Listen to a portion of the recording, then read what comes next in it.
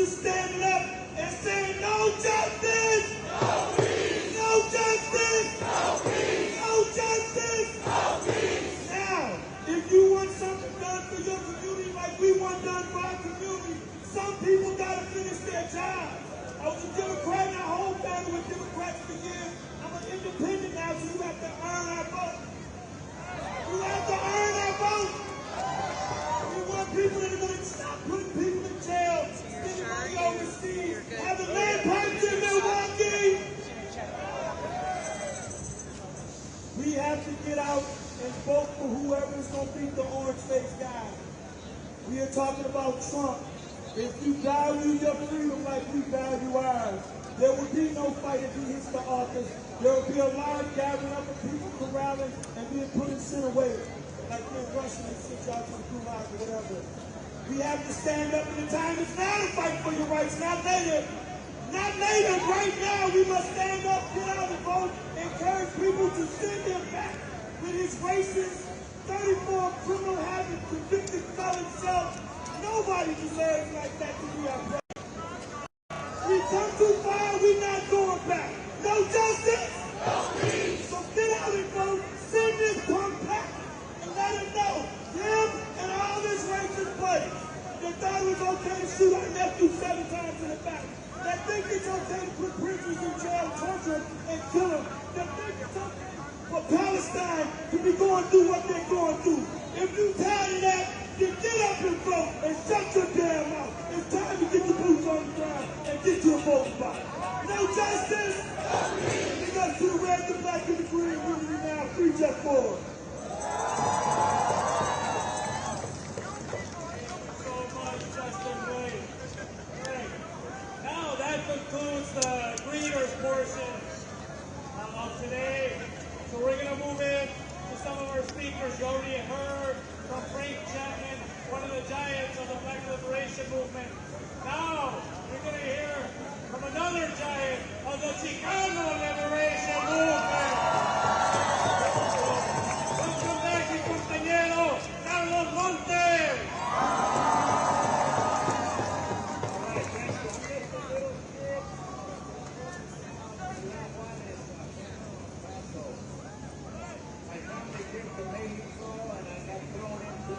Storm of Los Angeles, California, facing recent racism and poverty. Factory, right? And thank you for the brothers and sisters. We got to evolve, we got to organize in your workplace. We got to fight back. We got to march, right? I'm an old guy, and also I want to put out that we've always supported black and brown solidarity. Chicano, Black, united, with all working people of the U.S. Right? That's our strategy for having a revolution. We're all down for having a revolution in this country. It's proposed, it's hard, but we've got to organize. We're an organization that can organize a revolution in this country.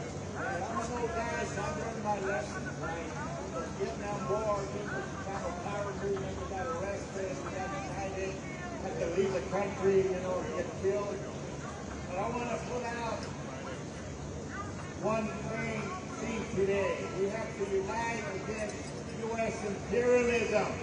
Right now, someone said earlier today that we live in the belly of the beast. We have a special responsibility as working people in the United States to denounce U.S. empire, fight against U.S. imperialism. We have to build a united front of all the organizations that spoke today, that are here today, to defeat U.S. empire.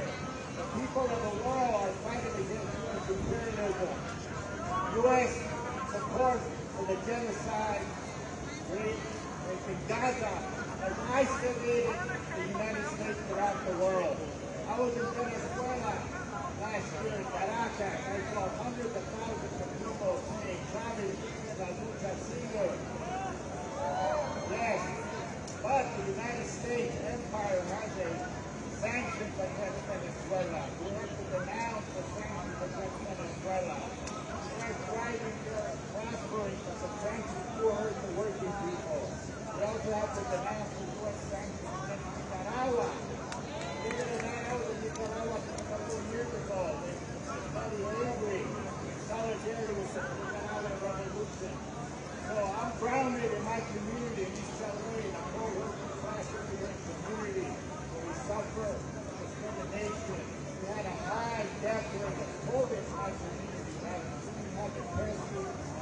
vaccination, about grounded and organizing in my community. But it's very important that we pronounce imperialism and support the Palestinian people, right? Support the people in Venezuela and Nicaragua, and also denounce the blockade against Cuba.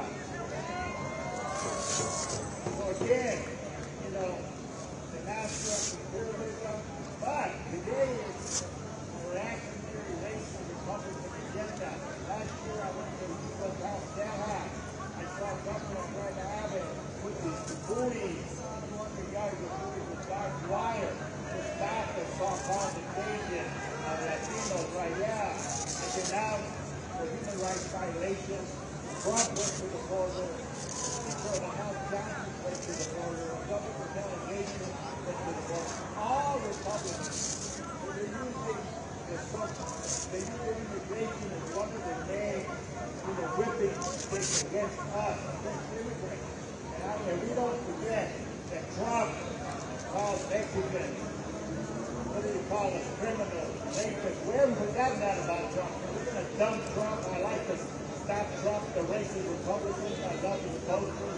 Looking forward to uniting and protesting today. And when you go back, organizing the community, but don't forget to link it to the struggle against U.S. imperialism. I'll leave you with a Spanish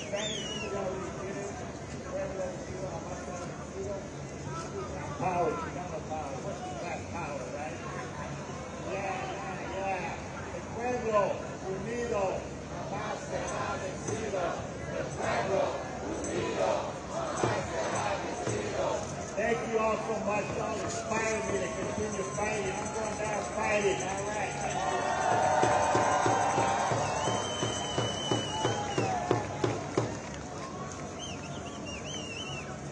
Some more love to Carlos Montes, everyone. Up next, welcome back, elite organizer with the student movement. I'm talking about Victoria Hinckley of the Students for Democratic Society.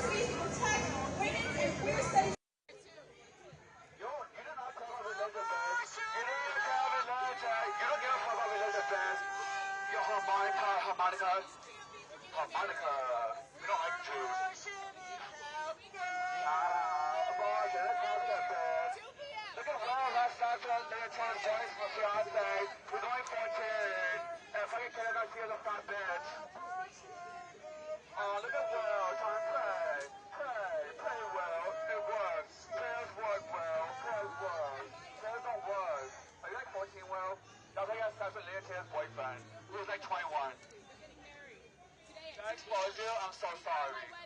And the how you texted me trying to get a defamation bid. I'm not scared, bitch. No defamation. It's not your job. Oh wait, you don't have a job. I forgot. You don't got a job. You don't have no jobs. No jobs for you. Sorry, you're unemployed. Are you gonna hold that fetus all day? That fetus is disgusting. I can't eat it. Just like you have sex with a 21-year-old man. You're 14 years old, sir. That's kind of disgusting. That's kind of disgusting. You have sex with little Taylor. And Kayla Garcia is a fat bitch. Yeah, tell your ugly fat bitch Kayla Garcia, she's a fucking hoe.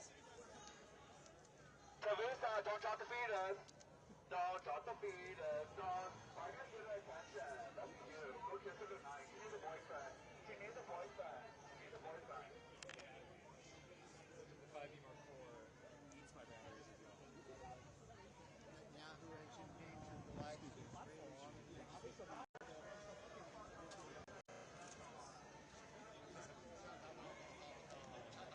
you guys know which way the march is going? He said they're going to go to the checkpoint. This way? Yeah, and then start again from this way, I guess. Hopefully they're just going to go to the checkpoint and that'll be it. Yeah. The march goes this way. I mean, they got a map. Yeah, it goes, Are they going to do a little parade round? yeah, definitely. It's going to be brutal. We're in the shade now, but not out there. It'll be beautiful. It'll be as brutal for them as it will be for us. Yeah, they're coming up your way. They had a couple questions about PPE.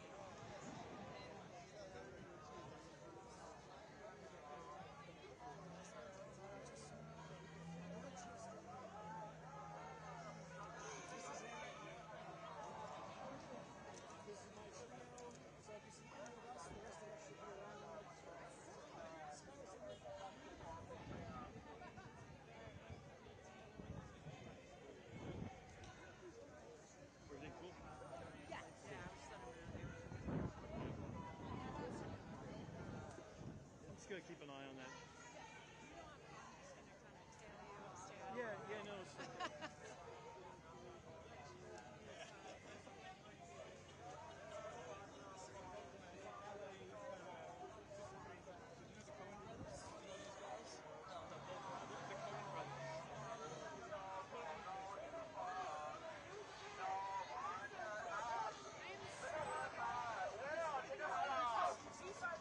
Oh my God, you know how to well.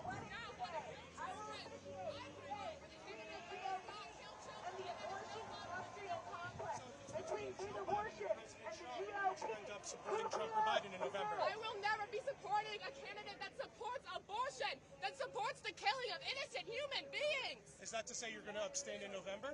I will not be voting for any candidate that supports abortion. Sure. I guess Joe Biden says he's willing to do abortions, late term. Trump is at least saying he's willing to give it back to the states who could be more restrictive. So Trump, I guess, would be more the more pro-life candidate. Does that nuance matter? Donald Trump is not pro-life to any extent. He Oh supports my the God, abortion is this pill. world He supports true? 9 out of 10 Man right here? abortions. Do you think he's pro-life compared to Joe Biden, who's the alternative vote here? Both are baby killers. Joe Biden kills children. Donald Trump is not pro-life. He also supports child killing. 9 out of 10 abortions. Is there anything Trump could do before November to earn your vote? He said 15 weeks was too extreme. He is too extreme for killing babies. We need life at conception and a candidate that supports life at conception and is against child killing. Is there any political figure or candidate you had in mind who addresses this issue well? Yes, Teresa McCovenack was a pro-life Democrat running for president. She's actually right here. There's Teresa McCovenack. Ran in the Democratic primary against Joe Biden. Okay. I mean, between the Republican and Democrat party, the Democrats are definitely more pro-choice than the Republicans. Does that matter as a civil choice?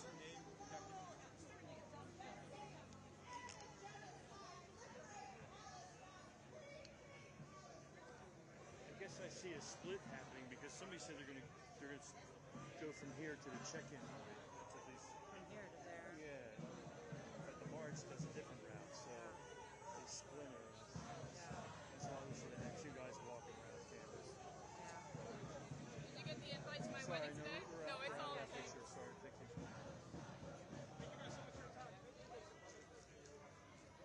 We don't believe in Right. We're actually misogamists, so. Yeah, I don't know if you know what that is.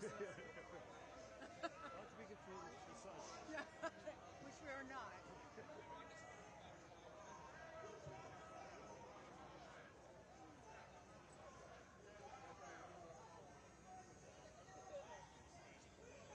Well, let's stay in the shade, I guess.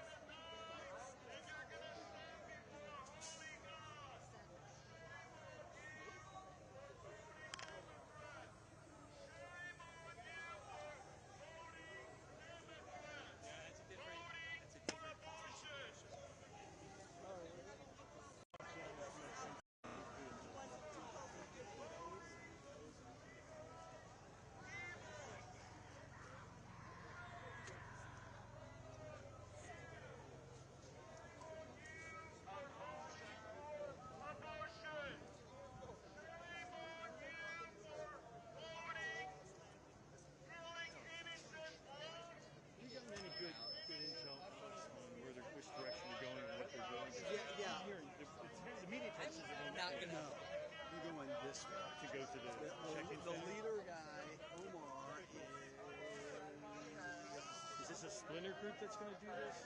what? No, this is the main group. The official march? Yeah. Is there And originally it going to... loops around, though. You know, it makes... Yeah. It's like this, And and then then they it have two loops. sets of arrows. The first half arrows and the second half. All right, cool. Sure, steps off and goes that way. Yeah.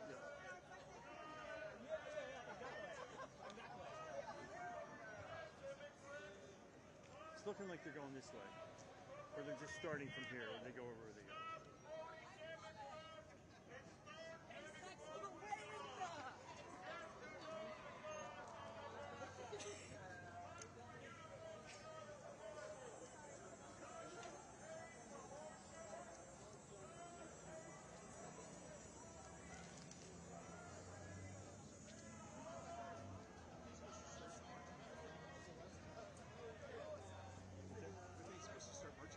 Yeah.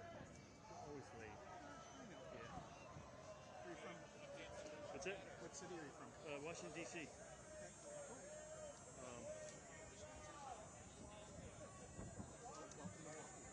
Thank you. Are you from here? Cool. Freelancer today. I'm a freelancer too, man. I helped back then. I just helped start News Channel 8. You did what? Helped start News Channel 8. Oh, cool. Back down in Springfield, 1984.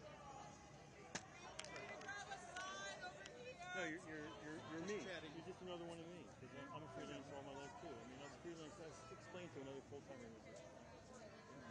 I said, look, here's the rule. You don't say anything like that. Except to say, I like that person. Yeah. You know? And what's your day rate?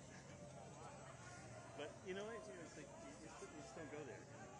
I used to be, 43 years as a full-time. That's a national. Well, you found a pretty good exit strategy. You know, just ramp it down a little bit. Cool. Thank you, man.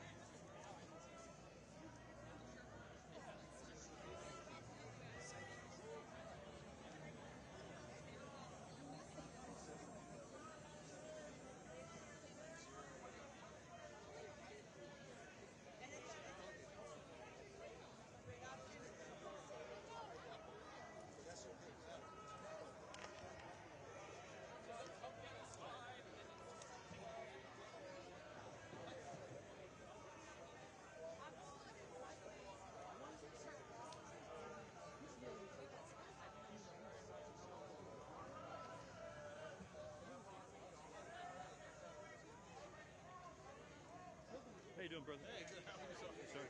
Thanks for doing all the tough work. It's hot. Yeah. That might be the least. I don't know. We'll see.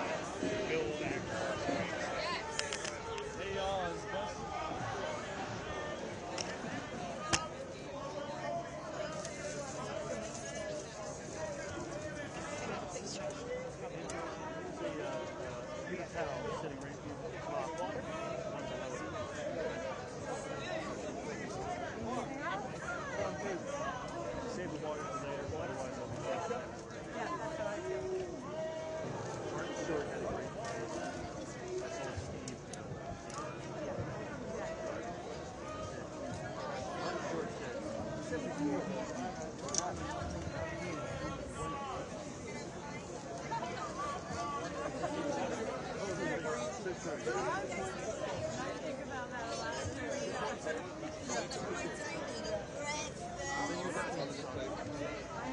not in charge, I'll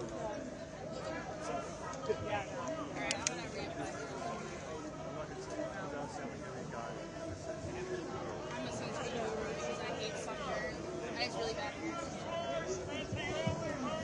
And I'm Irish, so I just burn right away. I don't get tan, I just get red. Because I'm like pale. I know the homosexual.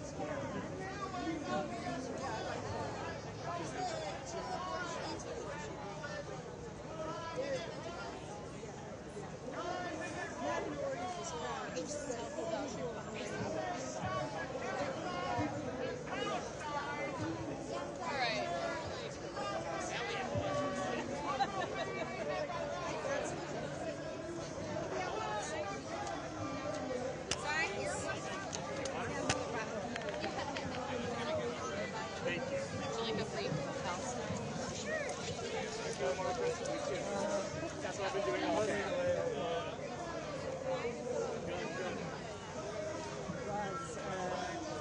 Sending pictures to the group of the guy yesterday with the shirt on and I bought the picture. Oh yeah. Is that this guy? Is Roger sent? This one. Yeah.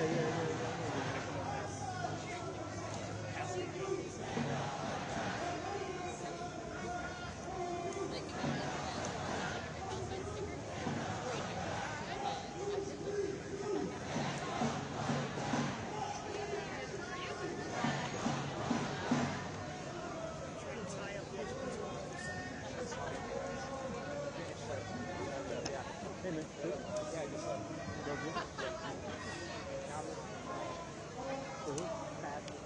He's left that spot, so he said. Wait, he said.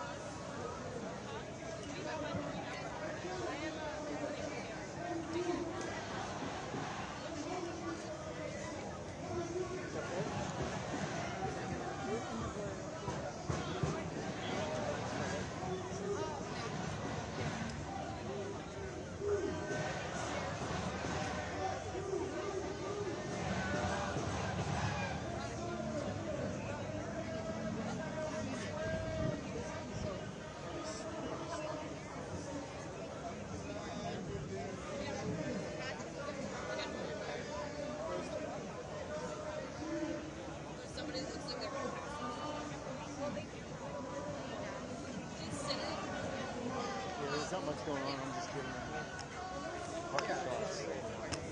A little fight over there. Oh, did you? I'm trying to locate that so that we can spot that location.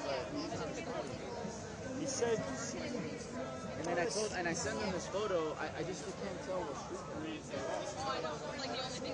This is that thing I was telling you about, where they don't put the food on the menu.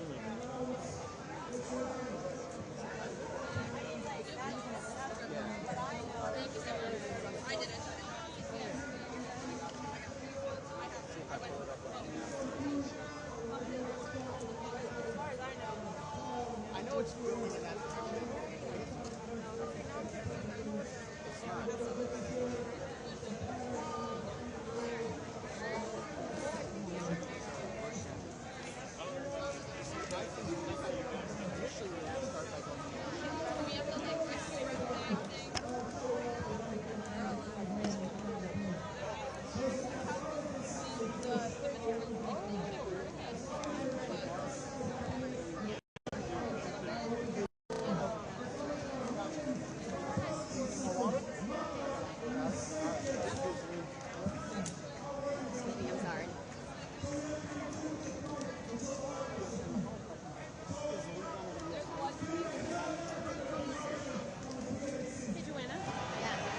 Kathy's note, either a data mine or move some photo of somebody here when they can't solve the problem. Yeah.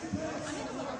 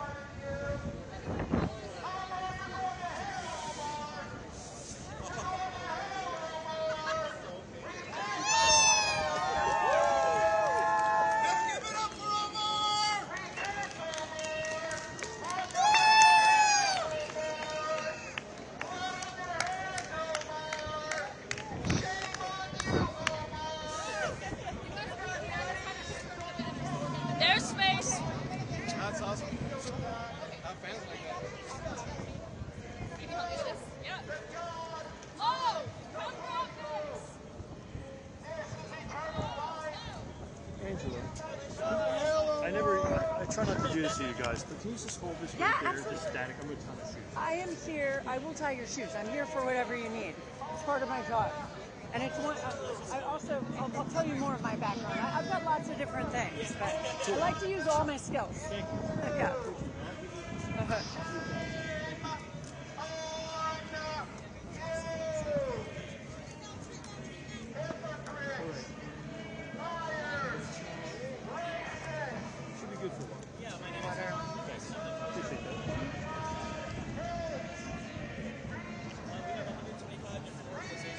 Actually, this route is considered okay, that's clear. Okay, cool. Thank you. Thanks. Changed nothing for us. We have a good message.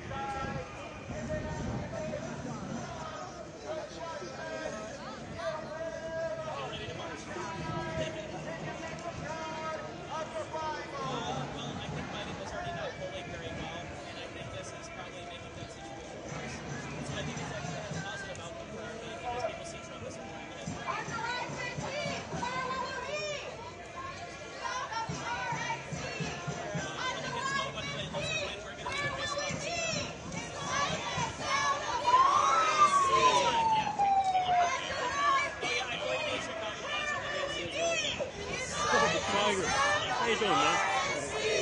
really good to see. I didn't expect that. Just talking. Who was talking to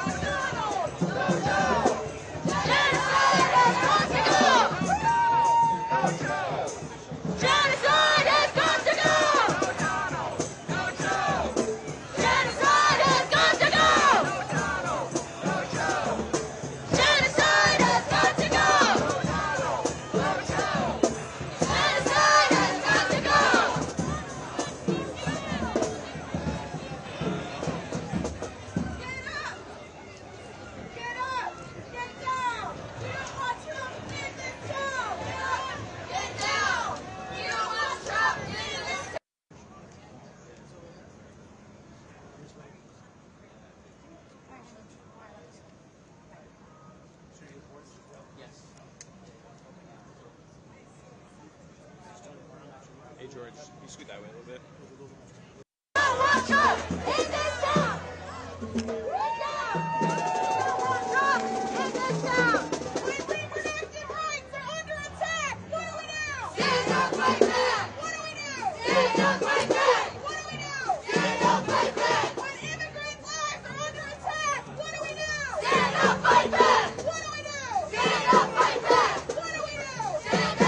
When black lives are under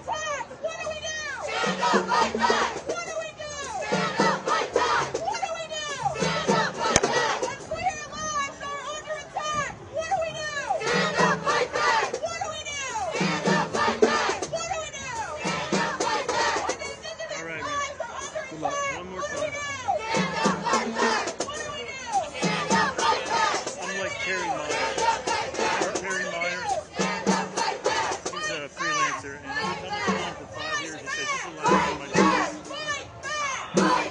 I could say it again.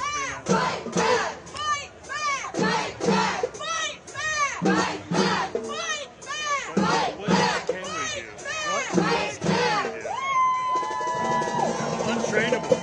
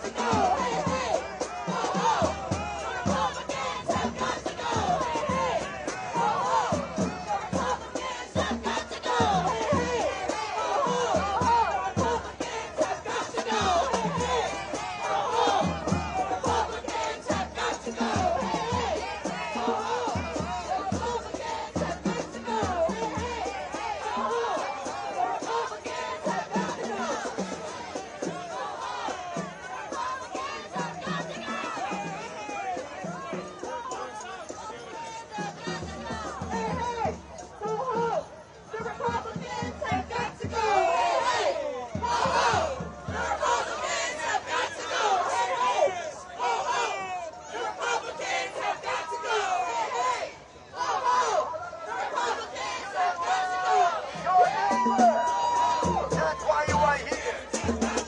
You don't love your neighbor. You don't love God. That's why you are here.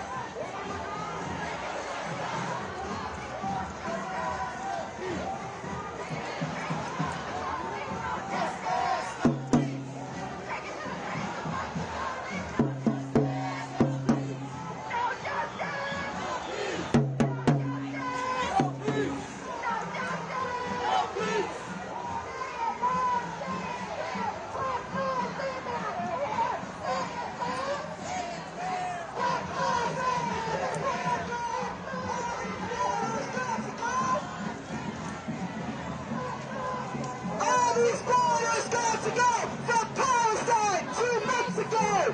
All these borders got to go from Palestine to Mexico. All these borders got to go from Palestine to Mexico. All these borders got to go from Palestine to Mexico.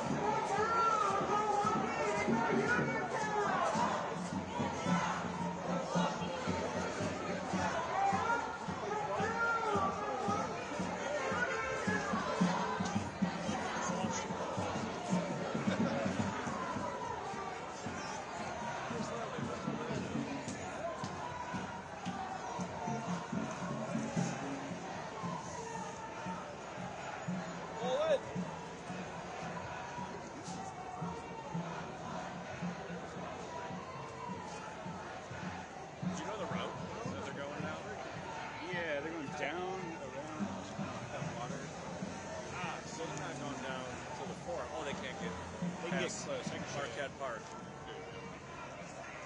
So they just went that way. Yeah. Go down, back up. This is about the closest. Oh, and then going up back up Water Street. Once they come around, then they're gonna go up. Yeah, they're gonna go up to Juno.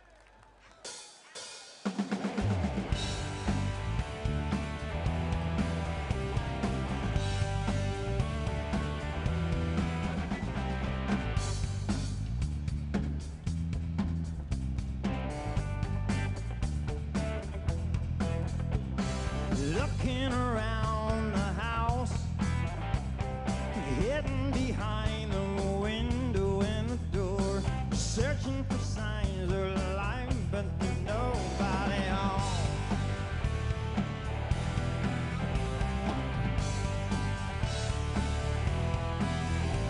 Well, maybe I'm sure.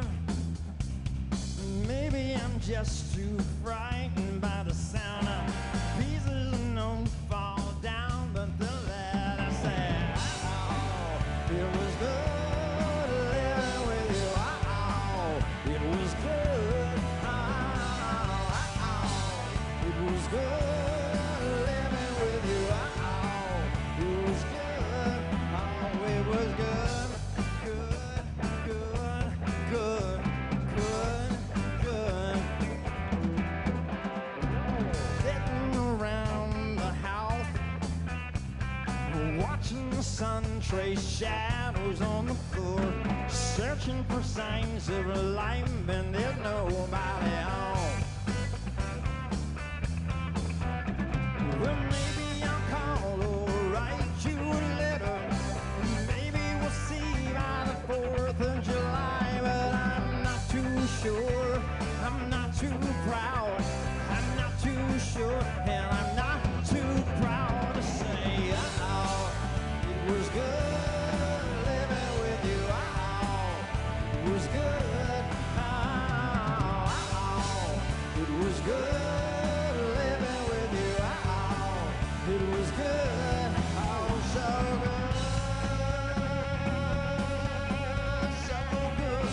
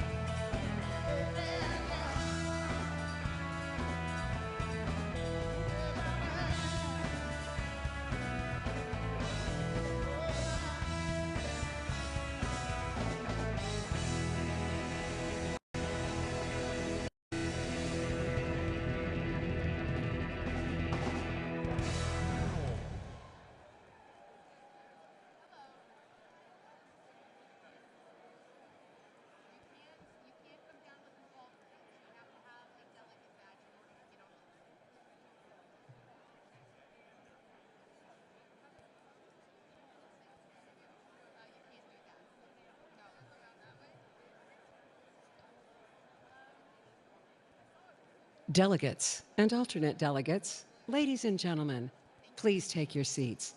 The 2024 Republican National Convention will begin in a few moments.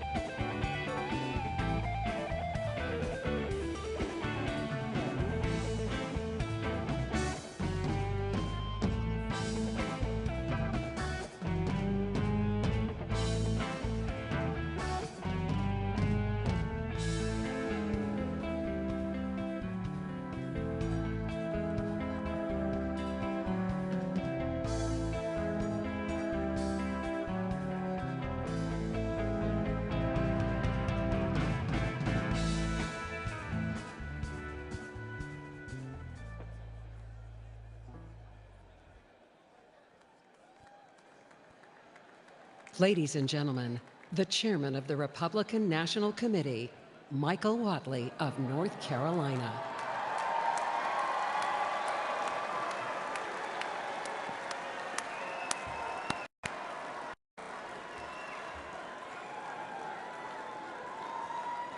This convention will come to order.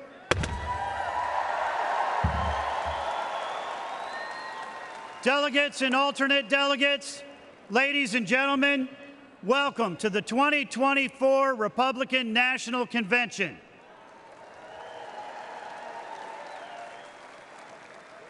Before we begin the official business of this convention, let us please take a moment of silence to reflect on the terrible events that took place in Butler, Pennsylvania, and to pray for the victims and their families.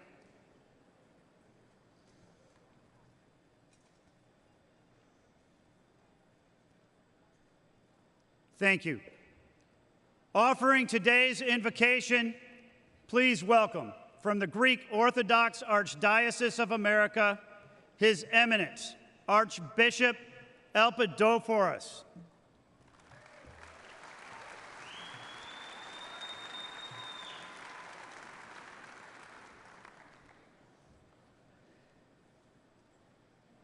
Let us pray to the Lord of all. Almighty and eternal God, in peace we come before you and implore your infinite goodness. Look upon this gathering of our nation's political leaders and grant them illumined hearts and minds to serve their fellow citizens through this Republican National Convention.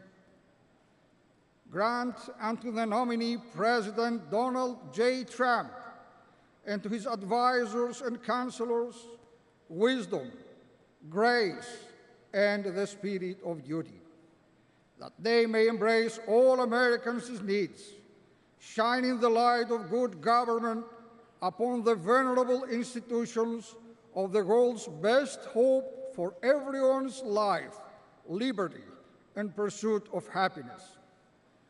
Grant unto the delegates a powerful recognition of purpose to bear witness to divine providence, which has shielded this great land through the centuries and drives us to a more perfect union with one another, ever building on the labors of those pioneers of patriotism who went before us.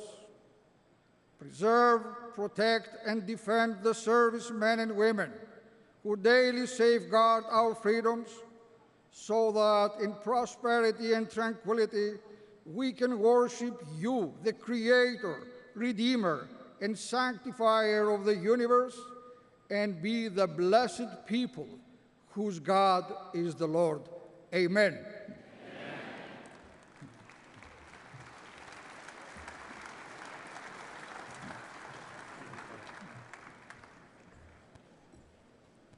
Would everyone please rise for the presentation of colors? The colors are presented by the Ozaukee County Sheriff Honor Guard. Let's give them a warm welcome.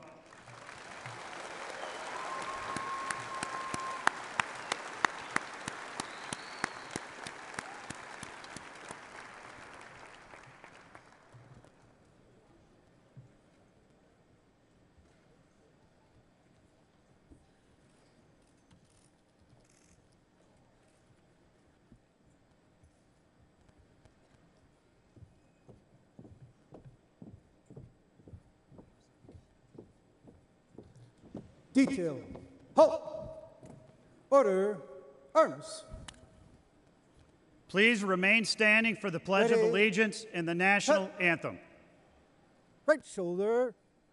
Arms. Ready. Cut. Present. Arms.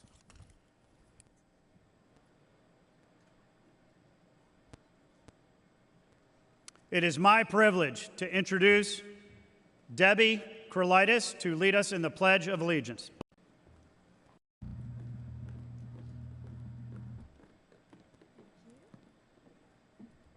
Thank you so much. What an honor this is for all of us. Please join me. I pledge allegiance to the flag of the United States of America and to the republic for which it stands, one nation, under God, indivisible, with liberty and justice for all.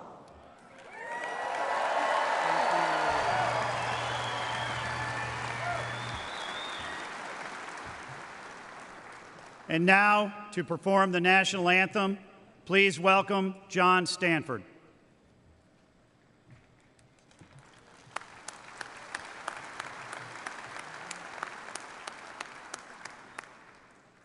Oh, say, can you see by the dawn's early light what so proudly we held at the twilight's last gleaming, whose broad stripes and bright stars through the perilous fight o'er the ramparts we watched were so gallantly streaming,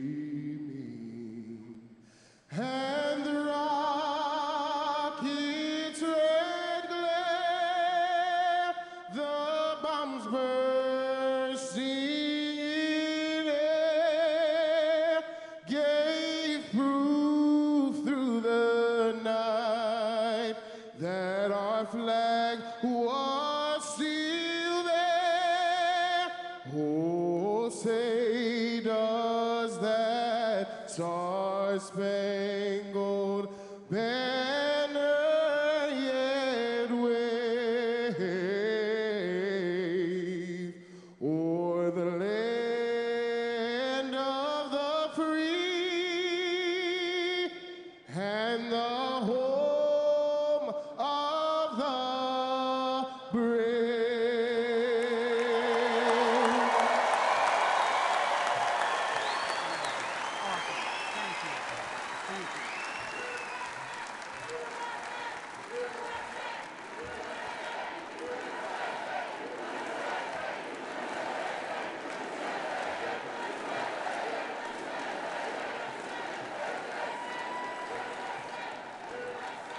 Please remain standing while the colors are retired. Arms.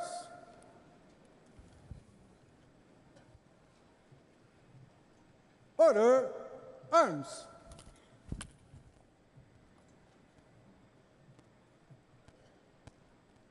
Ready. Cut. Port. Arms. Right face. Forward, march.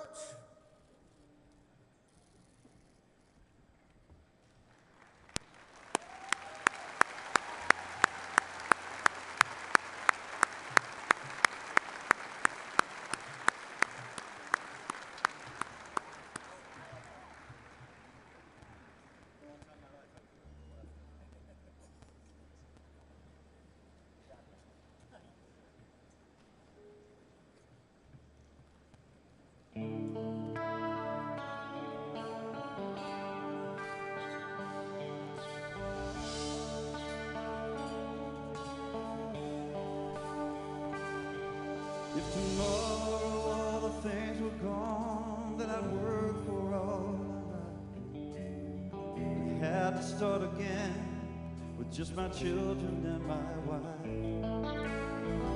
Thank my lucky stars to be living here today, 'cause the flag still stands for freedom and they can't take that away.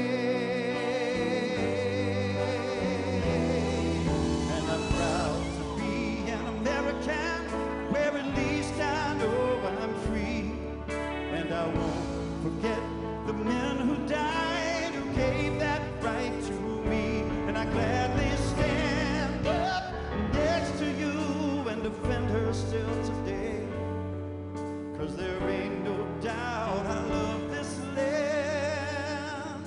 God bless the USA.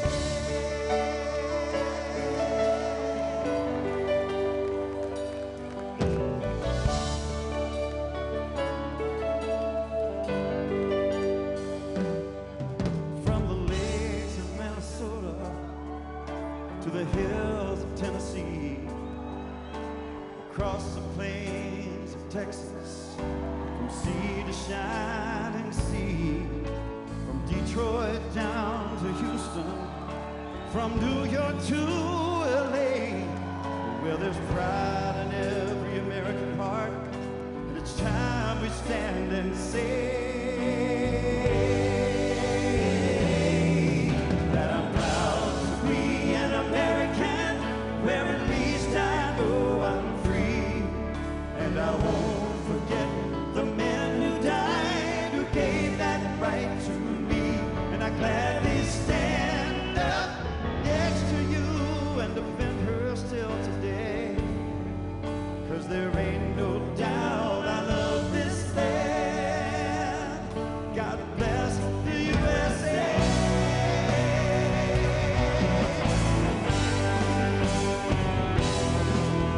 And I'm proud to be an American, where at least I know I'm free, and I won't forget the men who died, who gave that right to me, and I gladly stand up next to you and defend her still today, 'cause there ain't no doubt I love this land.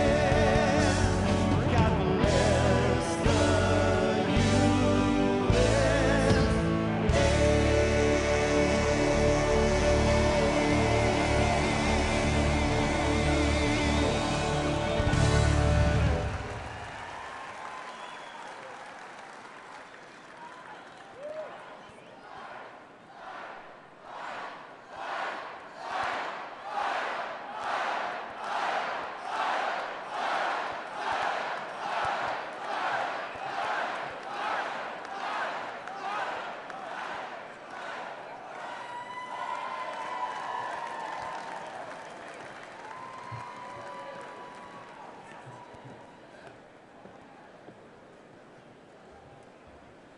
Ladies and gentlemen, the chair has an important announcement to make so that we may proceed in an orderly manner under our current time constraints.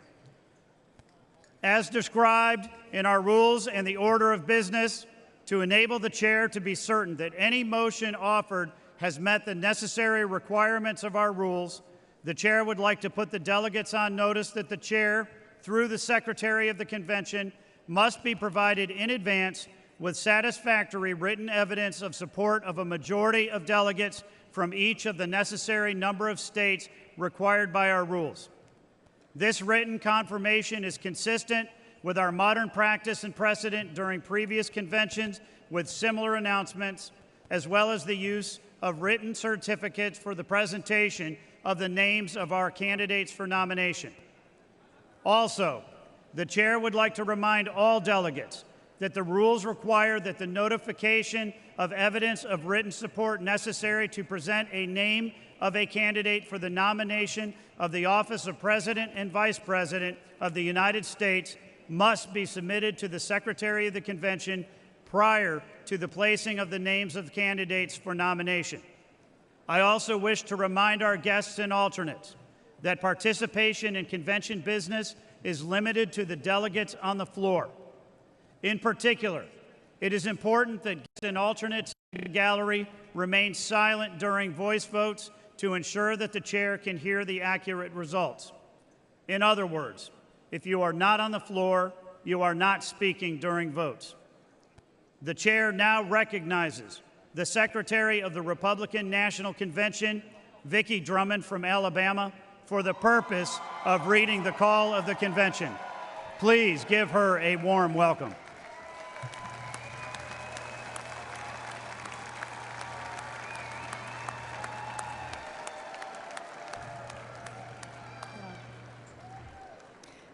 Thank you, Chairman Whiteley.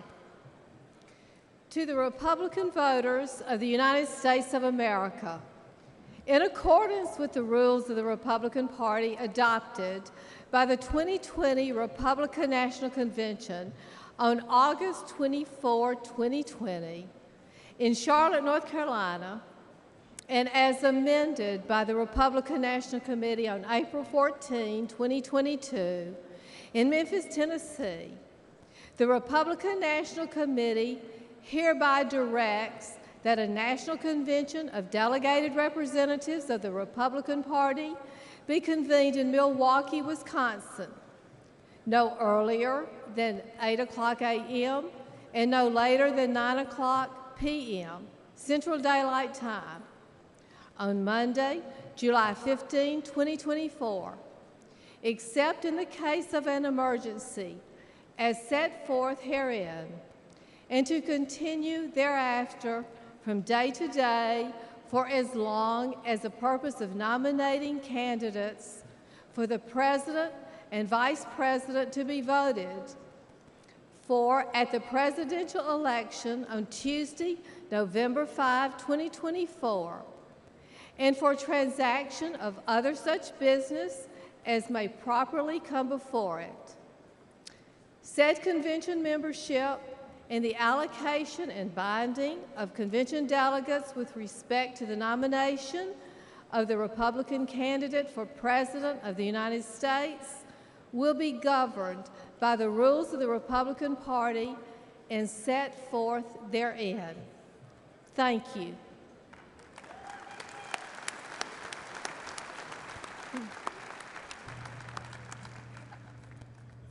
Thank you very much, Secretary Drummond. The chair now recognizes the delegate from Illinois for the purpose of making a motion.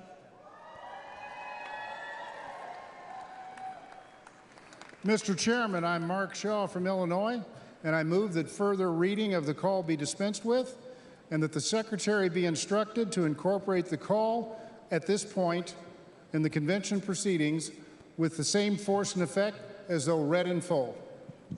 Without objection, the previous question is ordered.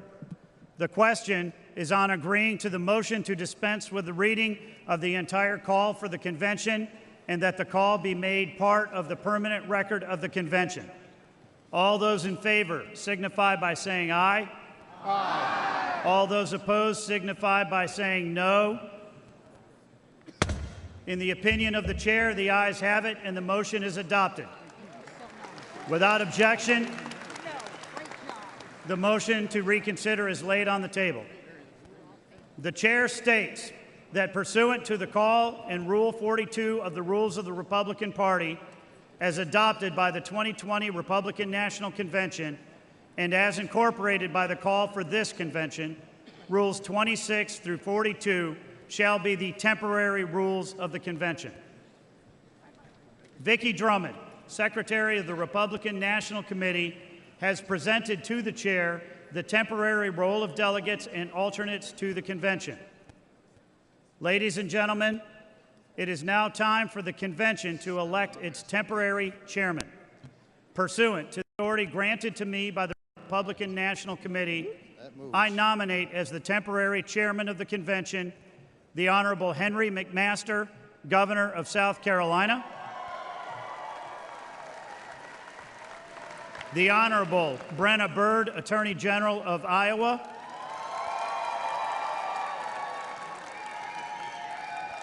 and the Honorable Mitch McConnell of Kentucky, Senate Republican Leader. All those in favor of electing Governor McMaster, Attorney General Byrd, and Leader McConnell as the temporary chairman signify by saying aye. All those opposed signify by saying no. In the opinion of the chair, the ayes have it, and the motion is adopted.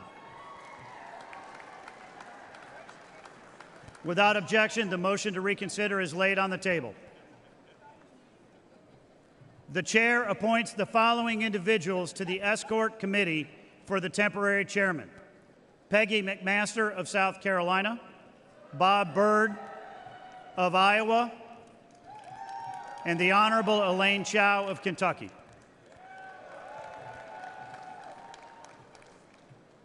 The chair has been presented with the names of the temporary officers of the convention as prepared by the Republican National Committee.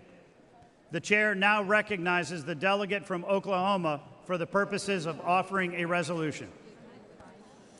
Mr. Chairman, I am Pam Pollard from Oklahoma, and I offer the following resolution for immediate consideration.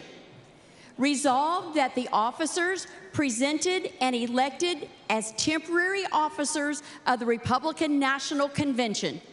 Mr. Chairman, I yield the balance of my time and move for the previous question of the resolution. Without objection, the previous question is ordered. The question is on the adoption of the resolution. All those in favor signify by saying aye. Aye. All those opposed signify by saying no. In the opinion of the chair, the ayes have it, and the resolution is adopted. Without objection, the motion to reconsider is laid on the table. Ladies and gentlemen, we are about to begin a very important part of our program. I would like to ask that the aisles be cleared and the delegates please take their seats. Thank you.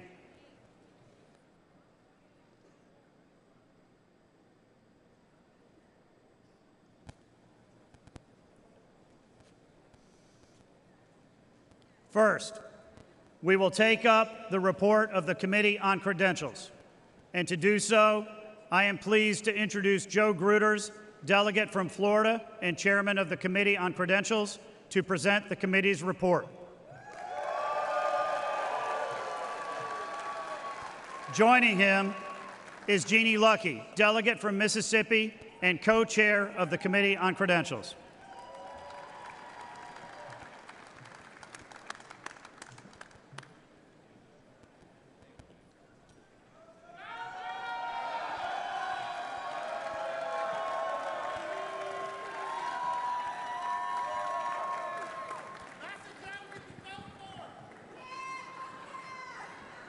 Mr. Chairman, it is my privilege at this time to offer the following resolution and ask for its immediate consideration. Resolved that the temporary role of delegates and alternate delegates as presented to the convention become the permanent role of the convention, and that the role be considered as read. Thank you, Mr. Chairman, and I am honored to yield my time to the chairman of the Committee on Credentials, Joe Gruters. Let's go, Team Florida.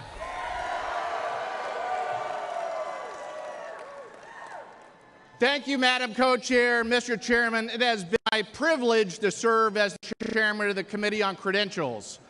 Alongside my co-chair, Jeannie Lucky, the Republican National Committee's contest met to consider contests properly filed with the Secretary of the Republican National Committee. The committee issued recommendations which were submitted to the Republican National Committee on July the 10th, 2024. The Republican National Committee adopted the Committees on Contests recommendations, which were incorporated into the temporary rule and forwarded to the Convention Committee on Credentials. One appeal was taken before this Committee on Credentials. Following that appeal, the committee voted to seat the delegates of Missouri as originally certified.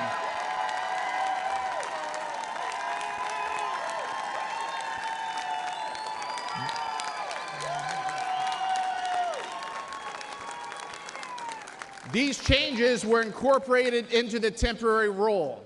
On behalf of all of us who have the privilege of serving as members of the Convention Committee on Credentials, it is my honor to certify the delegates and alternates to this convention who will serve to nominate the next president in the United States, President Donald J. Trump.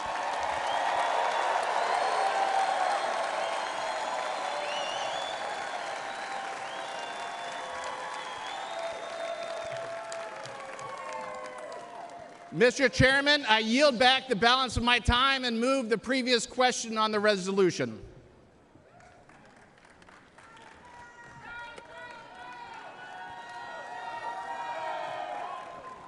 Without objection, the previous question is ordered. The question is on the adoption of the resolution. All those in favor signify by saying aye. All those opposed signify by saying no. In the opinion of the chair, the ayes have it, and the resolution is adopted. Without objection, the motion to reconsider is laid on the table. Congratulations to all of our delegates and alternates.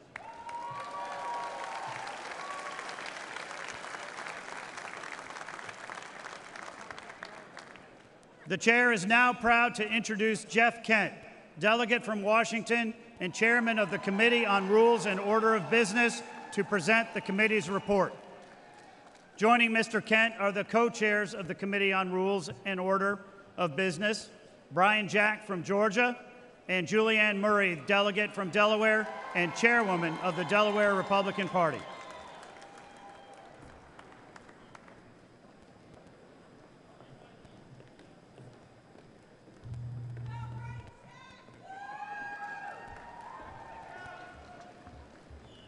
Mr. Chairman, fellow delegates, I offer the following resolution and ask for its immediate consideration. Resolved that the rules as printed and distributed be adopted as the rules for the election and the governing of the Republican National Committee, the rules under which delegates and alternate delegates shall be elected, selected, and allocated, and the rules which serve as the rules of the Republican National Convention. Thank you, Mr. Chairman, and I am honored to yield my time to my fellow co-chair, Brian Jack.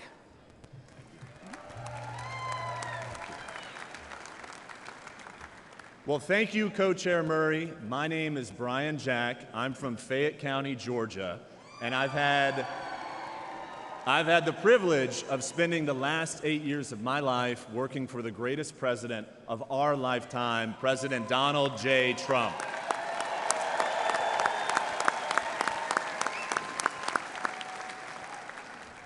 It has been my honor to serve as co-chairman of our convention's Committee on Rules and Order of Business. Thank you for enabling me, our committee chairman, Jeff Kent, and my fellow co-chair, Julianne Murray, to preside over our committee's work. And thank you to the 112 members of the Rules Committee for your tireless commitment to the rules that govern our Republican Party. Each of you were first elected by your Republican Party constituents to serve as delegates to this committee. Then you were elected by your peers to spend an additional week in Milwaukee with us. The rules package you overwhelmingly passed out of committee streamlines the way our party functions. It incentivizes greater Republican participation in our primaries, caucuses, and conventions going forward, and it enables us to nominate the 45th and 47th President of the United States of America, President Donald J. Trump.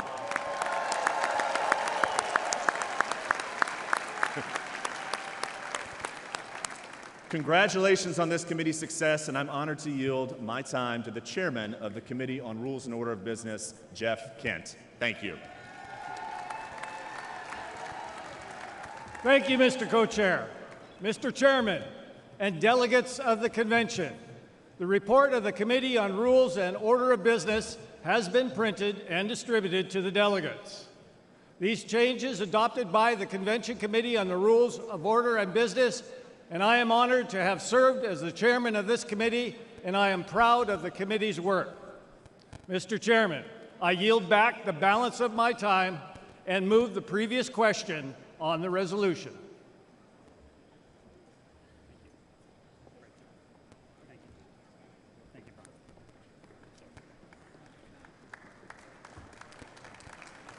Without objection, the previous question is ordered. The question is on the adoption of the resolution. All those in favor signify by saying aye. Aye. All those opposed signify by saying no. In the opinion of the chair, the ayes have it, and the resolution is adopted. Without objection, the motion to reconsider is laid on the table. The chair now recognizes the delegate from Michigan and the chairman of the Michigan Republican Party, Ambassador Pete Hoekstra, for the purpose of offering a resolution. Mr. Chairman, I'm Pete Hoekstra from Michigan. In 1994, I had the honor of working with Newt Gingrich to develop the Contract with America. Soon, this convention will adopt a platform that will make America great again. I offer the following resolution and ask for its immediate consideration. Resolved that the report of the Committee on the Platform be considered as adopted. Mr. Chairman, for purposes of explaining the report only, I am honored to yield to the committee chairman and co-chair, Senator Marsha Blackburn and Congressman Mike Waltz.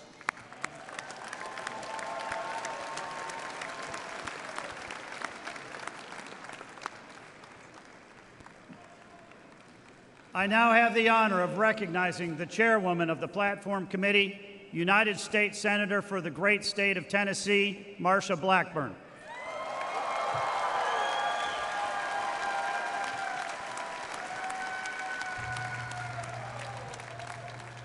Delegates, I'm Marsha Blackburn from the great state of Tennessee.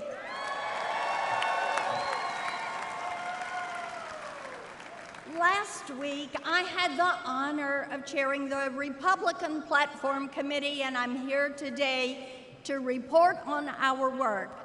I would like to thank all the delegates who served on the committee and helped us produce a platform that all Americans can be proud of. It's a different kind of platform. It is not a laundry list of special interest wishes, but a succinct, clear agenda and a promise to the American people. I talked with our next president, Donald J. Trump, and he personally reviewed, edited, and approved our platform because he knows our platform is important.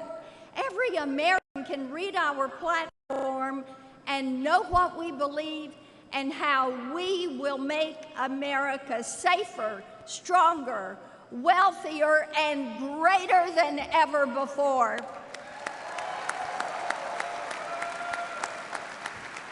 This platform is built on the values of our founders and great Republicans, from Lincoln and Reagan to Trump, who are committed to freedom, restrained government, and peace through strength. The platform contains 20 promises, including securing our border, getting inflation under control, restoring our energy dominance, defending our Constitution, protecting our Second Amendment rights, securing our country, restoring our military strength, and keeping boys out of girls' sports.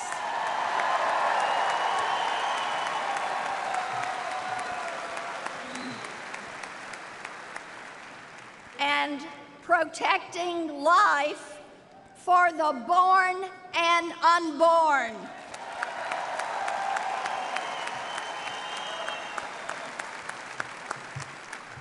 Our nation is in serious decline, taken there by the Biden-Harris policies that have put government first and the people last. The Democrats have forgotten who they serve. We are here this week to remind them and America that we Republicans serve the people and we will not forget them.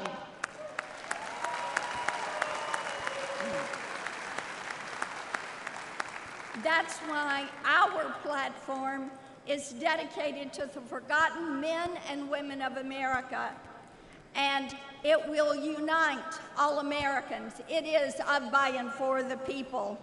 Our platform reflects the agenda of Donald Trump and the timeless values that have defined Republicans for generations. So let's unite and support our platform and our next president, Donald Trump.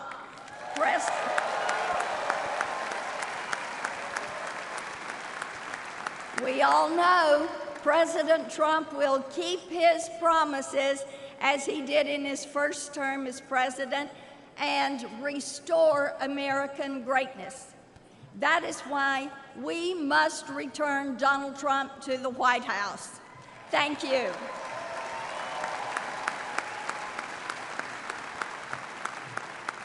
And now join me in welcoming the co-chair of the Platform Committee, the fantastic Congressman from Florida, Michael Waltz.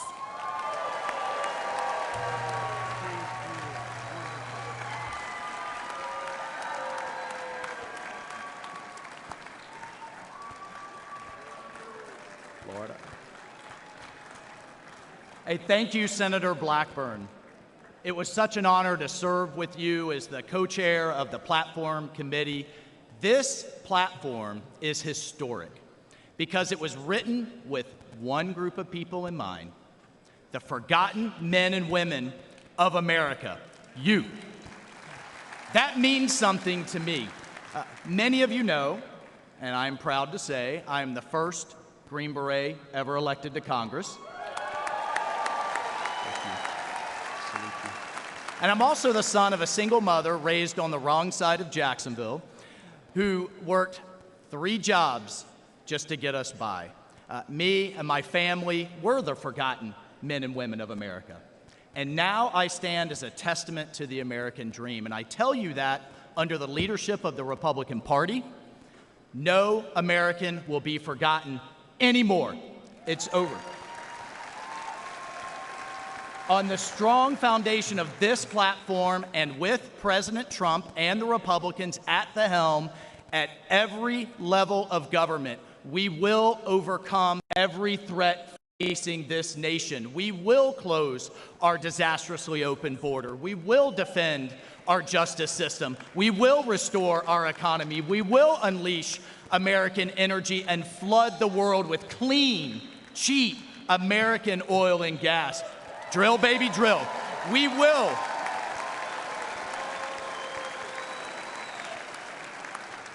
And most of all, we will strengthen our depleted military and make it strong again.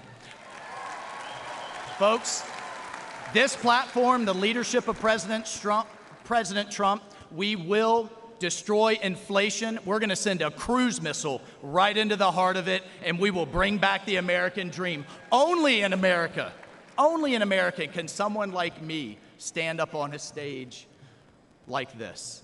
The Republican Party believes in the potential of every American, which is why this platform was personally approved by President Donald J. Trump. So I hope you will join me to support this platform, that we will propel our party and America to victory this November and get Donald J. Trump back in the White House. I thank you. And please join me in welcoming back our awesome RNC chairman, Mike Whatley.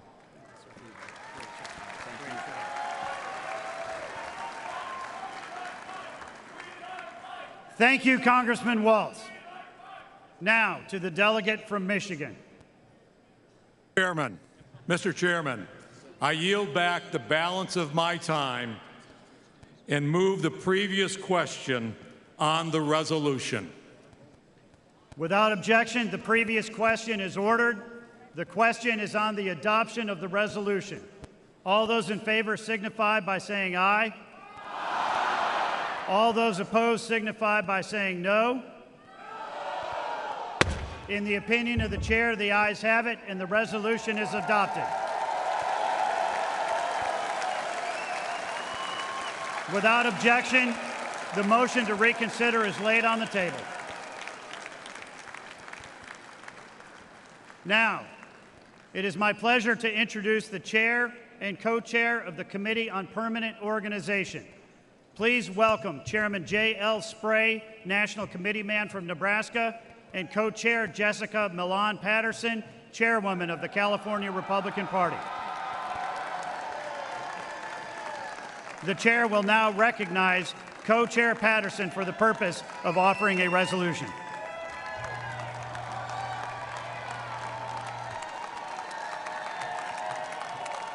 Thank you, Mr. Chairman. I'm Jessica Milan Patterson, the chairwoman of the California Republican Party, and I offer the following resolution and ask for its immediate consideration. Resolved that the report of the Committee on Permanent Organization shall be considered as adopted. Thank you, Mr. Chairman, and it is my honor to yield my time to the chairman of the Committee on Permanent Organization, J.L. Spray from Nebraska.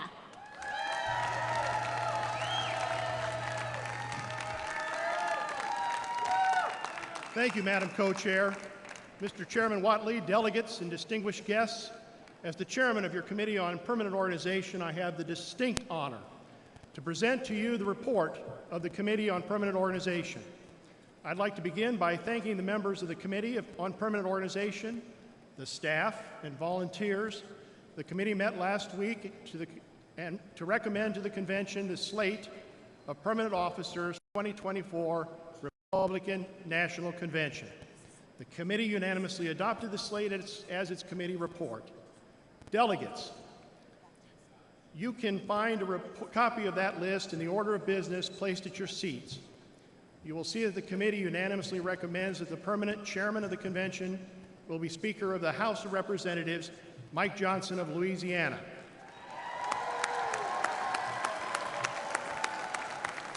The committee further recommends that all other officers, including the temporary chairman and all the temporary officers whose names have been entered into the record of this convention, be made the permanent officers of this convention. Mr. Chairman, I yield back the balance of my time and move the previous question on the resolution.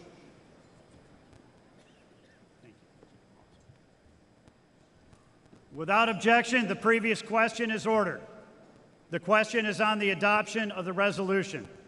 All those in favor signify by saying aye. Aye. All those opposed signify by saying no. In the opinion of the chair, the ayes have it, and the resolution is adopted. Without objection, the motion to reconsider is laid on the table. At this time, the chair would like to appoint Kelly Johnson from Louisiana to the Escort Committee for the permanent chairman. Thank you. Do I talk now? Kelly. The chair now recognizes the delegate from Louisiana for the purpose of offering a resolution. Mr. Chairman, I'm Gina Gore from Louisiana, and I offer the following resolution and ask for its immediate consideration. Resolved that those elected as the members of the Republican National Committee under the procedures of each state, American Samoa, the District of Columbia, Guam, Puerto Rico, the Northern Mariana Islands, and the Virgin Islands, and whose names have been submitted to the Secretary of the Convention, are hereby declared ratified to serve as members of the Republican National Committee from the adjournment of this Republican National Committee until the successor committee has been ratified by the next Republican National Convention. Mr. Chairman, I yield back balance of my time and move the previous question on the resolution. Without objection, the previous question is ordered. The question is on the adoption of the resolution. All those in favor signify by saying aye. Aye. All those opposed signify by saying no. In the opinion of the chair, the ayes have it, and the resolution is adopted. Without objection, the motion to reconsider is laid on the table. The chair now recognizes the delegate from West Virginia for the purpose of offering a resolution. Mr. Chairman, I'm Josh Holstein from West Virginia, and I offer the following resolution and ask for its immediate consideration. Resolved that the Secretary of the Convention is hereby directed to prepare and publish for the Convention a full and complete report of its official proceedings under the direction of the Republican National Committee, and is authorized to make all necessary clerical grammatical corrections and to make technical and conforming amendments as necessary in reports, motions, and resolutions considered by the Convention to reflect its actions. Mr. Chairman, I yield back the balance of my time and move the previous question on the resolution. Without objection, the previous question is ordered. The question is on the adoption of the resolution. All those in favor signify by saying aye. Aye. All those opposed signify by saying no. In the opinion of the chair, the ayes have it, and the resolution is adopted. Without objection, the motion to reconsider is laid on the table.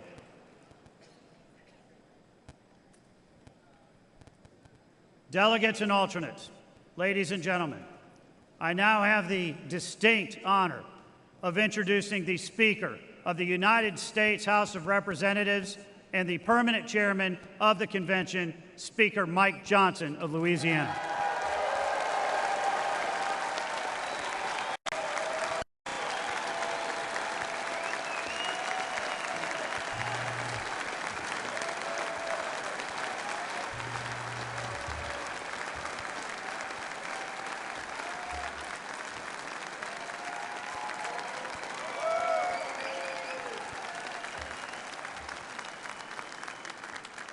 Good afternoon, everybody. It's such an honor to be here. Before we begin, I'd like to remind the delegates of the provisions of the rules, which require that each candidate for a nomination for President of the United States demonstrate sufficient support prior to the presentation of the name of the candidate for nomination. The chair wishes to inform the delegates at this time that it has been furnished in a timely manner and with evidence of sufficient support of the candidates who will be presented for President and Vice President of the United States in compliance with the rules of the convention. Also, as prescribed under the rules, the total time for nominating speeches and seconding speeches for any candidate for President or Vice President shall not exceed 15 minutes. It has also been the custom at past conventions to permit the chair to recognize non-delegates for the purpose of making nominating speeches and seconding speeches. Without objection, the reading of the roll call of states for presenting the names for candidates for nomination is dispensed with, and non-delegates shall be permitted to make nominating and seconding speeches. At this time, the chair now recognizes the delegate from Iowa and the chairman of the Republican Party of Iowa, Jeff Kaufman, for the purpose of nominating. Please give him a warm welcome.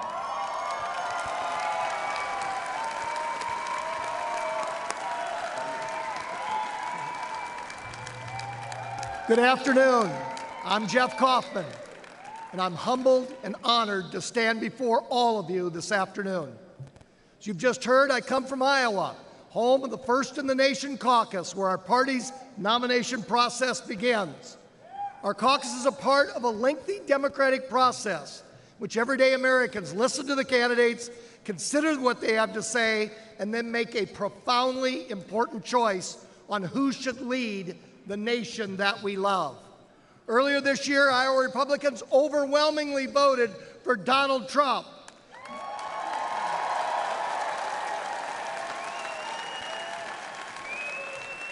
Then the vast majority of Republicans in primaries and caucuses across the nation seconded Iowa's good judgment in a nominee. Today is the final step before Election Day in this venerable and time-honored process. As we all gather here in Milwaukee, it's important for us to remember that this is a grassroots party. It's a party of the people, not a party of the bosses. Donald Trump has earned the trust of the people. He has listened to them, and Donald Trump has kept his word. Over the next 4 days, we will hear about the many failures of the Biden-Harris administration. The sustained criticism does not proceed from a mean or narrow partisanship, but from the broad and sincere concern for the well-being and safety of our fellow Americans. It's part of our service to our country. More importantly, we will also hear about Donald Trump's broad and inspiring vision for our country. This is not a program just for Republicans, but one for all Americans. It reflects the value of America. It's a program that acknowledges that our nation has seen better days, and we can and we will blaze a brighter future. We love America, and we want to restore her security, her prosperity, and her excellence. I invite all of you to join me in supporting President Donald Trump in this great endeavor. This is an endeavor. This is an endeavor that's going to make America wealthy again. This is an endeavor to make America safe again. This is an endeavor to make America strong again. And say it with me, fellow Republicans, this is an endeavor to make America great again.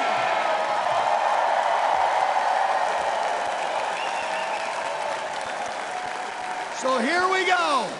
It is my honor to nominate Donald J. Trump for the office of President of the United States.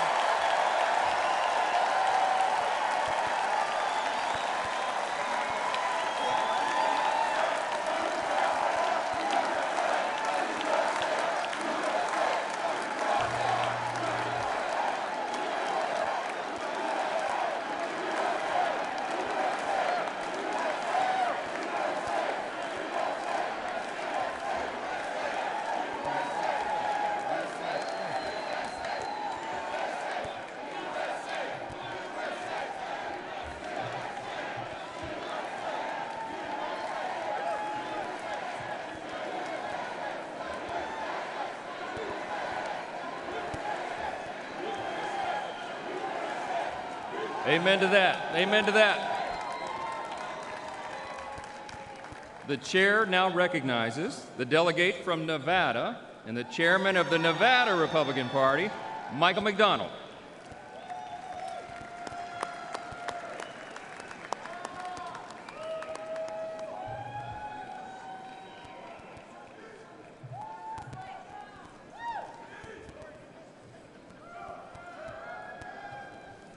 Good afternoon. I'm Chairman Michael J. McDonald from the state of Nevada. It has been an honor of a lifetime to stand by President Trump's side since 2015. In Nevada, we held the first in the West Caucus, where we blew the Democrats' narrative apart. That you cannot have voter ID, that you cannot have paper ballots, and that you cannot have results of an election on election night. In Nevada, a state that is resilient on service industry, President Trump has proposed to eliminate taxes on tips on day one.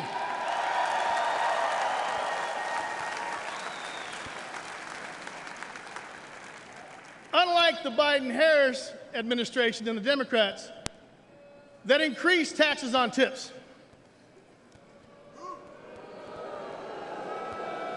President Trump has transformed our party to the champion of the working men and women. We fight for what's right, not for what's easy. We're in a battle for the soul of our nation because we want the best future for our family and for our country. President Trump is our fearless leader who withstood the persecution of a weaponized lawfare, and who has fought even harder and stronger to represent and fight for all of us. I ask all Americans to join me in taking back our nation by supporting President Trump as he leads us back to victory once again.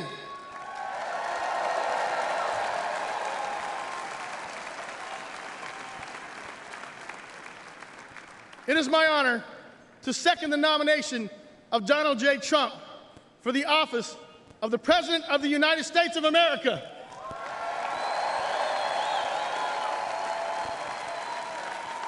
God bless you.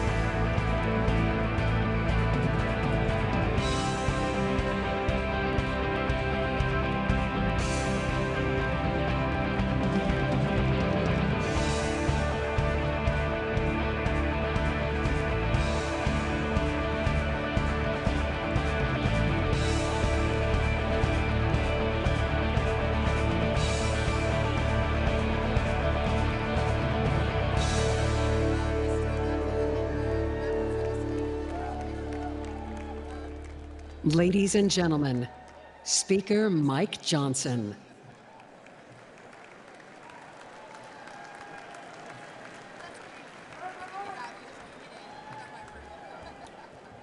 We will now proceed with the roll call of the states. As required by Rule 37 of the Convention rules, during the roll call, the states will be called in the order determined by the Secretary of the Convention. During the roll call, the chairs of each respective delegation or their designee will announce the vote of each state. During the roll call of the states, the Secretary will announce each state and that state's total number of available votes. Additionally, the chair would like to remind all delegates that the Secretary will record delegates' votes in accordance with their obligations under Rule 16 of the Rules of the Republican Party, state law, or state party rules, regardless of the delegation's announcement. The official results from each state are those announced by the Secretary. Lastly, just one reminder. We want to remind all our delegates, our alternates, and guests that maintaining order during the roll call is extremely important. If the convention is not in order, it's difficult for the Secretary or presiding officer to hear the vote announcement. Now, without objection, the complete list of votes recorded for President shall be considered as announced. To conduct the roll call of the states, I'm pleased to announce and introduce at this time our distinguished Secretary of the Convention, Vicki Drummond.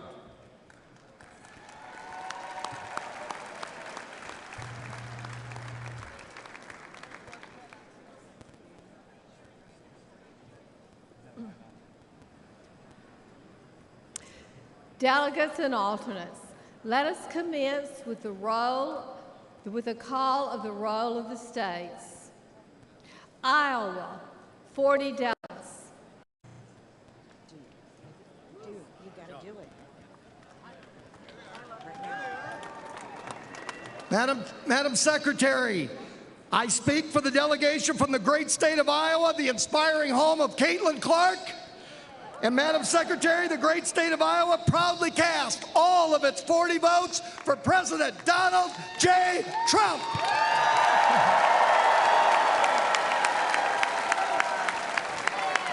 Pursuant to the announcement of the delegation and the rules and procedures of this convention, Iowa, 40 votes, President Trump. Nevada, 26 delegates. Madam Secretary, the great state of Nevada proudly casts all of its 26 votes for President Donald J. Trump.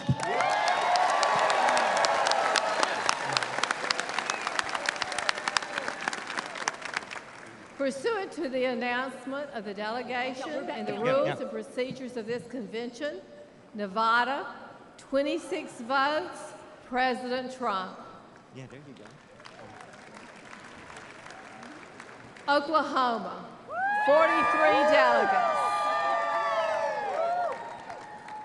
Madam Secretary, I'm Nathan Dahm, Republican Party Chairman of the great state of Oklahoma, the crossroads of our country, and the first state to have a President Donald J. Trump highway, and the only state to have all 77 counties vote for President Trump 2 elections in a row, with a 3rd time coming up this November. Yeah! The state of Oklahoma proudly cast all of its 43 votes for President Donald J. Trump.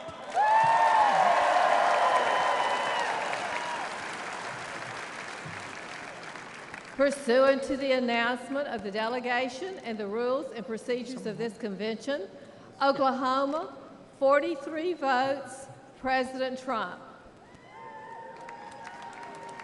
West Virginia, 32 delegates.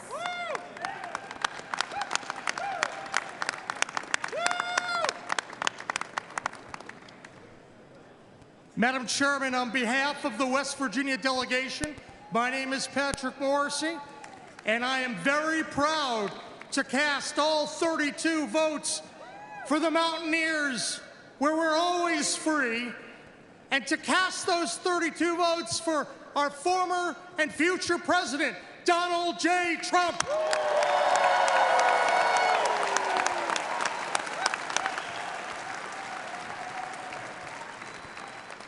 Pursuant to the announcement of the delegation and the rules and procedures of this convention, West Virginia, 32 votes, President Donald J. Trump. New Hampshire, 22 delegates. Madam Secretary, my name is Corey Lewandowski, and I served as President Trump's campaign manager in 2016 for that historic victory. I stand before you today on behalf of the great state of New Hampshire, the Granite State, the first in the nation primary state, the state that delivered President Trump's first election victory way back in February of 2016. New Hampshire proudly cast all 22 votes for my good friend, the 45th and soon-to-be 47th President of the United States, Donald John Trump!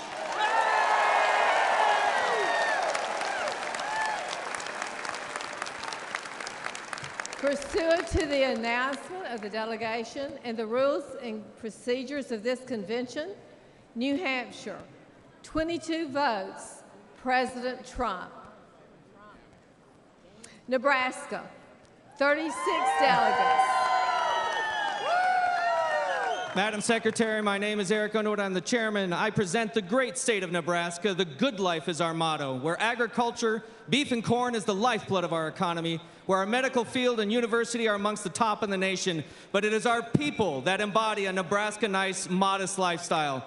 Now to announce our delegate allocation, our delegation co-chair, John Tucker. Madam Secretary, the great state of Nebraska proudly casts all of its 36 votes for President Trump.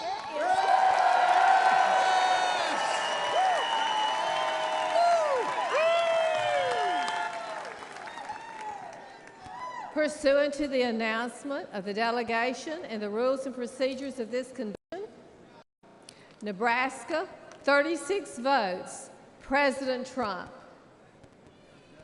California.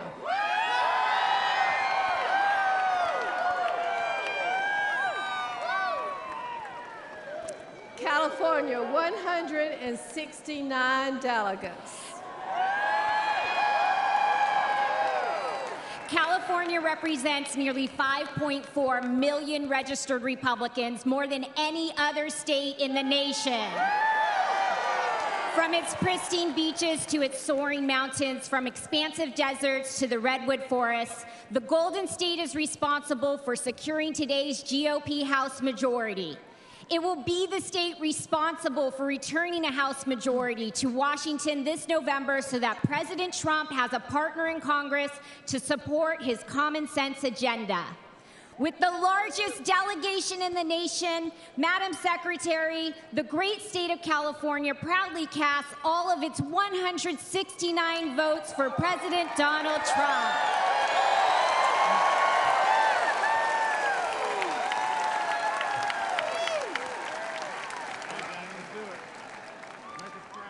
Pursuant to the announcement of the delegation and the rules and procedures of this convention, California, 169 votes, President Trump.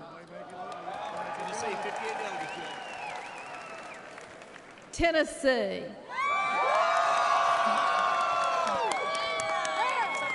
Tennessee, 58 delegates. Thank you, Madam Secretary. My name is Jack Johnson. I have the honor of serving as the Republican Majority Leader in the Tennessee State Senate.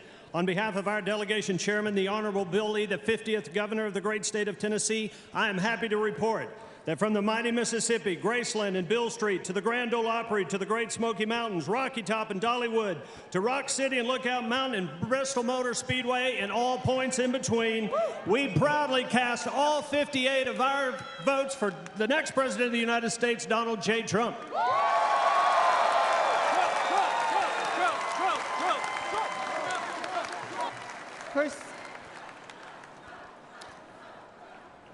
Pursuant to the announcement of the delegation and rules and procedures of this convention, Tennessee, 58 votes, President Trump. Washington, 43 delegates. Madam Secretary, Washington State, the evergreen state, where the people support law enforcement by allowing them to pursue criminals, where the people support families and children by putting into law a Parents' Bill of Rights, where the people reform taxes so that families and young people and small businesses can thrive. Washington State casts all of its 43 votes for the next president, the past president, Donald J. Trump.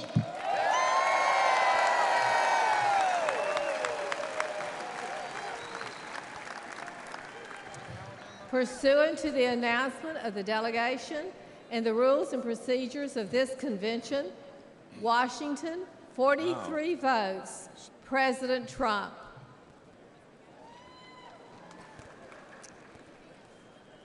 Alabama, 50 delegates.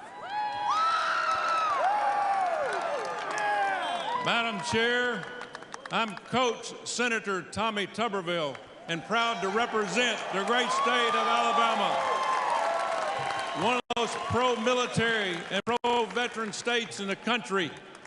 Huntsville, Alabama has sent somebody to the moon for the United States in the past. We will do it again in the very near future. We stand for the flag and kneel for God. Madam Chair, we proudly cast our 50 delegates for the next President of the United States, Donald J. Trump.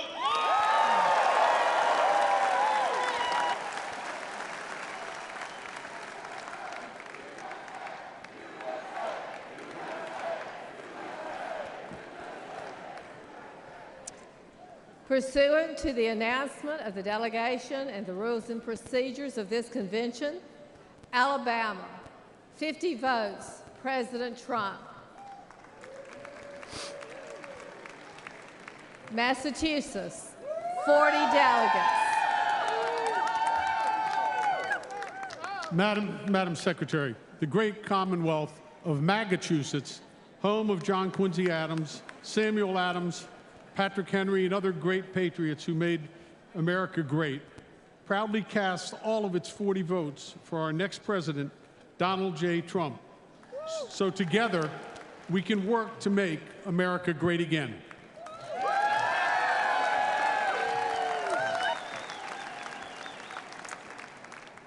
Pursuant to the announcement of the delegation and the rules and procedures of this convention, Massachusetts, 40 votes, President Trump.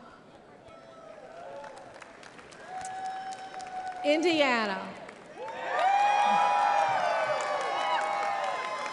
Madam Chair, I'm Jim 58 Banks. delegates. Madam Chair, I'm Jim Banks from the great state of Indiana.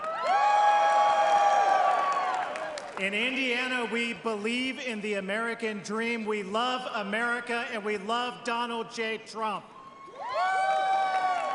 As the son of a factory worker born in a trailer park, a veteran of the United States Navy,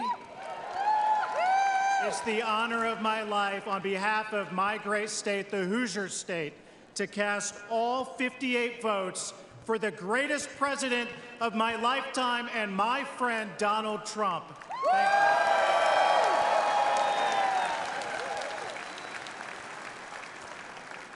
Pursuant to the announcement of the delegation and the rules and procedures of this convention, Indiana, 58 votes, President Trump.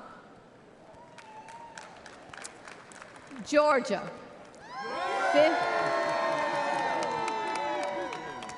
59 delegates. Madam Secretary, I'm Josh McCoon, Chairman of the Georgia Republican Party. Georgia, the Empire State of the South. Georgia, the #1 state to do business in the United States of America. On November 5th, the Peach State will send 16 electoral votes for the once and future President of the United States, Donald J. Trump. And today, we proudly cast all 59 votes for President Donald J. Trump.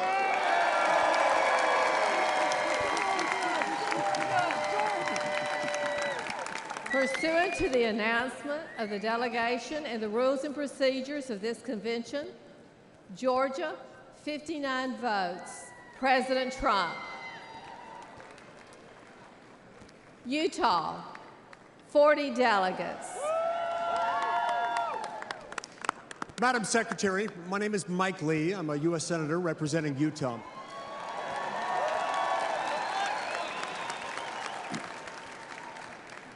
Utah is a place where we have big families, big hearts, and big ideas. It's a place where we love freedom. We love the Constitution, and we despise tyranny. In Utah, from the red rocks to the snow-capped mountains with the greatest snow on earth, we know what heaven on earth looks like. Utah, the 45th state admitted to the Union, today proudly casts all of its 40 delegate votes for President Donald J. Trump and his newly announced running mate, my friend and colleague, J.D. Vance.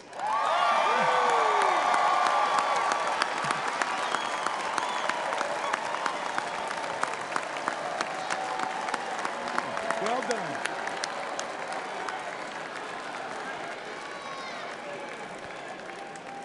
I'm wearing my glasses. Is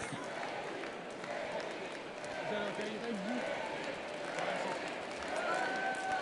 I need you to move over just a little bit. Pursuant to the announcement of the delegation and rules and procedures of this convention, Utah, 40 votes, President Trump. Maryland, 37 delegates. Madam Secretary, my name is David Bossie.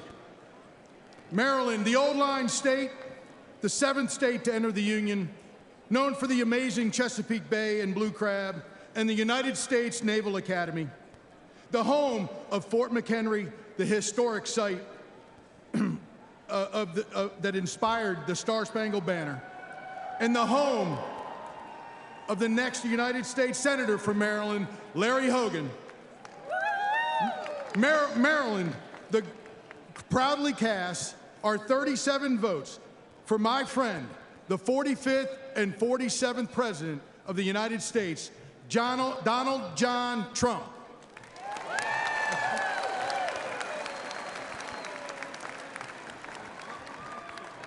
Pursuant to the announcement of the delegation and the rules and procedures of this convention, Maryland, 37 votes, President Trump. Texas.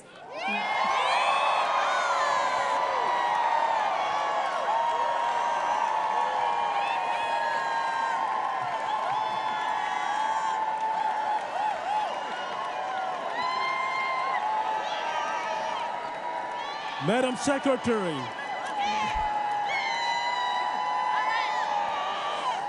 I'm Abraham George, Chairman of the Republican Party of Texas. Not only Texas is the economic powerhouse of America, where we back our police officers, back our oil and gas workers, and back our men and women in uniform. Not only Texas create more private jobs every month than Joe Biden could ever dream when he's sleeping at 8 o'clock. Not only we are a state where no Democrat has won a single statewide office since 1992. Behalf of our great Governor Greg Abbott, our Lieutenant Governor Dan Patrick, and our Attorney General Ken Paxton, and the Republican Party of Texas, and our entire delegation, we cast all 161 of our delegates for the 45th and the 47th President Donald J. Trump. Thank you, and God bless you, and God bless Texas.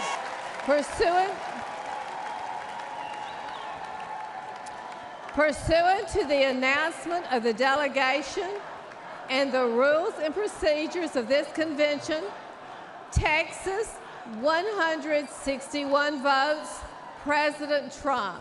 Bernie. Iowa, 79 delegates. Madam Secretary Alex Triantafilou, Chairman of the Ohio Republican Party. I stand here today with my friend Bernie Moreno, who's going to retire forever, politician Sherrod Brown, and deliver a win to the United States Senate. We proudly cast our 79 votes for President Donald J. Trump and J.D. Vance.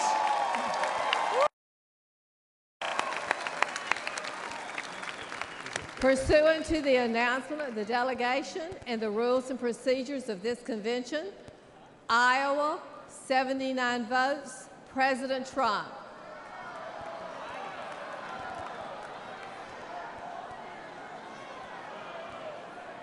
America, Samoa, 9 delegates. Talofa teleman mato tunu pele America Samoa, where our motto is God is first. Therefore, Madam Secretary, American Samoa proudly and with all our hearts cast our vote in favor of our next president, Donald J. Trump. American Samoa! Talumai! Talumai! Hey! Hey! Hey!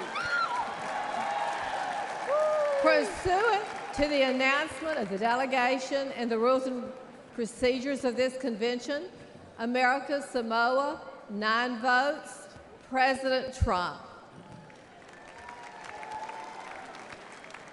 Wisconsin, 41 delegates.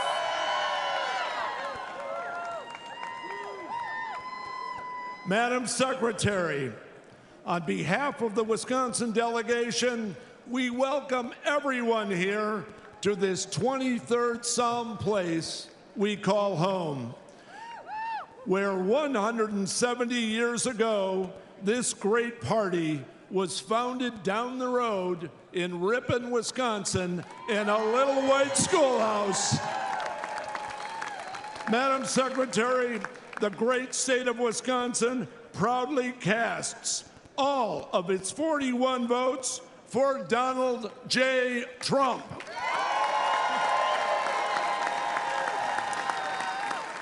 Pursuant to the announcement of the delegation and rules and procedures of this convention, Wisconsin, 41 votes, President Trump. New York, 91 votes.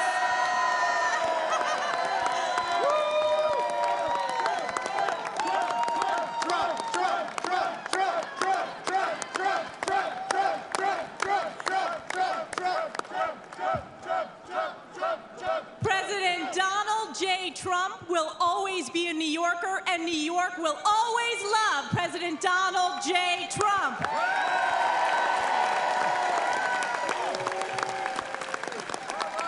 We believe that President Donald J. Trump will be the first Republican in a generation who will win New York State. It is my honor, as representative for New York's 21st Congressional District, House Republican Conference Chair, on behalf of the 91 New York delegates to the Republican National Convention, we proudly cast all 91 votes for President Donald J. Trump.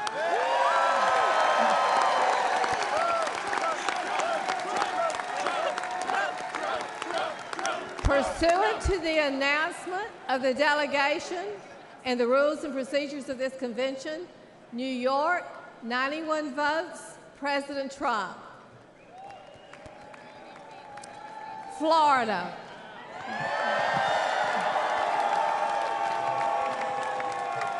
Florida, 125 delegates. Madam Secretary and everybody in this great city,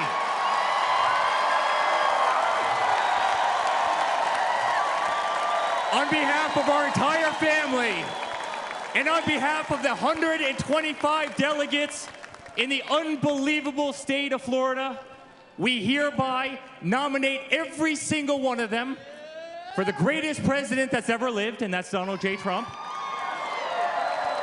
Hereby declare him the Republican nominee for President of the United States of America.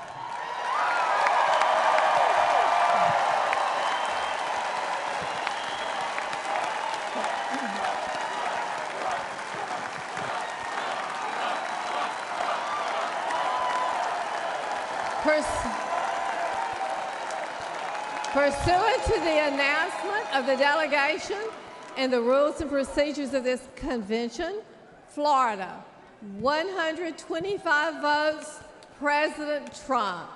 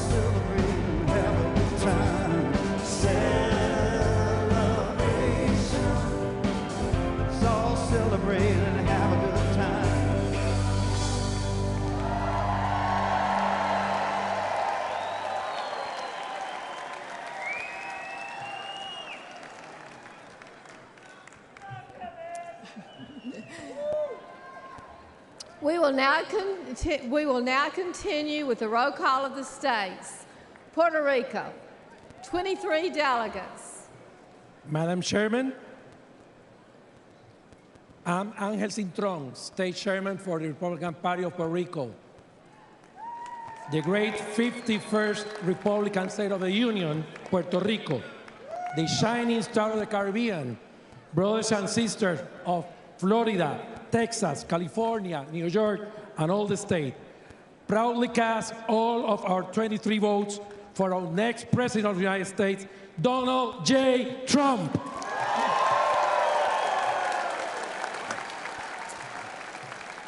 Pursuant to the announcement of the delegation and the rules and procedures of this convention, Puerto Rico, 23 votes, Donald Trump, President Trump. Kentucky, 46 delegates.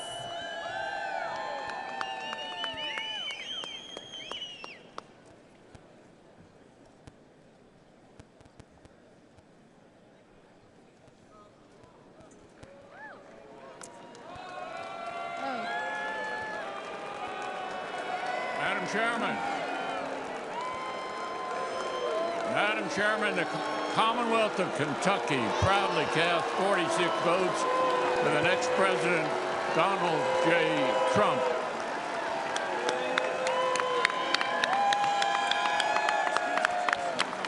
Pursuant to the announcement of the delegation and the rules and procedures of this convention, Kentucky, 46 votes, President Trump. Hawaii, 19 delegates. Alumni Kako.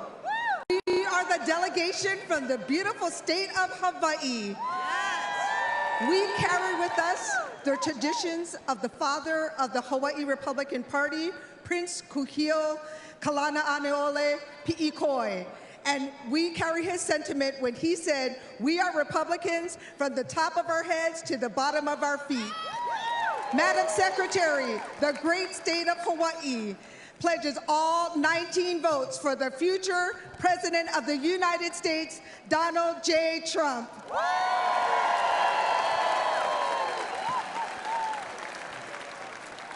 Pursuant to the announcement of the delegation and the rules and procedures of this convention, Hawaii, 19 votes, President Trump. Kansas, 39 delegates.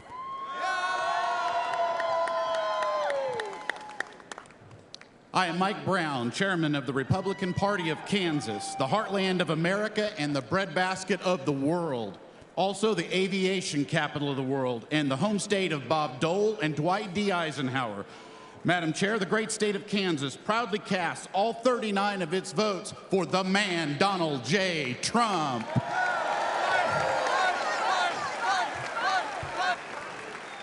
Pursuant to the announcement of the delegation and the rules and procedures of this convention, Kansas, 39 votes, President Trump. Louisiana, 47 delegates. Madam Secretary, I am Eric Scarmetta, Public Service Commissioner for the state of Louisiana and delegation chairman. Louisiana, led by my friend, Republican Governor Jeff Landry, home of the Speaker of the House of the United States Government, Mike Johnson, House Majority Leader Steve Scalise, host of the 2025 Super Bowl for the NFL for the 11th time, the state with the lowest utility rates in the country, and becoming a center for capital investment for the United States. Louisiana, the sportsman's paradise, casts all of its 47 delegate votes for the bold and brave Donald J. Trump.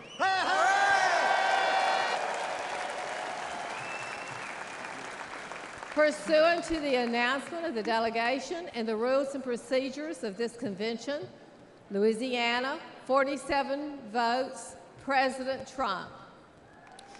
Delaware, 16 delegates.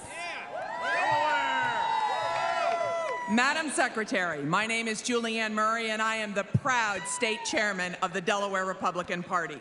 Delaware is a small and mighty state, but we are the first state. We are so proud of our nominee, and we are going to fight to deliver Delaware to Donald J. Trump. Madam Secretary, the great state of Delaware proudly casts all of its 16 votes for President Donald J. Trump.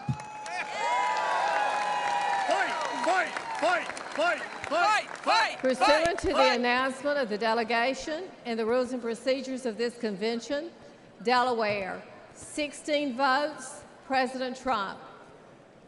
Guam, 9 delegates. Madam Chairman, Hafiday, I'm Felix Camacho, former governor of Guam. We send a warm Hafiday and Sejus Maasi from the great territory of Guam, where America's day begin. Itano Imansamoru. The home of the newest Marine Corps base, Camp Blas, and over 20,000 members of our armed forces, Army, Marine Corps, Coast Guard, and Space Force, and over 23,000 veterans. So, Madam Chair, the great territory of Guam proudly cast all 9 of its votes for President Donald J. Trump.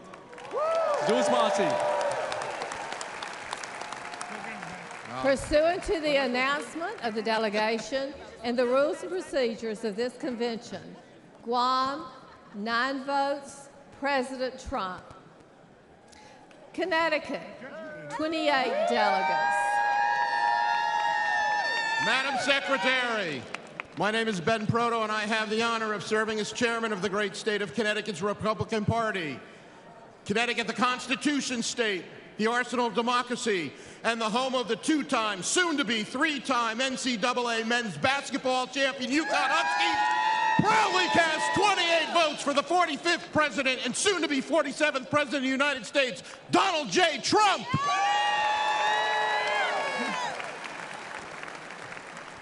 Pursuant to the announcement of the delegation and the rules and procedures of this convention, Connecticut, 28 votes, President Trump. Alaska, 29 delegates. The great state of Alaska pledges all of its 29 delegate votes to Donald J. Trump. The state of Alaska, the largest state in the nation, 2.5 times the size of our fellow state, Texas. The furthest northern state, western state, and eastern state, the largest bears in the country, largest moose, biggest military, more retired veterans per capita. Once again, we pledge all of our votes, 29 delegates, to Donald Trump, the next president of the United States of America.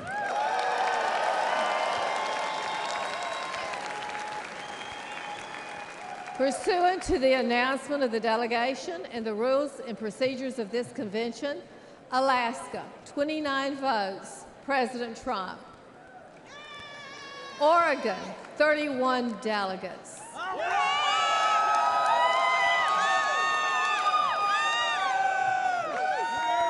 Madam Secretary, I'm Tracy Hunnell, National Committee Woman for Oregon, home of Congresswoman Lori Chavez DeRemer and Congressman Cliff Benz, home of the Beavers.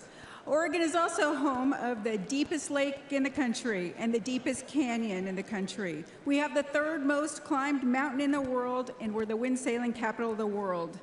Oregon is an outdoor lover's paradise with every geographical terrain on the planet within our border.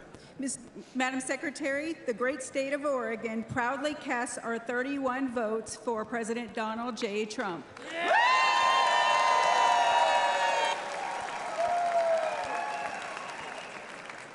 Pursuant to the announcement of the delegation and the rules and procedures of this convention, Oregon, 31 votes, President Trump. I love it. Mississippi, 40 delegates. Thank you, Madam Secretary. Governor Tate Reeves, on behalf of the great state of Mississippi, the hospitality state, the birthplace of America's music, home to B.B. King, Elvis, Faulkner, and the best catfish in the entire world. Where our food is fried and our tea is sweet. Where breaking economic development and employment records daily is as common as college baseball national championship teams. Woo! A Republican stronghold and a key piece of the Red Wall. From the mighty Mississippi River to the sweet Gulf Coast and everywhere in between, I am incredibly excited, honored, and proud to cast all 40 of our votes for the next president of these great United States, Donald J. Trump.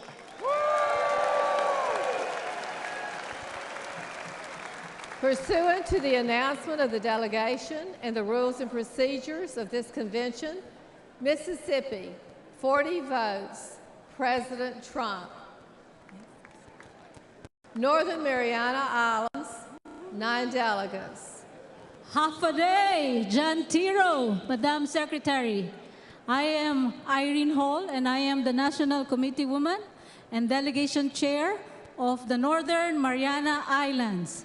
On behalf of the 9 delegates from my beautiful Commonwealth of the Northern Mariana Islands, we are so proud to cast all of our votes for our President, Donald J. Trump!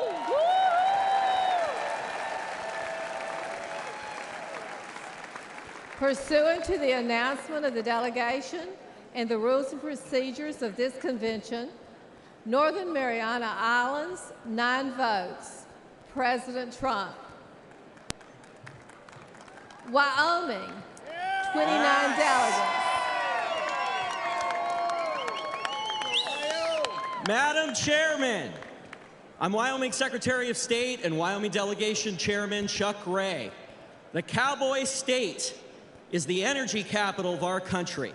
We supply coal, oil and gas, soda ash, ag products for the entire world.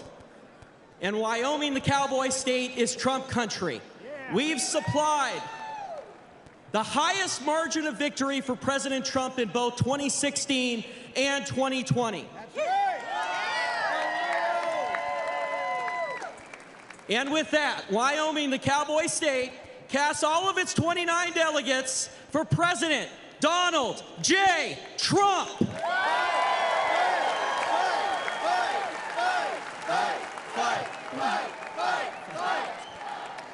Pursuant to the announcement of the delegation and the rules and procedures of this convention, Wyoming, 29 votes, President Trump.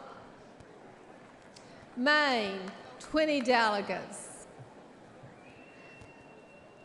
Hi, my name is Demi Kazunas. I'm a proud Army veteran, a dentist, a daughter of legal immigrants, mother and grandmother, and will be the next U.S. Senator from the great state of Maine. But today, as chair of the Maine delegation, the largest exporter of lobsters and blueberries, also known as vacation land, and we delivered one electoral college vote for President Trump in 16 and 20 out of all of New England. We stand here proudly with my delegation of 20 to cast all of our votes for the next President of the United States, Donald J. Trump.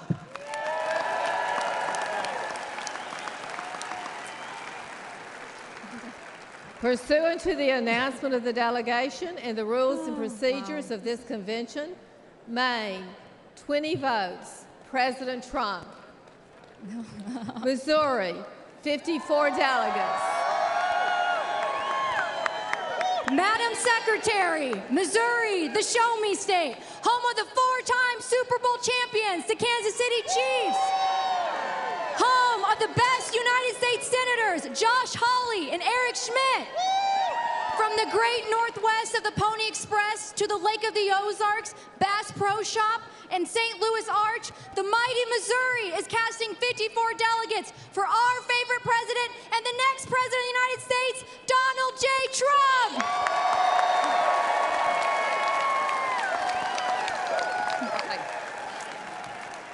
Pursuant to the announcement of the delegation and the rules and procedures of this convention, Missouri, 54 votes, President Trump. Idaho, 32 delegates.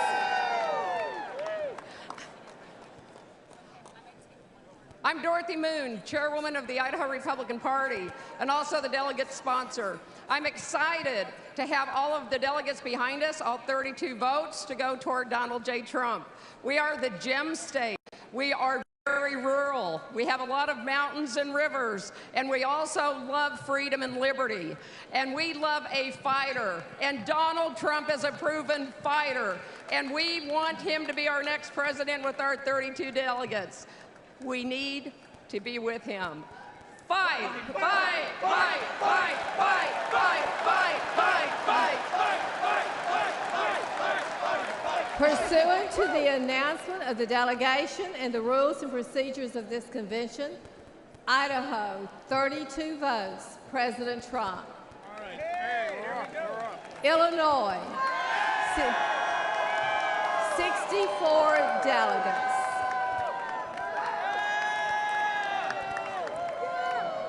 Madam Secretary, I'm Congresswoman Mary Miller, and I'm proud to represent Illinois, the land of Lincoln, the first Republican president.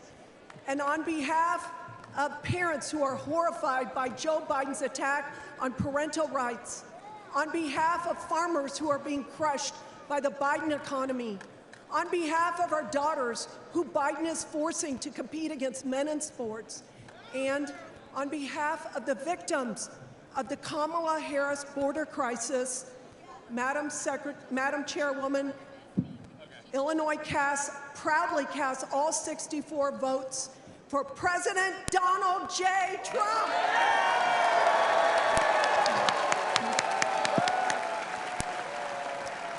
Pursuant to the announcement of the delegation and the rules and procedures of this convention, Illinois, 64 votes, President Trump. North Dakota, 29 delegates. Madam Secretary, I'm North Dakota State Auditor Josh Gallion and chair of our delegation. I'm a United States Air Force veteran. I'm here with our chairwoman, Sandy Sanford, and the rest of our delegation. North Dakota, we love our farmers. We love our energy producers. We back the blue. We are very appreciative of our military installations, Minot Air Force Base and Grand Forks Air Force Base. We feed the world. We fuel the world. We defend the world. The great state of North Dakota proudly cast all of its 29 votes for President Donald J. Trump.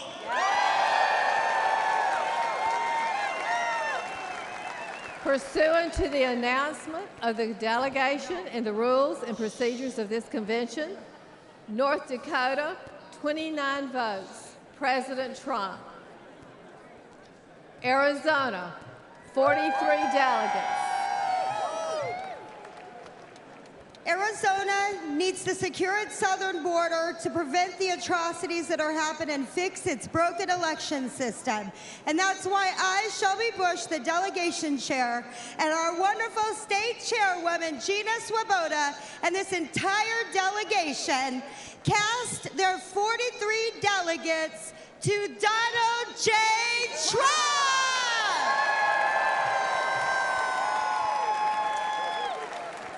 Pursuant to the announcement of the delegation and rules and procedures of this convention, Arizona, 43 votes, President Trump. New Jersey, 12 delegates.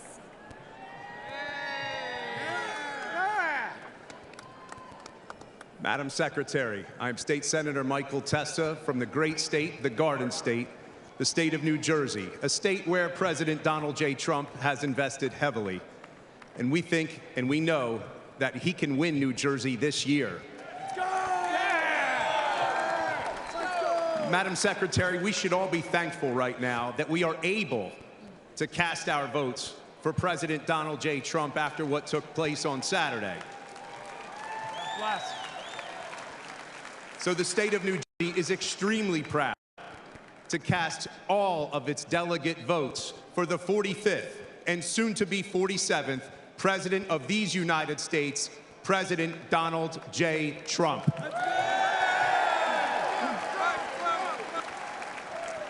Pursuant to the announcement of the delegation and the rules and procedures of this convention, New Jersey, 12 votes, President Trump. U.S. Virgin Islands, 4 delegates. Madam Secretary, as chairman of the United States Virgin Islands, the land of welcoming people, beautiful beaches, tremendous culture, and the best rum in the world, proudly casts its 4 delegates for President Donald J. Trump.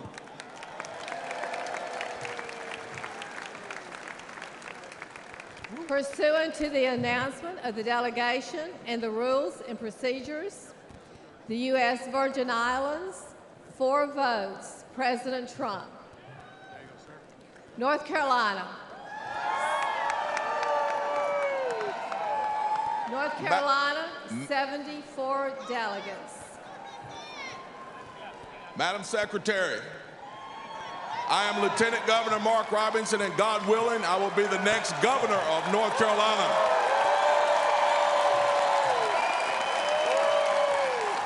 North Carolina is the Tar Heel state. North Carolina is the home of the longleaf pine, and North Carolina is indeed, woo, the state that is and always will be first in flight.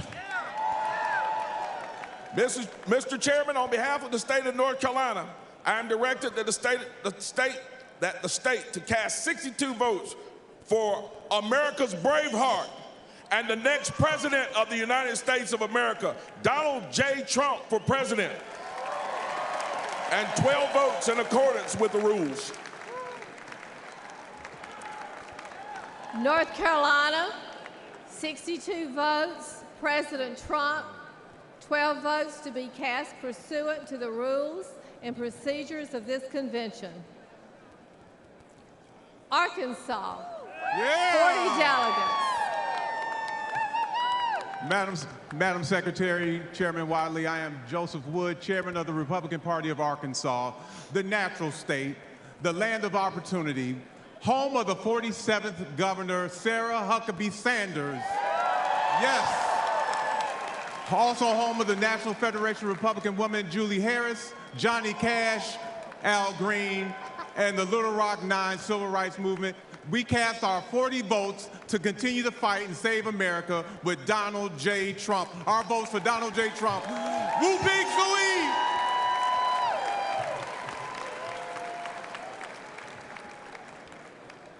Arkansas, 40 votes, President Trump. Virginia, 48 delegates.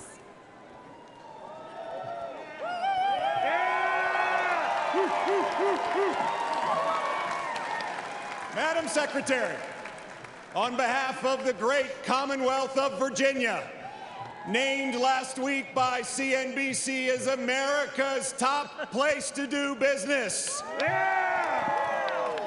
Home to 850,000 of the greatest Americans, our military and veteran heroes. Home to Washington, Madison, Monroe, the first governor of the Commonwealth of Virginia, the voice of liberty, Patrick Henry, and home to Thomas Jefferson, who penned the most immortal words that we hold these truths to be self-evident, that all men are created equal, that they're endowed by their Creator with certain unalienable rights, and among them are life, liberty, and the pursuit of happiness.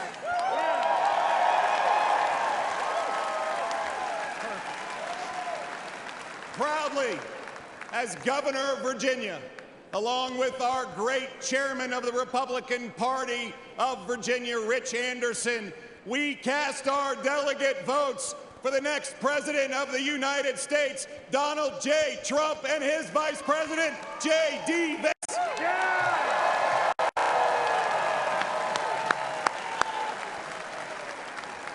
Virginia, 42 votes, President Trump. 6 votes to be cast pursuant to the rules and procedures of the convention. Michigan, 55 delegates.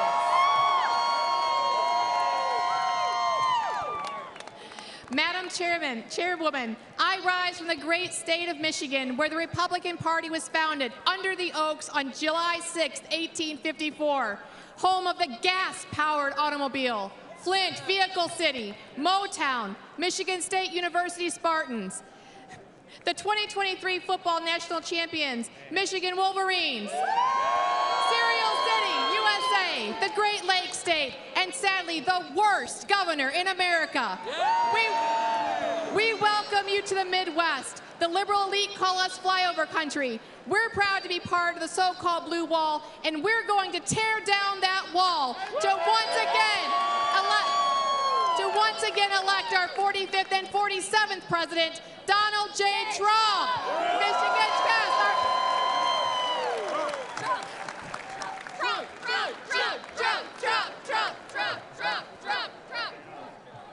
All right. Michigan, 51 votes, President Trump. 4 votes to be cast pursuant to the rules and procedures of the convention. Minnesota, 39 delegates. Madam Secretary, the great state of Minnesota, the battleground state of Minnesota, which will elect a Republican for president for the first time since 1972 this year. Minnesota, the first state to fight to preserve our nation in 1861. Today, to preserve our nation again, we Minnesotans proudly pledge all 39 of our delegate votes for our next president, Donald J. Trump.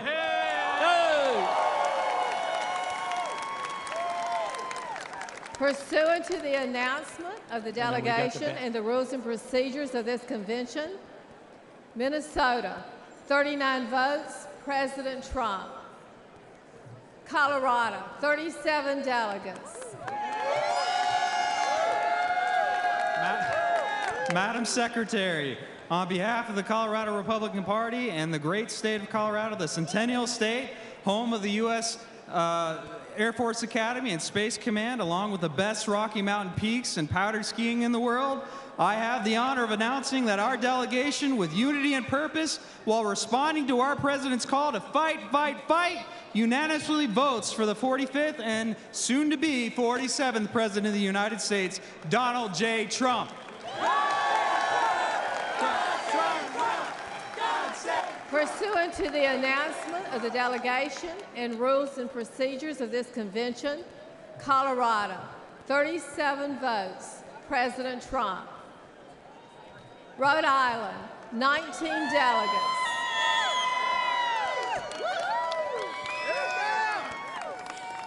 Madam Secretary, the ocean state, where almost 90 years of Democratic control has led to the industrial vandalism of our ocean. Wind turbines in our ocean are killing our fishing industry and marine life, which has led to all pain and no gain. We were the first state to declare our independence from Britain and the last state to ratify the Constitution because we believe in states' rights. We are home to the independent man who wonders what happened to that independent freedom of religion spirit that Roger Williams brought into Rhode Island. Let's bring back the spirit and soul of America with patriotism and intelligence rather than blind, ambitious power. Madam Secretary, the great state of Rhode Island proudly casts all 19 votes for Donald J. Trump.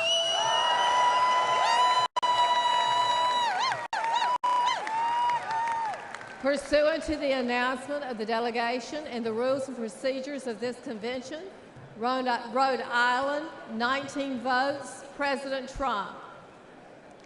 Pennsylvania, 67 delegates.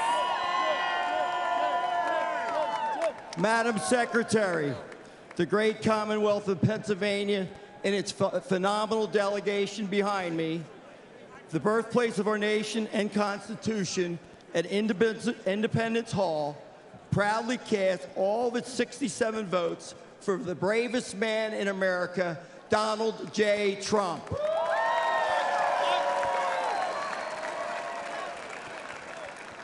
Pursuant to the announcement of the delegation and and rules and procedures of this convention, Pennsylvania, 67 votes, President Trump.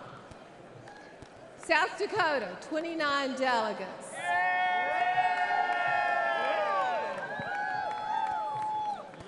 Madam Secretary, I'm Larry Roden, Lieutenant Governor of the great state of South Dakota. I'm proud to speak on behalf of myself and Governor Noem and our delegation. We represent the freest state in a nation built on the principles of freedom. On behalf of South Dakotans, I wanted to say one thing. President Trump helped bring our fireworks back to our Mount Rushmore. That monument honors 4 of our greatest presidents, and I believe there's room for one more. Just saying. On behalf of South Dakota's 29 delegates, I proudly cast all our votes for President Donald J. Trump. South Dakota, 28 votes, President Trump.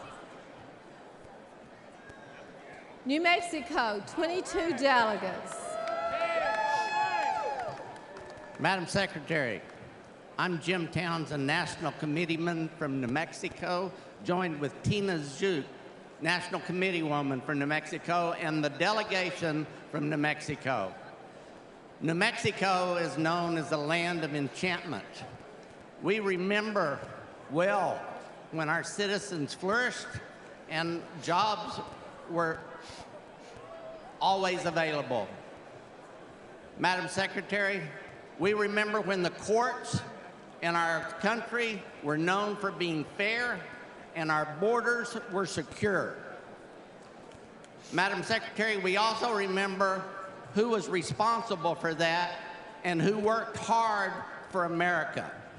That's why today, New Mexico casts all 22 votes for the next President of the United States, Donald J. Trump.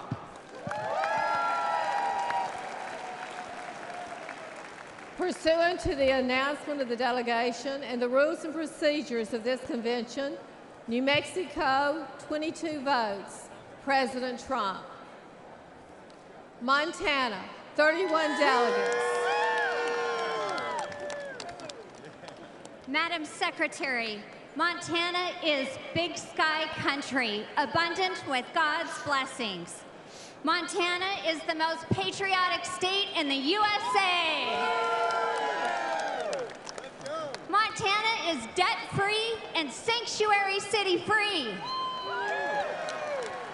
As Secretary of State, along with all the delegates from Montana, we stand with a leader who has reshaped American politics and reinvigorated our spirit as a nation. He delivered on his promises: record job growth, historic tax cuts, securing our border, and protecting our Second Amendment. It is our honor to cast 31 votes for our next president, Donald J. Trump. Pursuant to the announcement of the delegation and the rules and procedures of this convention, Montana, 31 votes, President Trump. South Carolina, 50 delegates.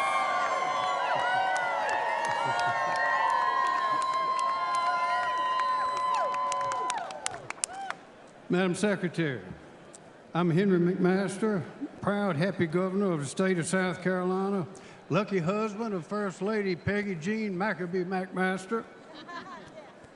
Great state of South Carolina, the Palmetto State, from the mountains to the sea, where we've been fighting for liberty since 1670, where the Revolutionary War was won, where in 2016 Donald Trump won his first primary victory ever, ushering in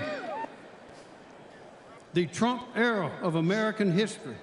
The great state of South Carolina proudly cast all 50 of its votes for President Donald J. Trump.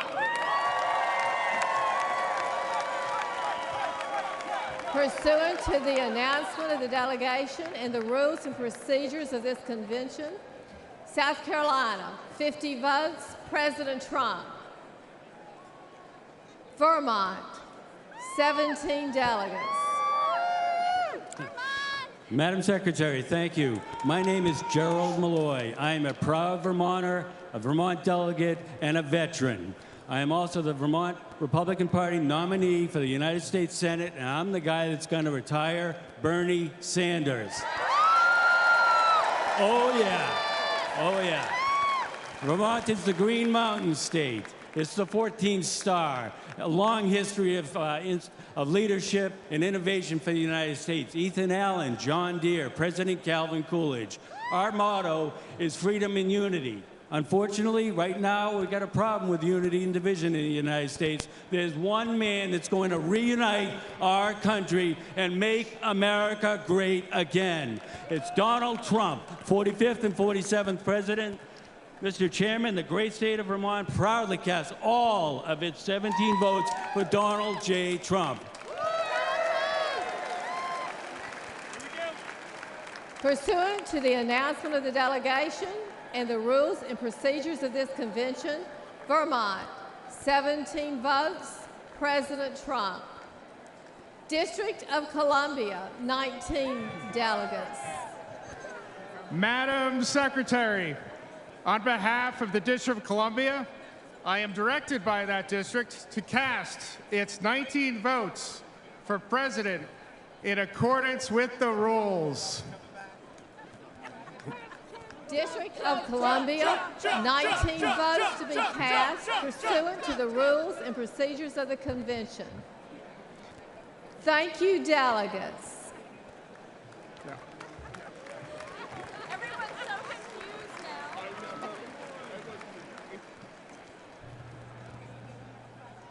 Ladies and gentlemen, Speaker Johnson.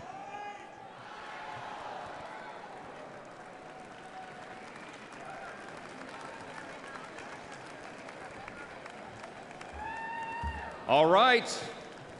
The chair is prepared to announce the results. the following candidate received the following votes: 2,387 votes for President Donald J. Trump.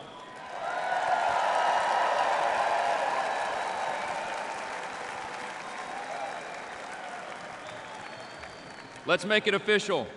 Accordingly, the chair announces that President Donald J. Trump, having received a majority of the votes entitled to be cast at the convention, has been selected as the Republican Party nominee for President of the United States.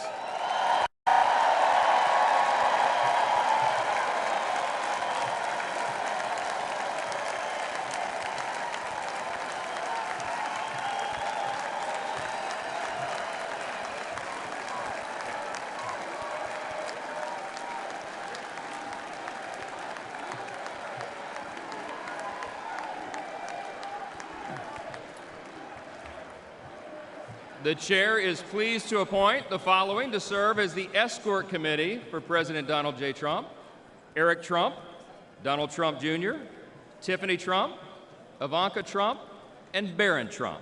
Thank you very much.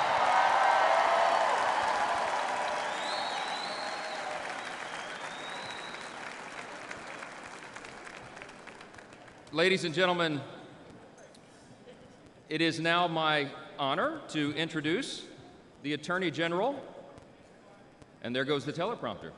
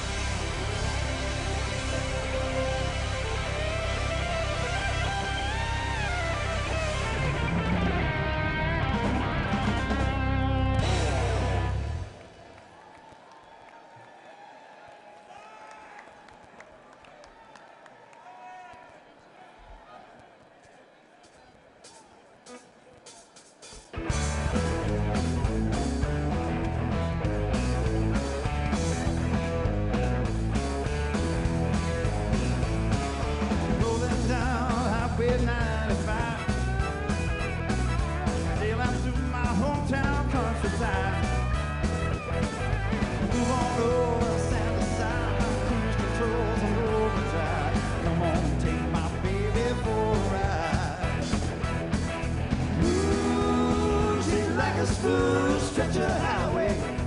Ooh, she's like a cool summer breeze. If my motor's running right, we might lose control tonight.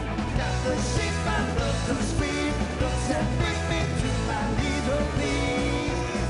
Let it roll tonight.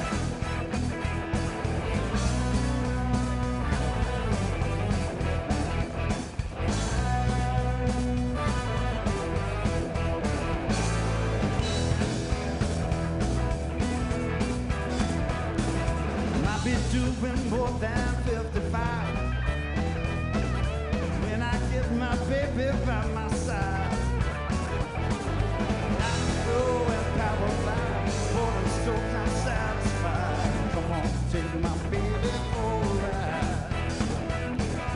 Ooh, she's like a smooth stretch of highway. Ooh, she's like a cool summer breeze. If my motor's running right, we might lose control tonight. Got my shape, my love to squeeze. Looks that bring me to my knees, oh please. Let it roll tonight.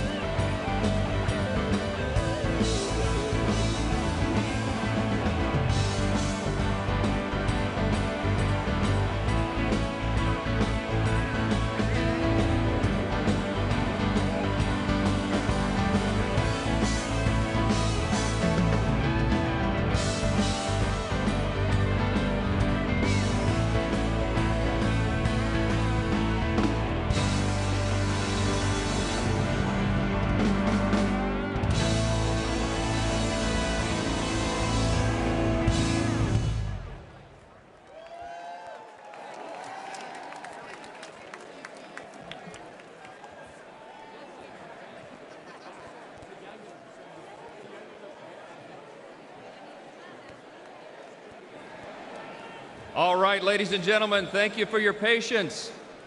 It is now my honor to introduce the Attorney General of Iowa, Brenna Bird. Please join me in giving her a warm welcome.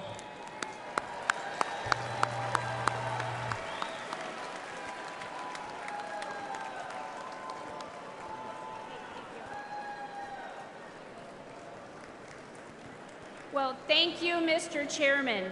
Ladies and gentlemen, it is now time for us to determine our nominee for the office of Vice President of the United States, Senator J.D. Vance.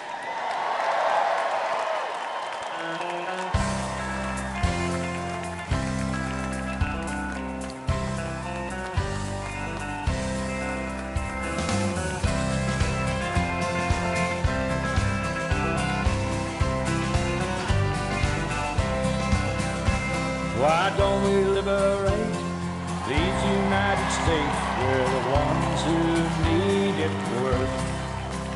Let the rest of the world help us for change, and let's rebuild the very first. Wow. Our highways and bridges are falling apart. Who's blessed? Who has been cursed? There's things to be done all over the world. Let's rebuild America first.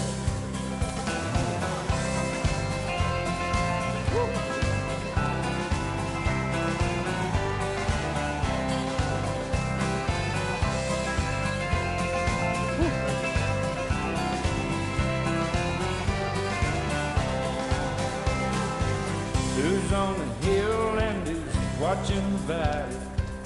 Who's in charge of it all? God bless the Army and God bless our liberty. That got the rest of it all. Yeah, men in position are backing away. Freedom is stuck in reverse. Let's get out of Iraq, get back on the track, and let's rebuild America first.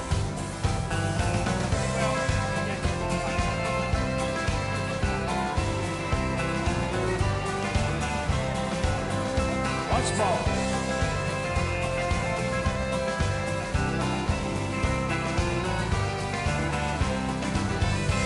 Why don't we liberate these United States? We're the ones who need it the most. You think I'm blowing smoke? Boys, it ain't no joke. I make 20 trips a year coast to coast.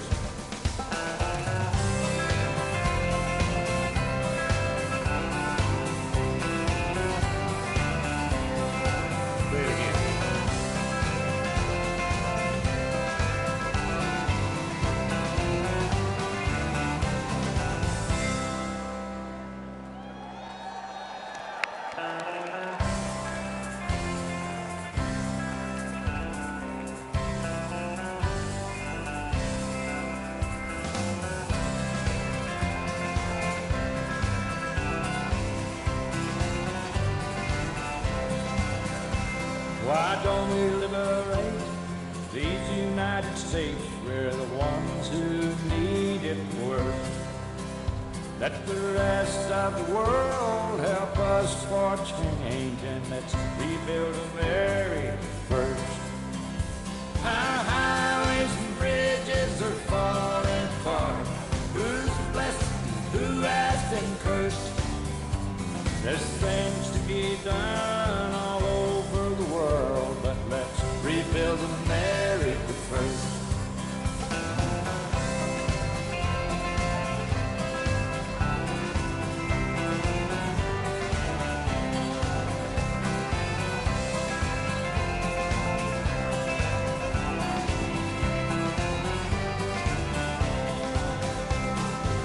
Who's on the hill and who's watching the valley?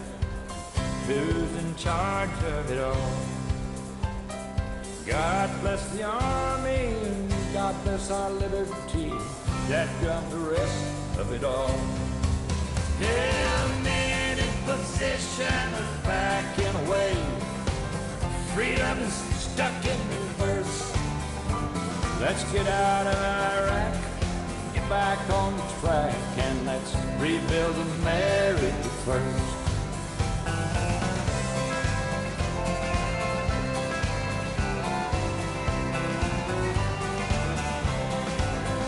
Once more.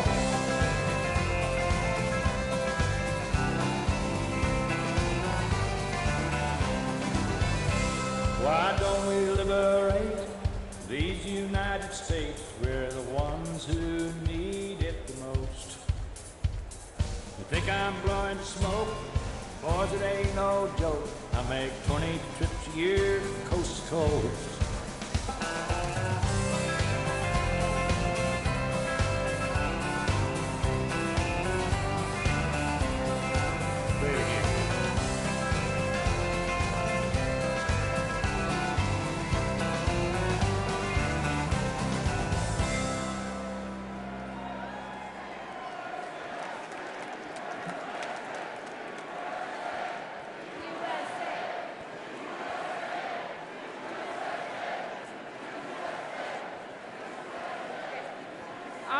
Time for a little convention business here.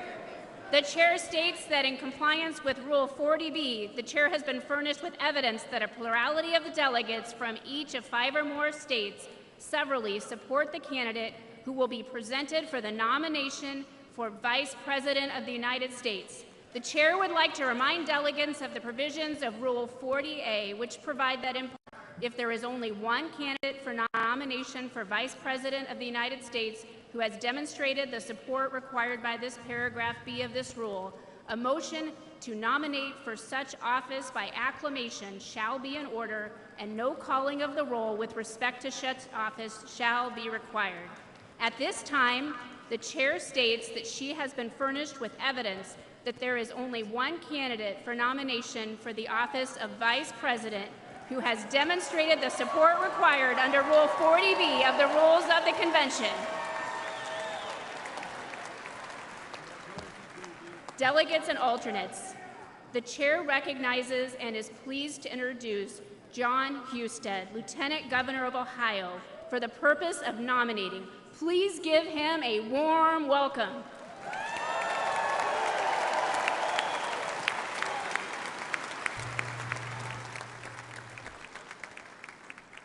Are we ready? Are we ready to nominate a vice president? How about you, Ohio? Yeah! That's awesome. I'm John Husted, the Lieutenant Governor from the great state of Ohio.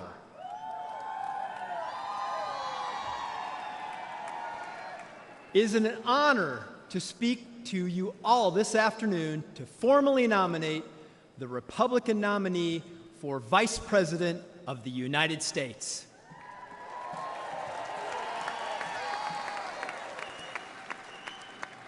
Ohio is the heart of it all, and that is certainly the case once again here today. The vice presidency is an office of sacred trust.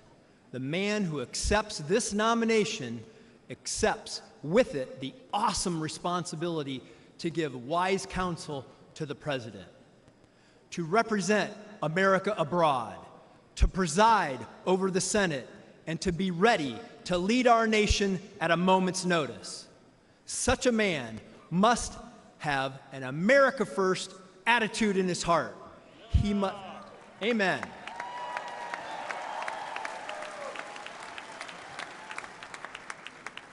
He must embrace his obligation to the American family, the American worker, and the American soldier. He must believe that America is exceptional.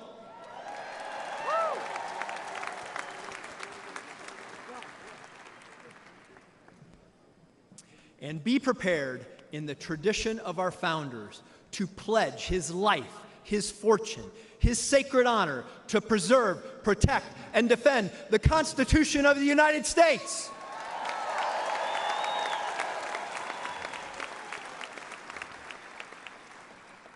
He must share the values and principles of our presidential nominee and be trusted to faithfully implement the will of the people.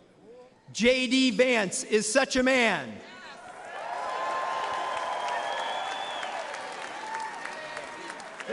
JD, JD, JD, JD, JD, JD, JD.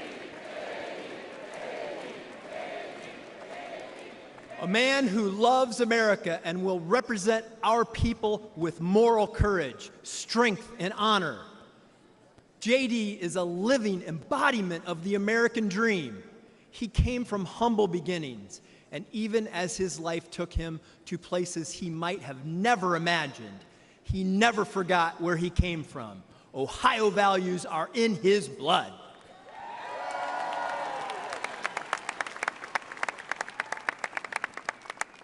He served our nation in the United States Marine Corps.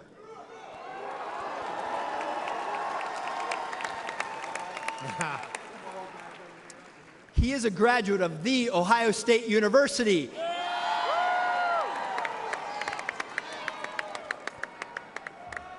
He graduated summa cum laude from Yale Law School and is the author of the best-selling book Hillbilly Elegy.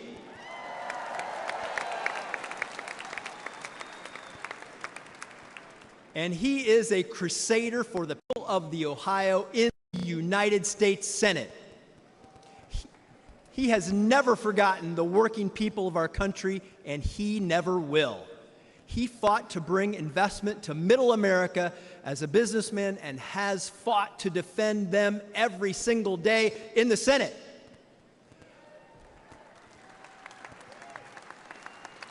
And this I know. He will faithfully stand by President Donald Trump's side as they win this election and change the course of our nation.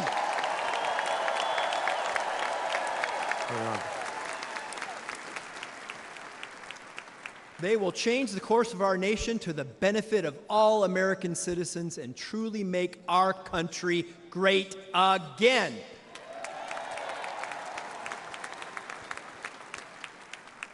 It is therefore my honor to nominate Ohio Senator J.D. Vance for the office of Vice President of the United States of America.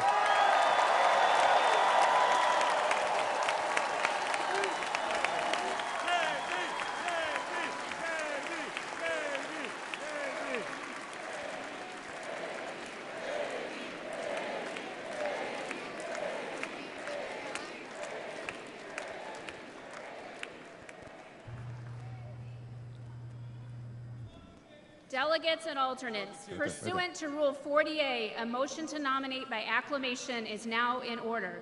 The chair now recognizes Delegate Bernie Moreno, Senate candidate from Ohio, for the purpose of making a motion.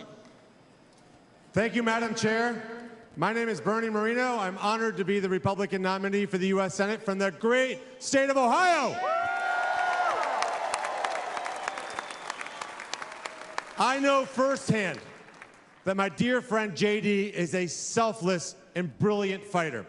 He is a patriot who loves America. He loves Ohio. He loves his family. He's a great father. He's a great man. And that's what we need in this nation today. To JD Vance, America First is not just a slogan. It's his North Star. He has followed it every moment of his life and career. He knows what it's like to live in poverty, forgotten by Washington politicians. He is dedicated to ensure that no American is ever forgotten again.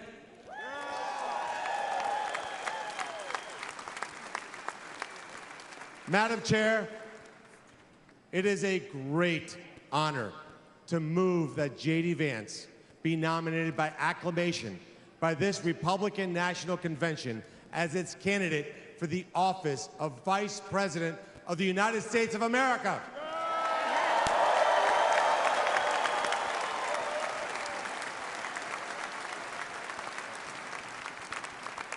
Without objection, the previous question is ordered. The question is on the motion that Senator J.D. Vance be nominated by acclamation.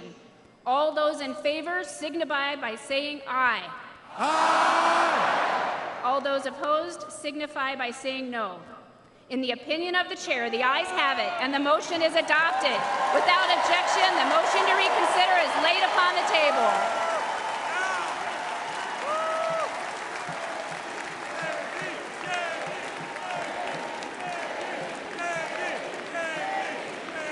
Delegates and alternates, ladies and gentlemen, I am proud to announce that Senator J.D. Vance has the overwhelming support of this convention to be the next Vice President of the United States.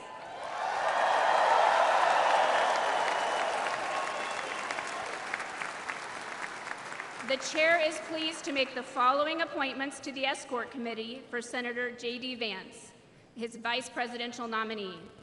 Usha Vance, thank you, and God bless America.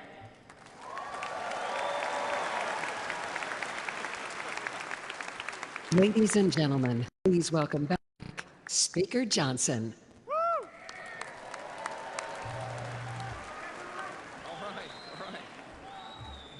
What a great night. Pursuant to Rule 40D of the rules of the Republican Party, I formally declare President Donald J. Trump and J.D. Vance as the Republican nominees for President and Vice President of the United States.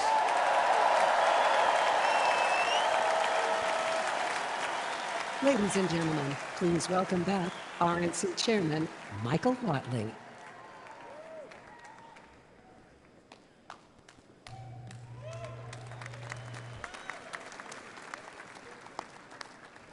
What a great afternoon for the Republican Party, and what a great afternoon for America. It is now time to take the official convention photograph. If all of the delegates would please stand and turn to the center camera directly opposite the stage, we will take the official photograph.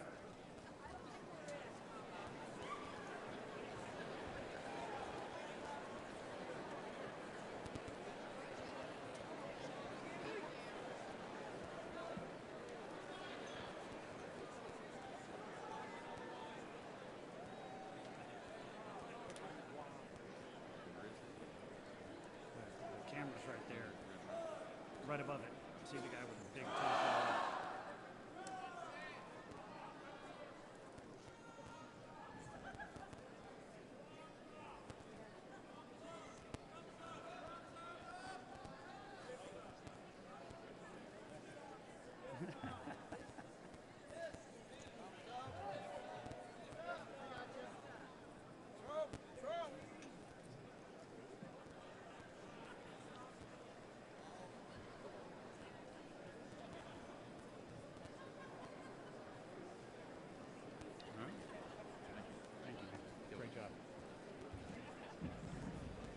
Thank you, delegates.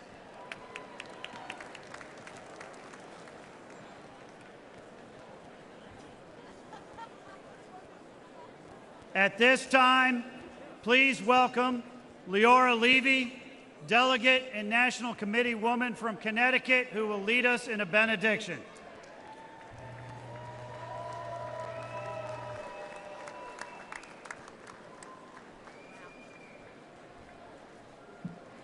Let us pray. That means be quiet. Bow your heads. Heavenly Father, we thank you for the life and the strength of President Donald Trump and pray that you continue to protect his family.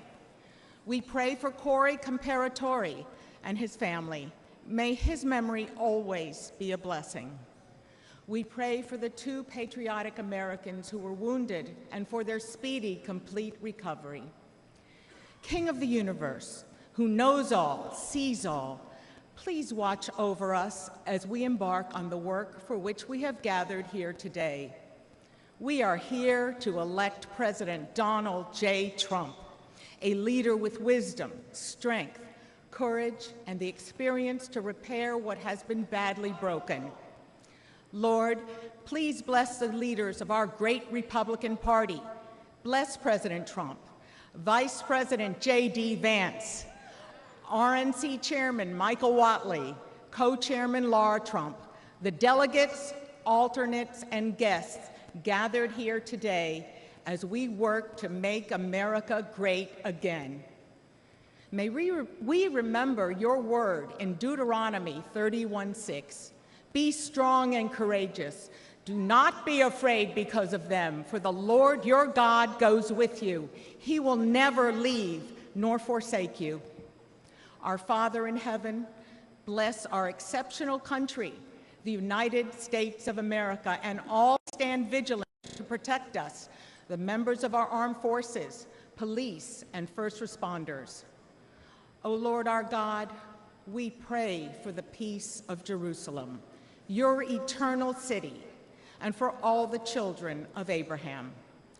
We remember and pray for freedom for the hostages kidnapped and held so cruelly against their will. Lord, please keep them in your sight and hasten the day of their freedom. Lord, we have gathered here from different communities, cities, states, and territories. Let us pray together, united for our nation, the United States of America. May our prayers unite the American people to work together for the betterment of our nation and of the entire world. May America be a light unto the nations and an emissary of clarity and leadership for the world. Grant peace, goodness, blessing, grace, loving kindness, and mercy to us. Bless us, our Father, all of us as one, with the light of your face. Amen.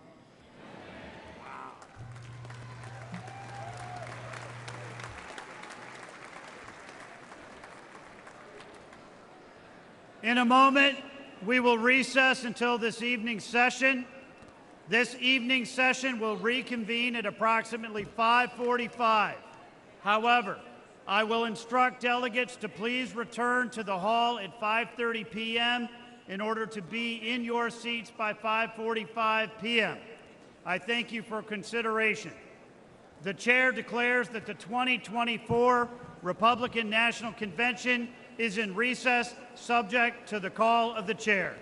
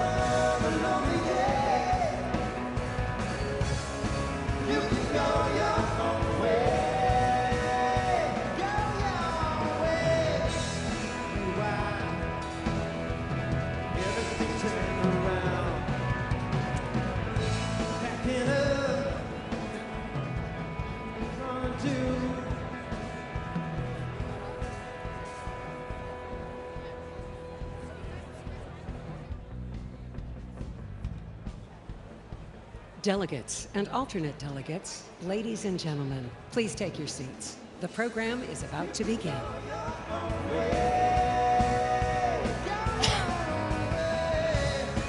You can call it another lonely day. You can go your own way.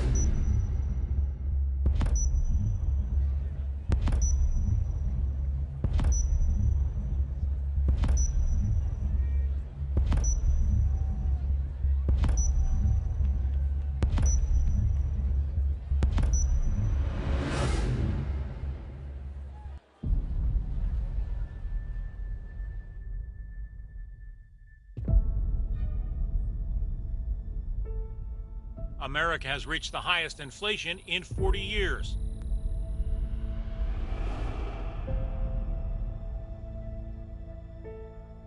The Wall Street Journal has reported today that Americans' incomes have gone down 3 straight years.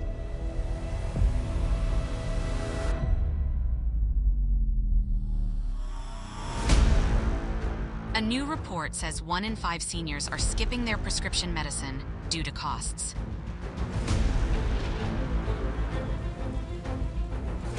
Gas prices today reached the highest in history, over $5 a gallon.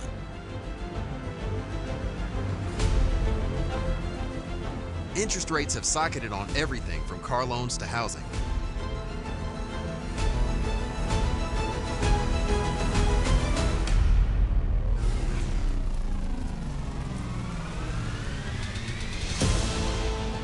Credit debt has reached a new record, and the majority of Americans say they are living paycheck to paycheck.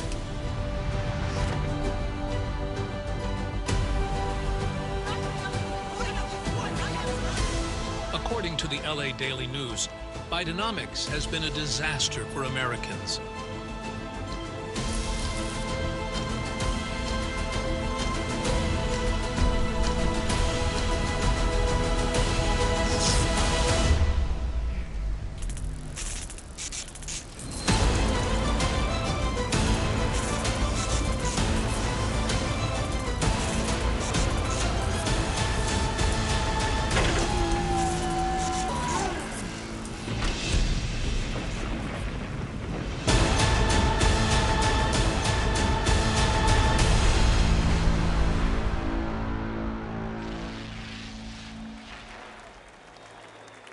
Ladies and gentlemen, the chairman of the Republican National Committee, Michael Watt of North Carolina.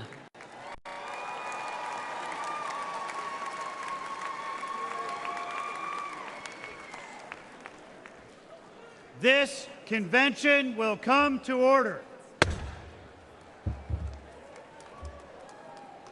Delegates and alternate delegates, ladies and gentlemen, welcome to the 2024 Republican National Convention.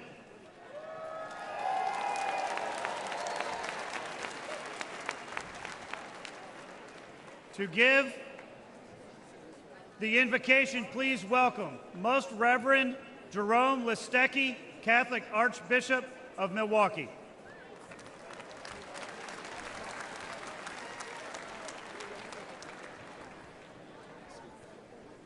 And let us pray. Lord, we thank you for our nation. Our founding fathers held these truths self-evident, that all are created equal, endowed by their Creator with certain unalienable rights, including life, liberty, and the pursuit of happiness. For 248 years, we have sustained this vision to guard the dignity of every life from conception to natural death, to protect their liberty, especially to speak freely and to worship you, and to support their pursuit of happiness through this life to the next.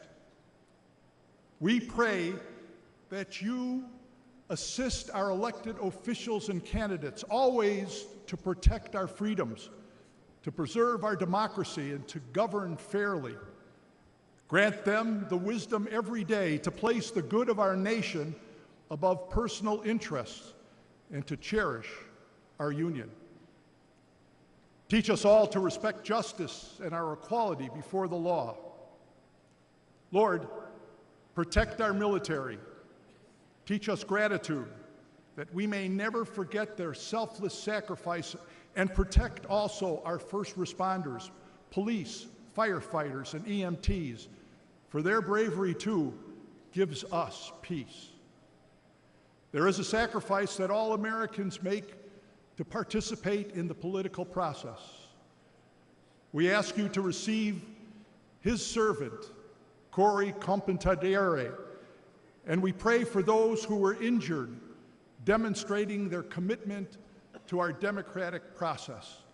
Let us offer a moment of silence.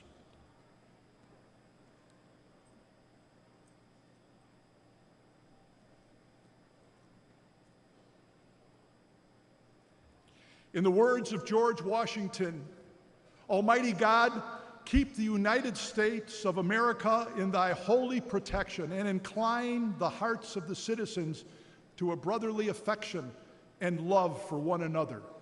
Through Jesus Christ, our Lord. Amen.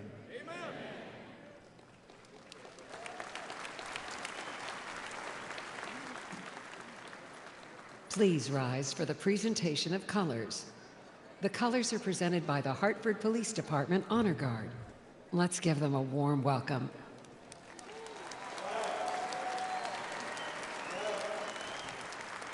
Left, left, left, left, left, left, left, left, left.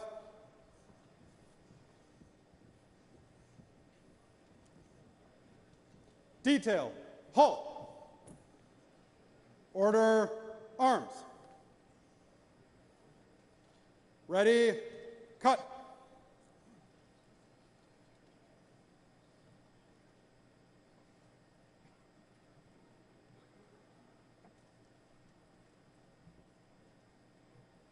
Please remain standing for the Pledge of Allegiance and the national anthem.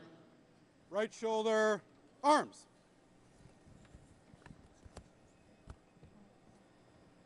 Present, arms.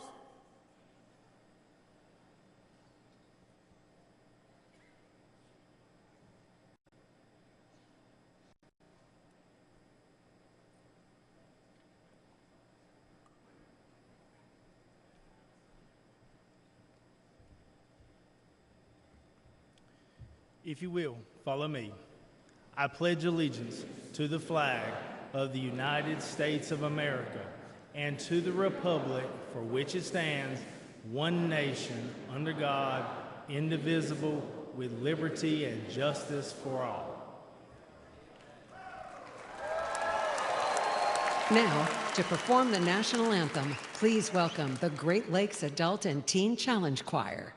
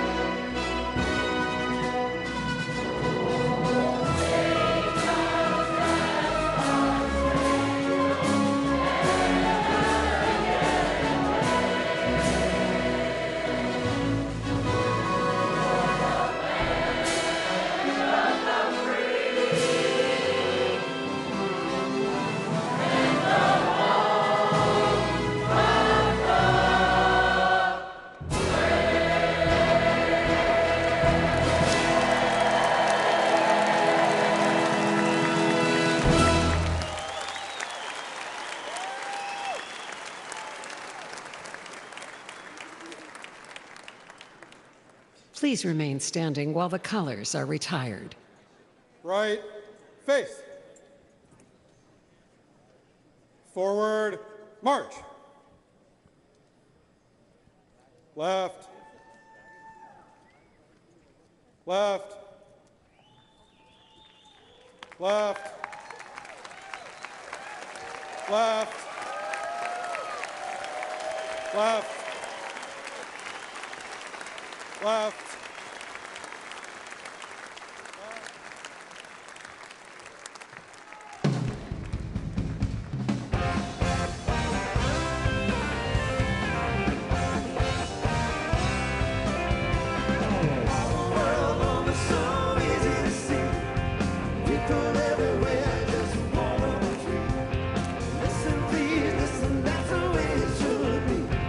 Peace in the valley, people got to be free.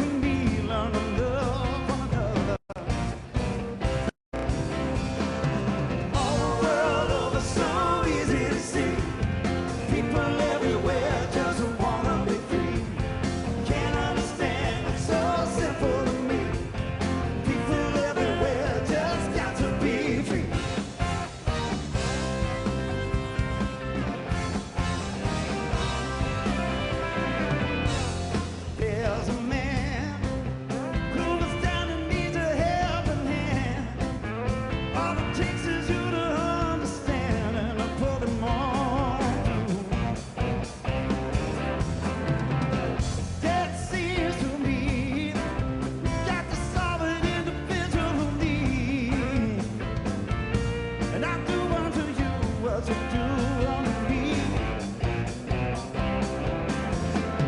Shout it from the mountains on out to the sea. No two ways about it, people have to be free. Ask me my opinion will be. It's a natural situation for a man to be free.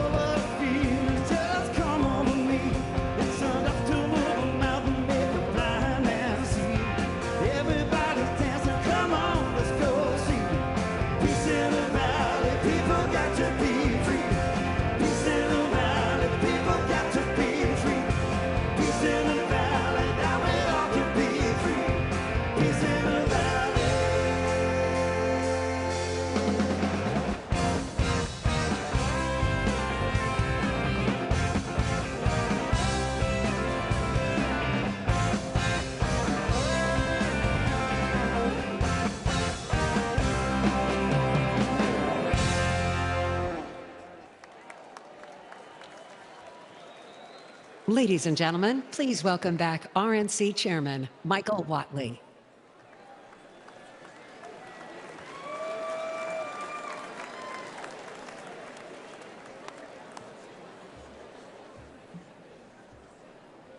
Delegates, guests, elected officials, and Republicans across the country, welcome to the 2024 Republican National Convention.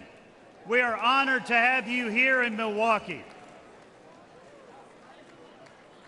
Just days ago, we witnessed a horrifying assassination attempt against President Trump at his rally in Pennsylvania. We are praying for President Trump. We are praying for the injured. We are praying for the family of Corey Compatore. We must unite as a party, and we must unite as a nation. We must show the same strength and resilience as President Trump and lead this nation to a greater future.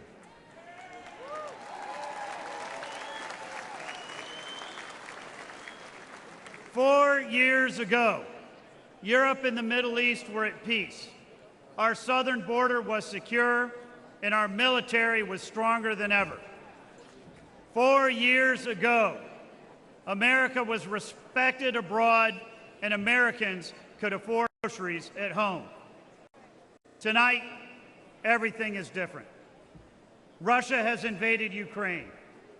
Iran and its proxies have openly attacked Israel, and China is threatening Taiwan. More than 10 million illegal immigrants have flooded across our border, posing a direct threat to our communities, and inflation is crushing families from coast to coast. I am here tonight as the chair of your Republican Party to tell you it does not have to be this way.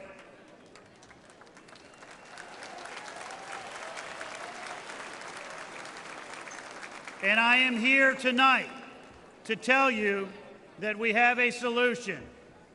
Elect Donald J. Trump as the 47th President of the United States.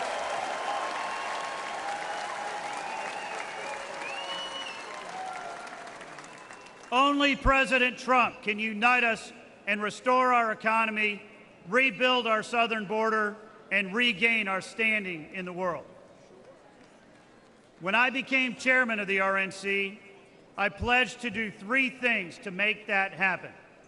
First, we are going to get out the vote. Second, we are going to protect the ballot.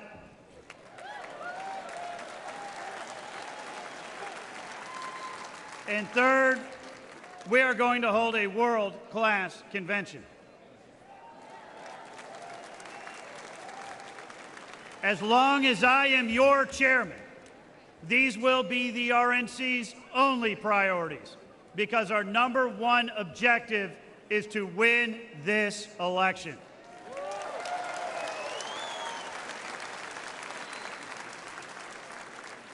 I am pleased to say that tonight we are kicking off the biggest and best convention in the history of the Republican Party, and we are united.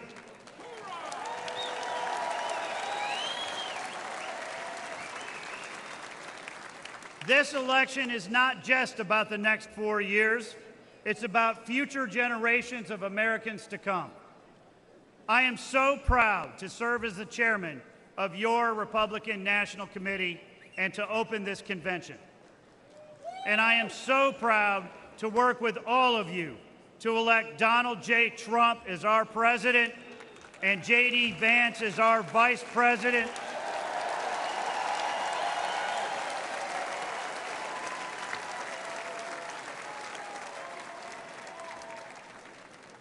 And to make America wealthy again, safe again, strong again, and to make America great again. Thank you.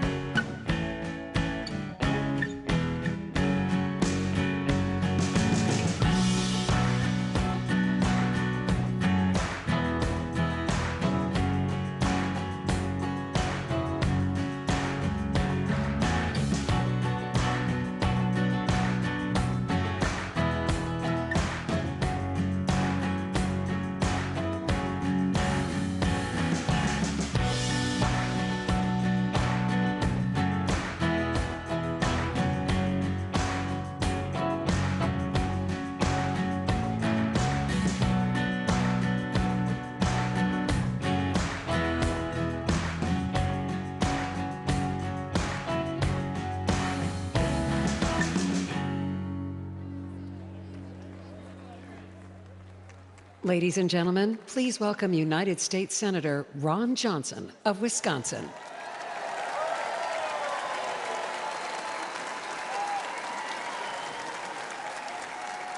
Thank you, thank you, thank you, thank you. Welcome to Wisconsin.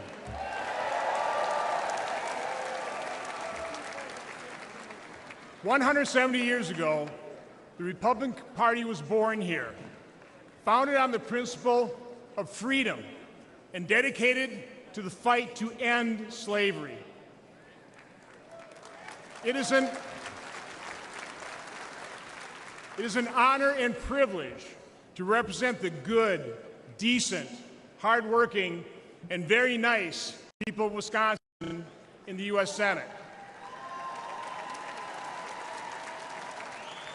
Like most Americans, they believe the purpose of government is to help improve lives, not make them more difficult.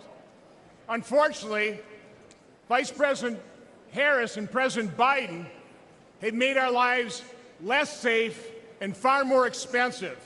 In other words, a lot more difficult. Back in 2008, Joe Biden ran out a ticket promising to, quote, fundamentally transform America, unquote. They weren't joking. That was the Democrats' new radical far-left agenda. Today's Democrat Party is not the party of our parents and grandparents.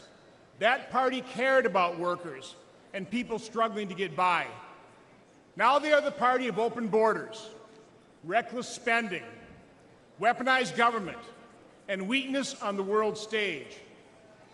This fringe agenda includes biological males competing against girls, and the sexualization and indoctrination of our children.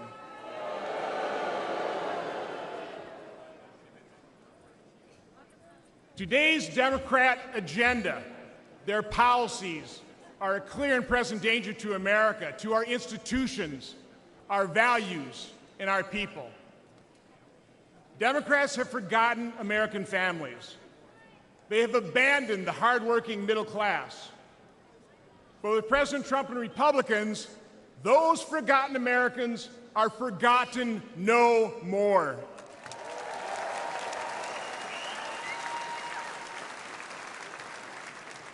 Republicans are the party of opportunity, liberty, and prosperity for all. We proved we know how to make life better for all Americans, and we can do it again. With a secure border, smaller government, less regulation, and lower taxes. Republicans understand that Americans don't want welfare, they want work. They don't want woke equity, they want God-given equality.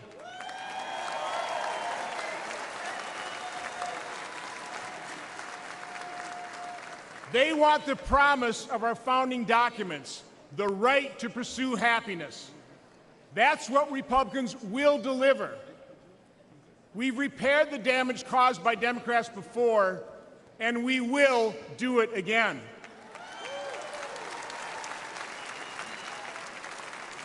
We will complete the mission President Trump first articulated in 2016, to make America great again. Thank you, and God bless you.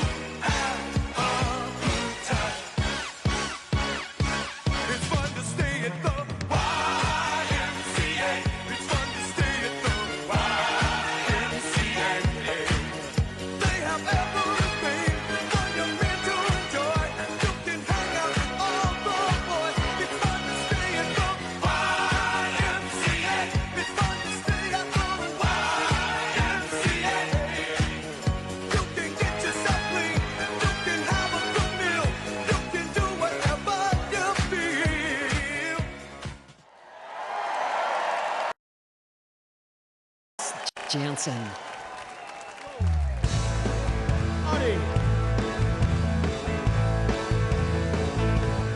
Everybody at the RNC, top to bottom, somebody put your hands in the air and scream, baby!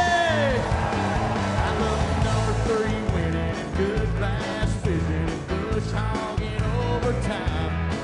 I like sitting in the stand with a gun in my hand. I'm an all-American guy.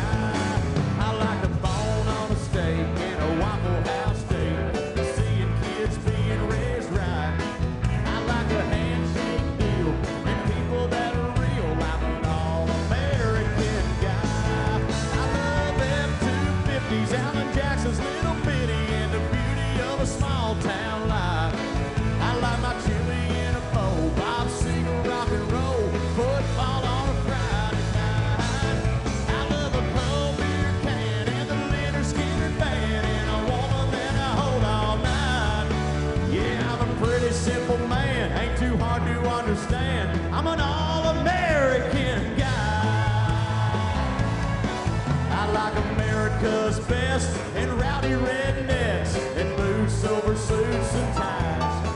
I love Jesus and the hag and a girl who loves her dad. I'm an all-American guy. I love F-250s, Alan Jackson's little bitty, and the beauty of a small town life. I like my chili in a bowl, Bob Seger, rock and roll, football on a Friday night. I love a cold beer can and the Charlie Daniels band and a woman that I hold all night. Yes, I'm a pretty simple man, ain't too hard to understand. I want to hear you scream one time.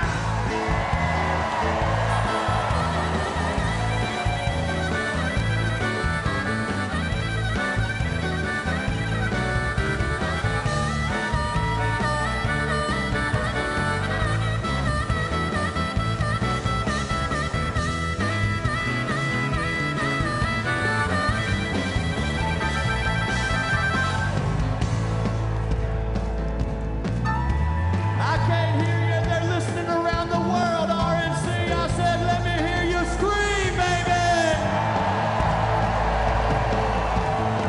I love my Bass Pro cap, love my country and my flag, and the ones who made the sacrifice. They're serving military time in the thin blue line. All-American guy. I love F-250s, Alan Jackson's little bitty, and the beauty of a small town life. I like my chili in a bowl, Bob Seger, rock and roll, football on a Friday night. I love a cold beer can and the Marshall Tucker band and a woman that I call my wife. Yeah, I'm a pretty simple man, ain't hard to understand. I'm an all-American guy. You know I'm a pretty simple man, I ain't too hard to understand. Just an all-American guy. That's right.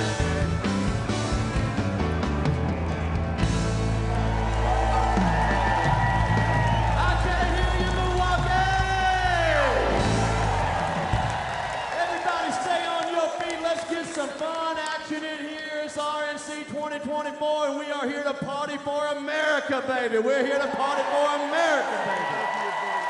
With every hand in the air, all the way to the top, side to side. I got a question for you, all the way back from 2016. Can somebody please buy me a boat?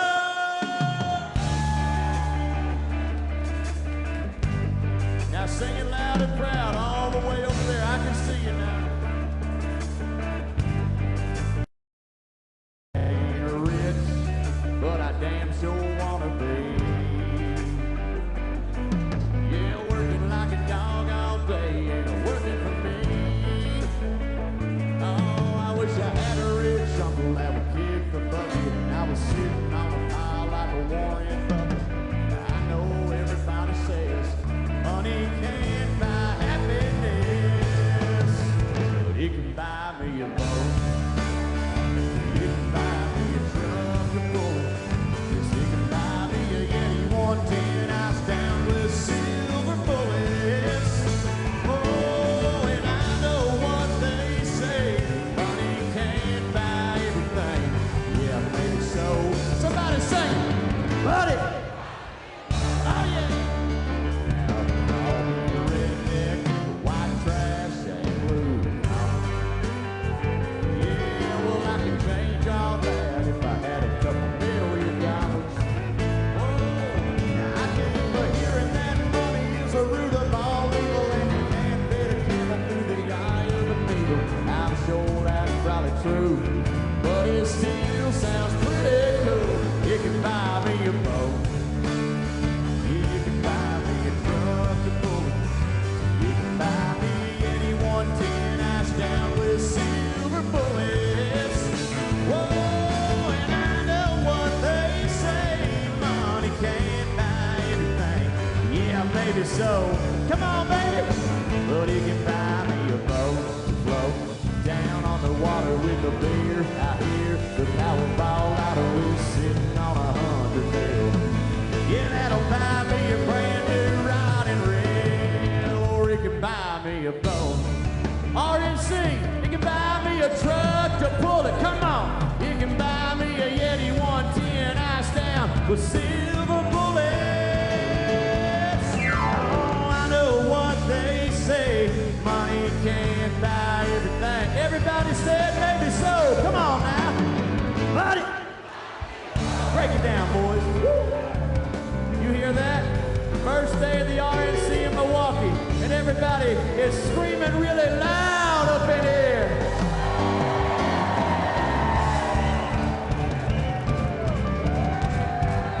I can see your hands, everybody on your feet, let's go. Get them up, get them up. We say, hey, hey, oh, whoa.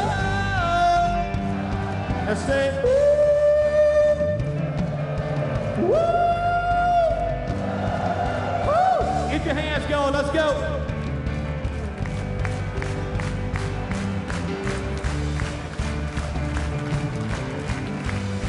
Watch this.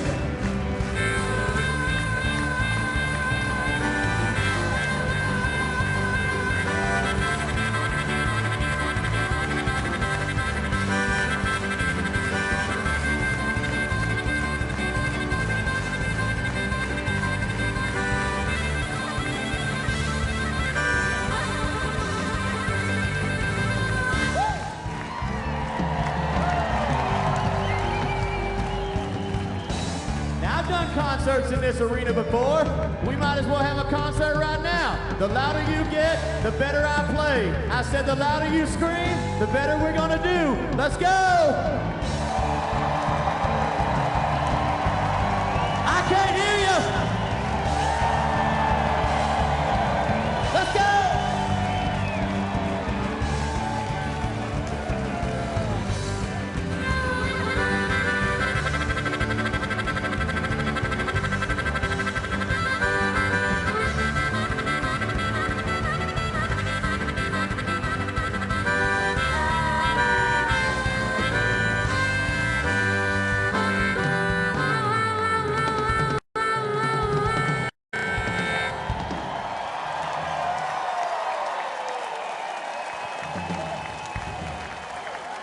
We can get rowdier than that. Come on, it's 2024. We're here to party.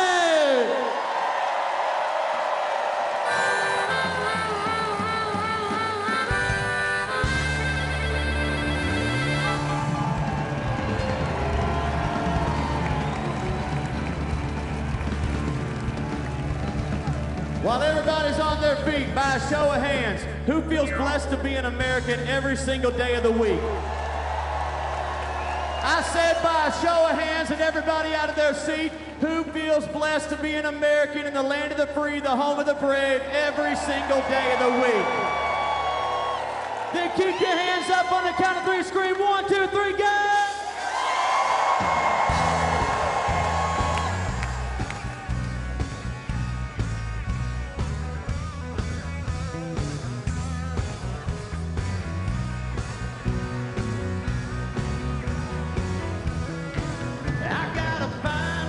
Woman got a house full of kids, truck that keeps her running, a job that pays her bills, bunch of fishing poles and ponds that I can fish.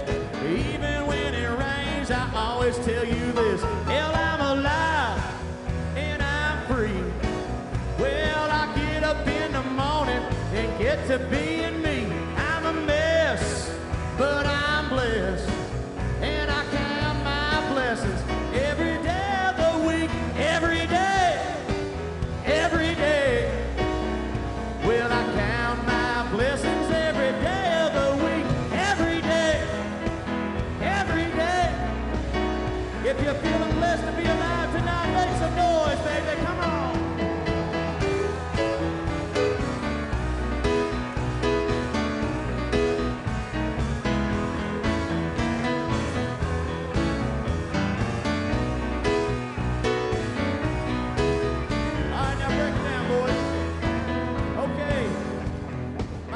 Milwaukee.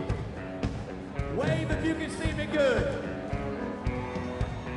Top to bottom, side to side. Every hand in the air when I say every day, and you repeat after me. Here we go. You ready? Let's go. Every day.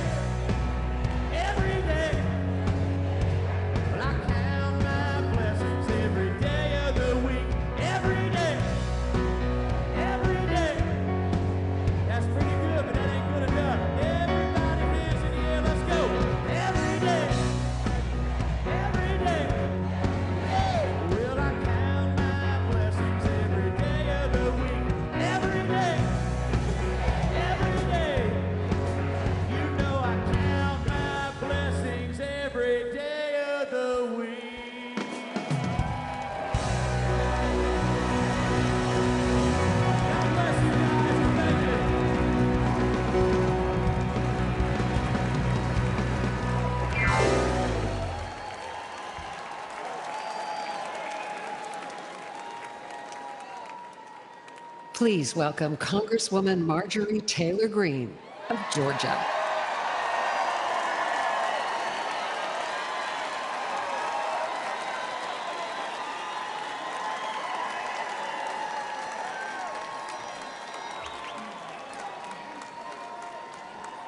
Thank you.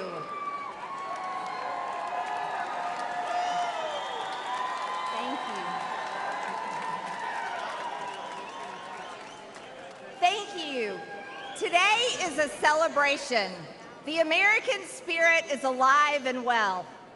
And we have once again nominated for president the founding father of the America First movement, Donald John Trump.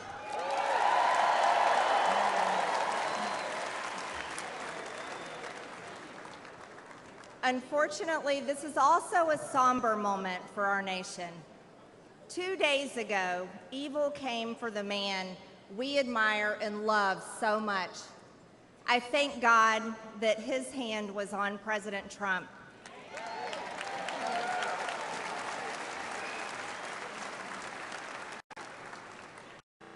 And I pray for the family of Corey Comprator, who was killed at the rally, and for other attendees who were wounded.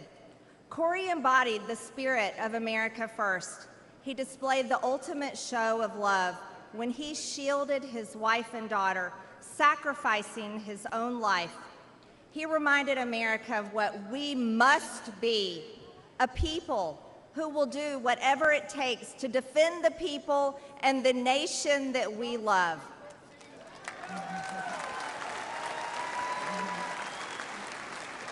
Thank you. I love you too.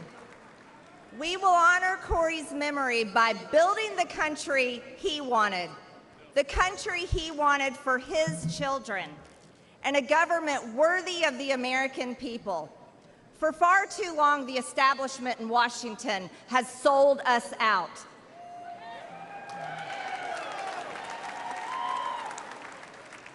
They promised unity and delivered division. They promised peace and brought war. They promised normalcy and gave us Transgender Visibility Day on Easter Sunday.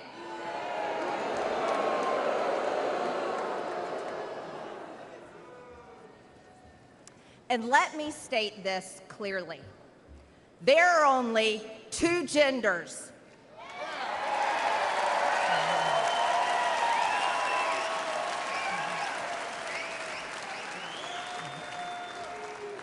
And we are made in God's image.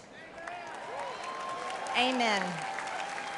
And we won't shy away from speaking that simple truth ever.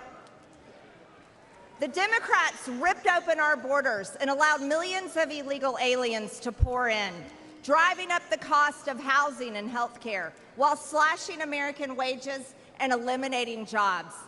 They claim that our economy is thriving, yet hundreds of thousands of American-born workers lost their jobs these past few years. The Democrats' economy is of, by, and for illegal aliens.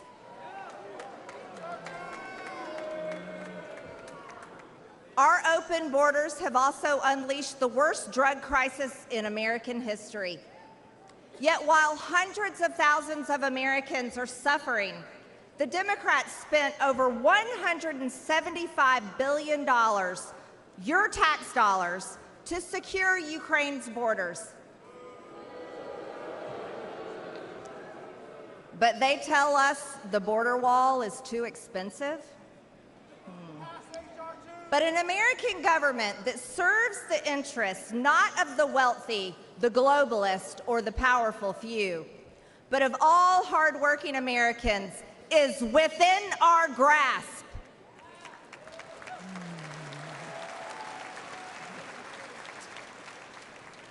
Donald Trump has, and he will, make America successful again. He will make us wealthy again. And as God as my witness, he will finally give us the country we deserve. because Donald John Trump is the leader America deserves.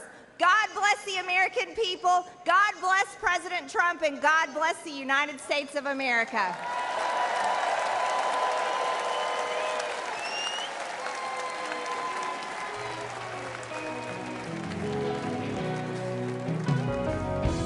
Day after day, I'm more confused,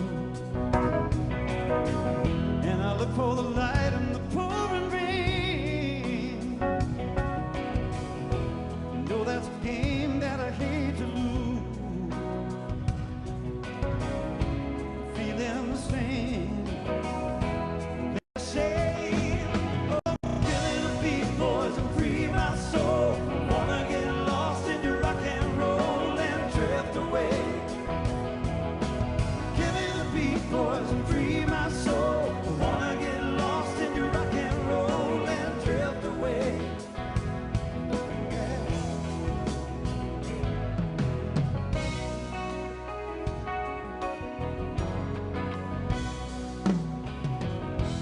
Beginning to feel that I'm wasting time. Don't understand all the things I do. The world outside is so unkind. I'm counting on you. Carry me through. Oh, give me the beat, boys, and free my soul. Wanna get lost in your rock and roll and drift away. Give me the beat, boys, and free my soul. I wanna get lost in your rock and roll and drift away. Yeah, I want to drift away.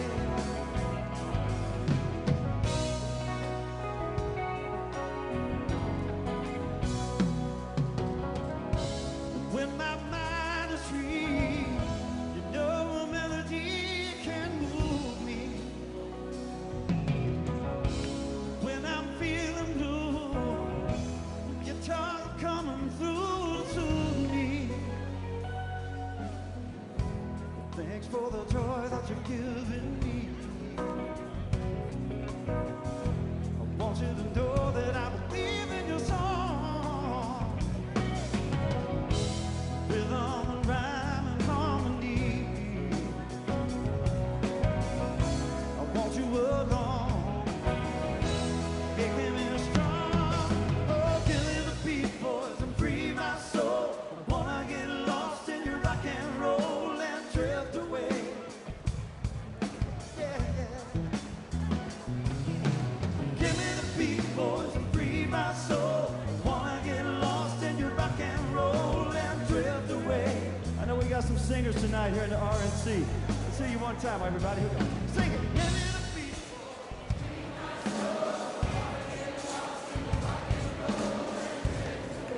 Sound good, y'all.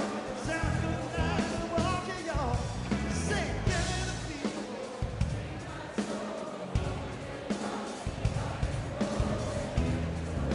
Let you feel the beat tonight, y'all.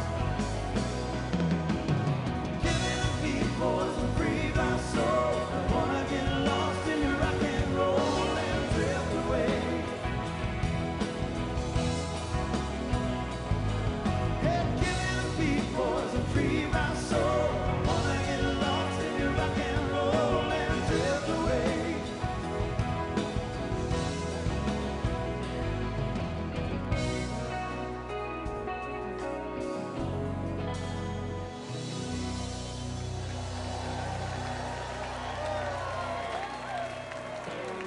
Please welcome the Lieutenant Governor and current candidate for governor of North Carolina, Mark Robinson.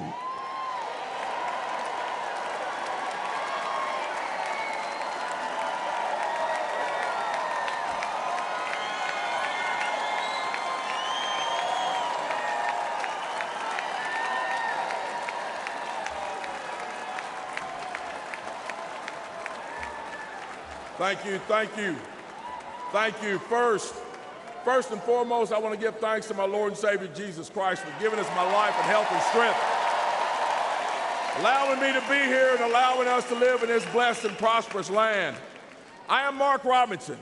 I am the first black lieutenant governor of North Carolina. And come November, I plan on being the first black governor of North Carolina.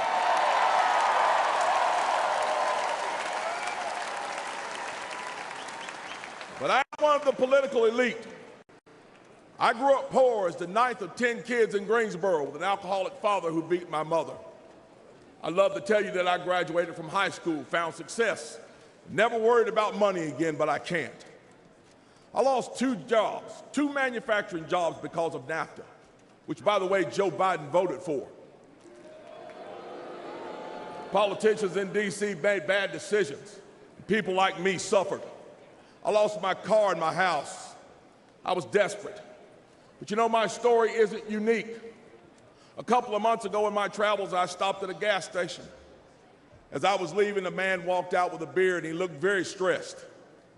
He got in his car, and I could see him holding an envelope. My heart dropped, because years ago, I held one just like it. It was bankruptcy papers. I could see the fear on his face. And it took me back to lying awake at night with that gnawing worrying, debating which bills weren't going to get paid. Unfortunately, many families today are having that same experience. Under Joe Biden, grocery prices have skyrocketed, and gas has nearly doubled. In North Carolina, factories just like the one I worked at are closing, leaving families feeling hopeless. But there is hope, and I'm proof. My wife and I never gave up. We kept our faith. We worked hard and made it through those tough times. Now I stand before you on the verge of becoming the first black governor of North Carolina.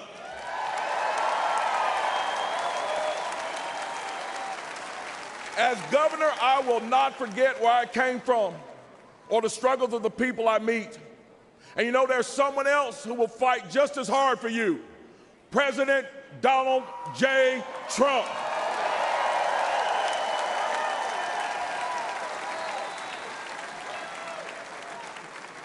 The brave heart of our time, President Trump, had our economy roaring. Gas was up below $2. Unemployment was at a historic low. People could afford homes. And we had a president who protected manufacturing jobs. Under President Trump, the American dream was alive and well. Under President Trump, there was hope. And we need that now more than ever. So this November, let's select the brave heart of our time, Donald J. Trump, to get our economy back on track, restore the American dream, and make America great again. God bless you all, and God bless the United States of America. Thank you.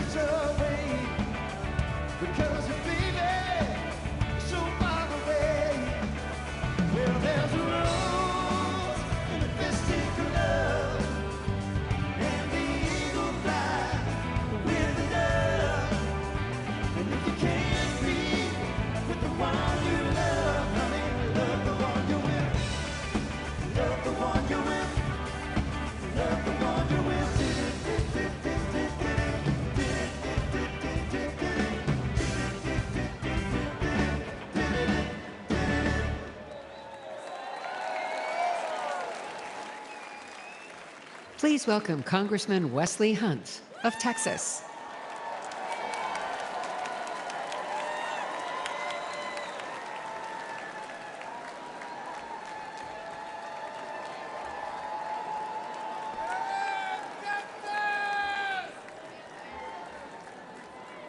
Thank you. Thank you. Thank you, Texas. Love you. Love you, Texas.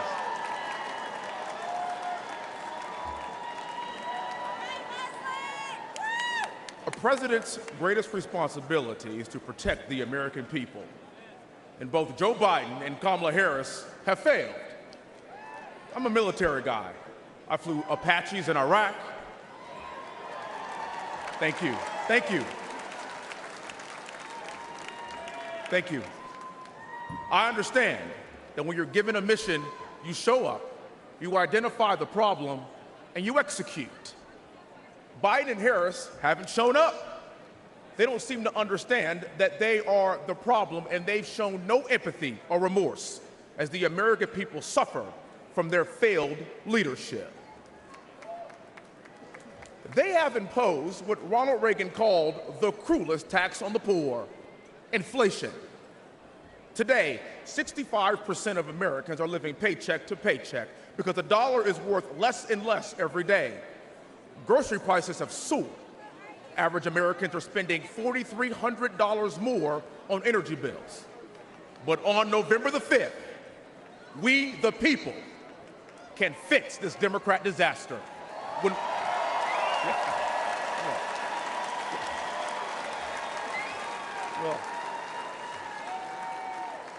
We can fix this disaster when we re-elect Donald John Trump as president and send him right back to where he belongs, the White House.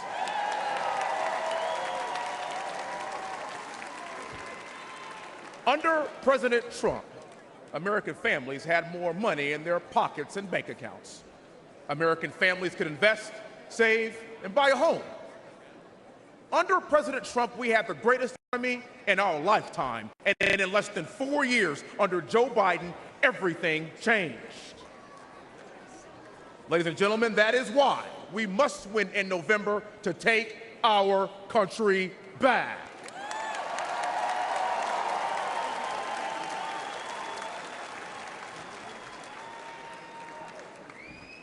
We owe it to future generations to embrace this pivotal moment.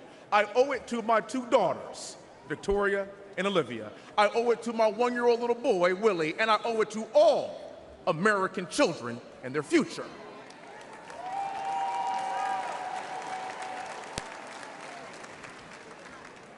I'm the great-great-grandson of a slave. I'm the son of a retired lieutenant colonel. I'm the product of West Point along with my other two siblings.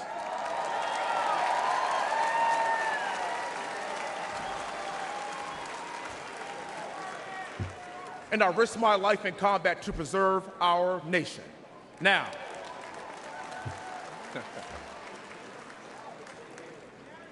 there's another man who is putting it all on the line to save our nation. His name is President Donald Trump.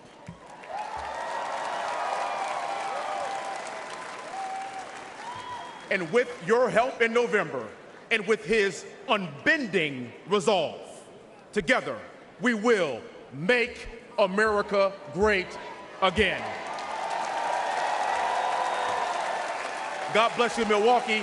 May God continue to bless these United States of America. Thank you.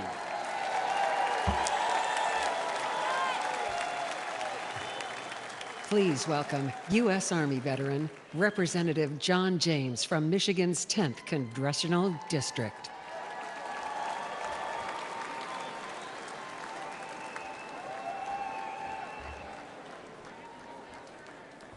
Good evening, Wisconsin. Warmest regards from Detroit, home of the NFC North champion, Detroit Lions.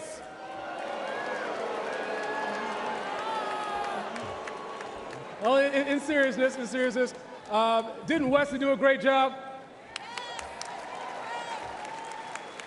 One of my West Point classmates, class of 2004, and there's another Midwestern boy who did a great job. our vice presidential nominee, J.D. Vance. Another Midwestern boy. You know, he's going to need some help when he comes up to Michigan. I'll do everything I can, but he might be the first Buckeye to win in Michigan since last time Trump was in office.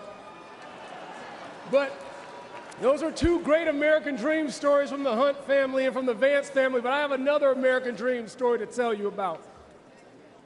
It's about a little boy from Starkville, Mississippi, who lived directly across the street from Mississippi State University, but he couldn't go there because he was black.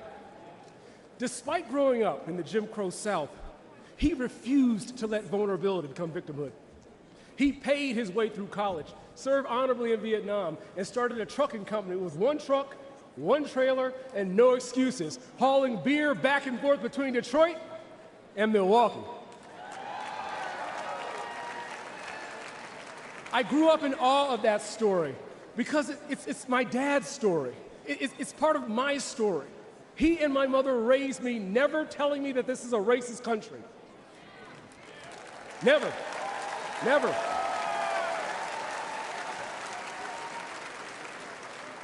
Even though we have marked blemishes in our past, even though we have much farther to go, even though they endured racism, it did not define the nation they loved. They taught me I could do anything I set my mind to. They taught me to put the Lord first always. They taught me to use my blessings to be a blessing to others. And that's what we're doing here today.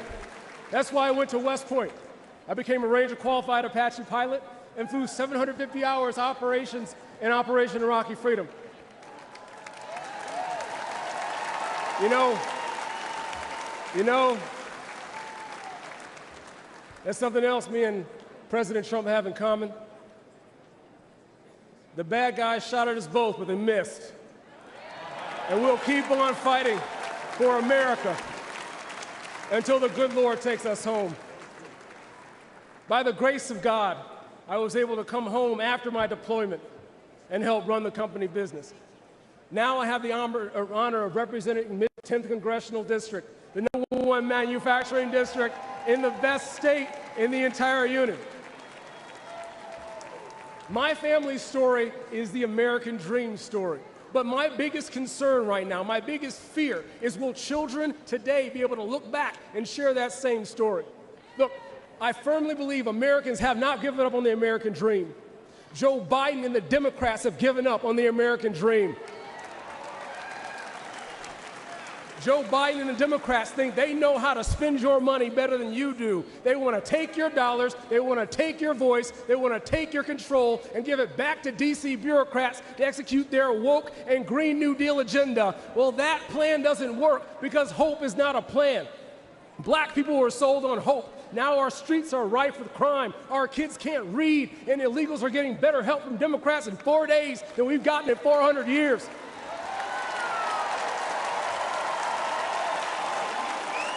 Look, our daughters were sold on hope, and now they're being forced on the playing fields and changing rooms of biological males. America was sold on hope, and now the world's on fire. Our borders are wide open, and Americans are going into debt to pay for their groceries. But look. We don't even have to imagine a brighter day. We just have to remember, under President Donald J. Trump, we had a secure border. Under President Donald J. Trump, we had peace in Europe. And under President Donald J. Trump, we had an economy so good.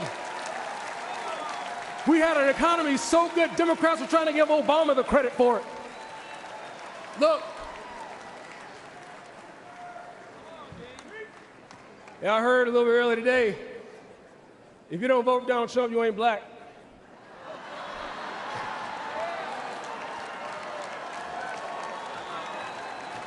But see, here's the thing.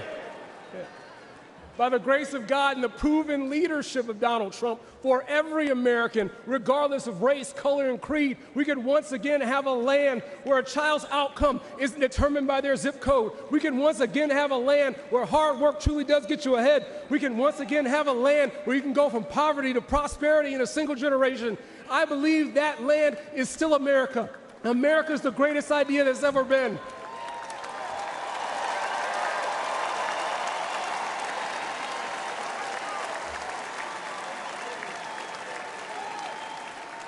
America, I believe deeply in my heart America's the greatest idea that's ever been. It's worth fighting for, it's worth sacrificing for, and it's worth getting out to vote for, because I truly believe in the deepest heart of hearts that with Donald J. Trump back in the White House, the best is yet to come. God bless you. Thank you. God bless America.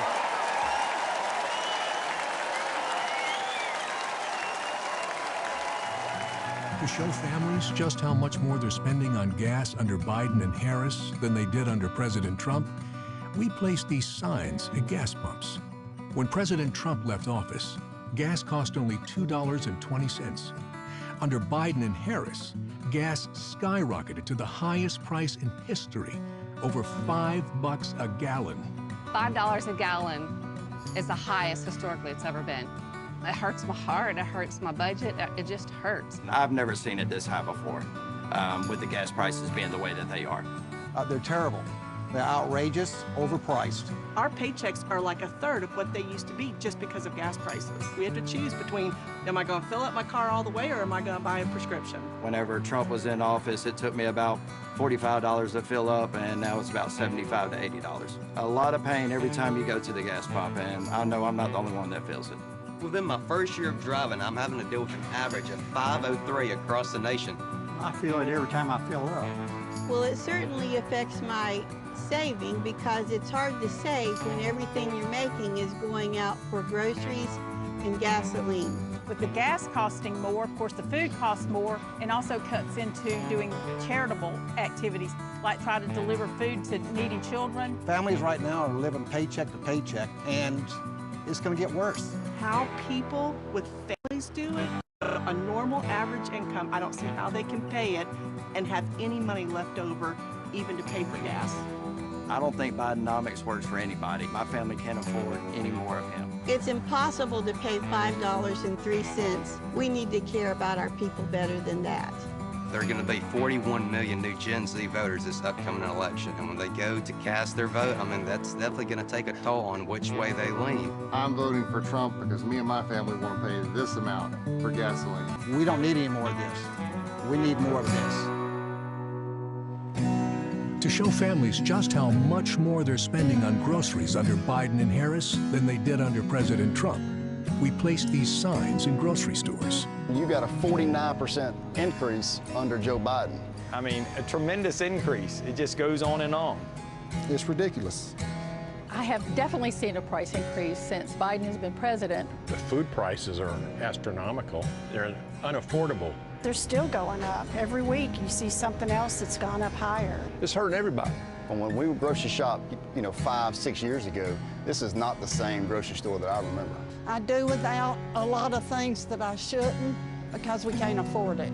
Everything in the store is double the price. I mean, we're talking $600 a week just for my family of 6. I think it's especially hard on families with children. A lot of people are using food banks that never would have used food banks before.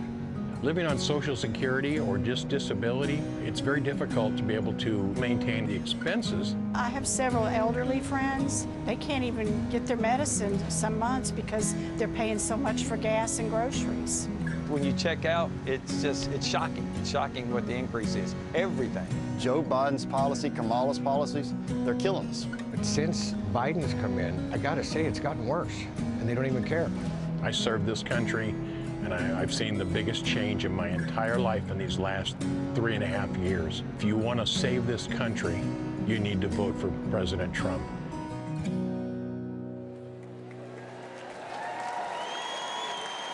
Please welcome American mother, Sarah Workman.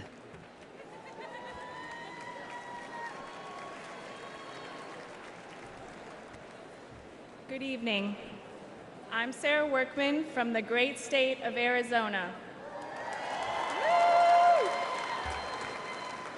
I'm honored to be here tonight on behalf of everyday Americans. I'm a single mother who works 2 jobs to support my family. I know Americans can relate when I say that every time I fill up my gas tank, go to the grocery store, and try to pay the bills, I think, who doesn't miss the Trump days?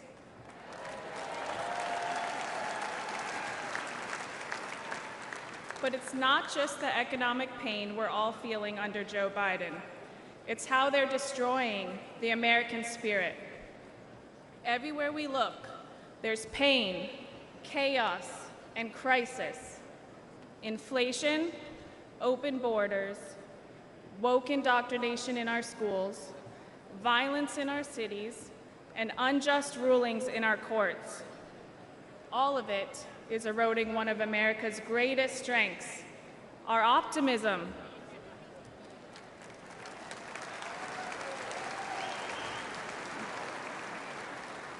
While the left is trying to divide us with identity politics, we are here tonight because we believe that America is always, should be, one nation under God.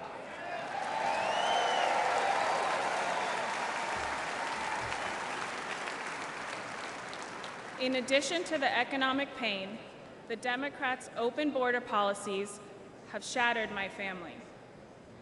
With drugs so readily available, my husband fell victim to the drug epidemic. It tore our family apart, and now I raise my son alone. But I know there is hope.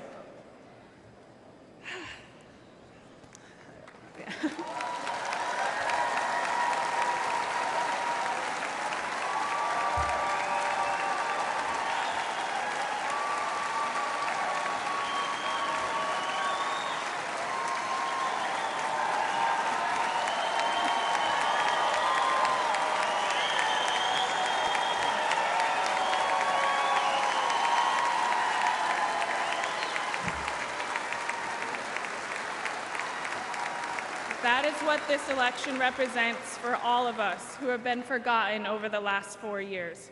Hope. We need God in our hearts and Donald Trump back in the White House.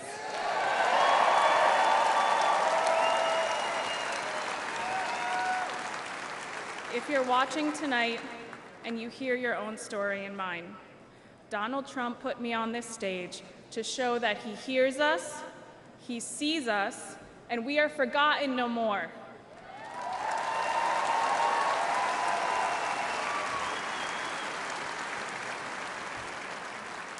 I find peace in God's promise that says, if my people who are called by my name would humble themselves and pray, I will heal your nation.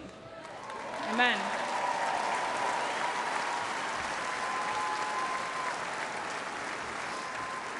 With faith, hope, and love in my heart, I know we will make America great again.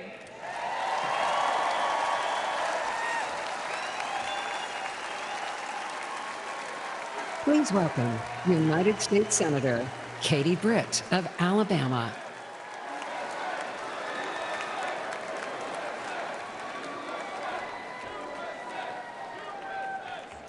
Good evening, Milwaukee. I'm Katie Britt.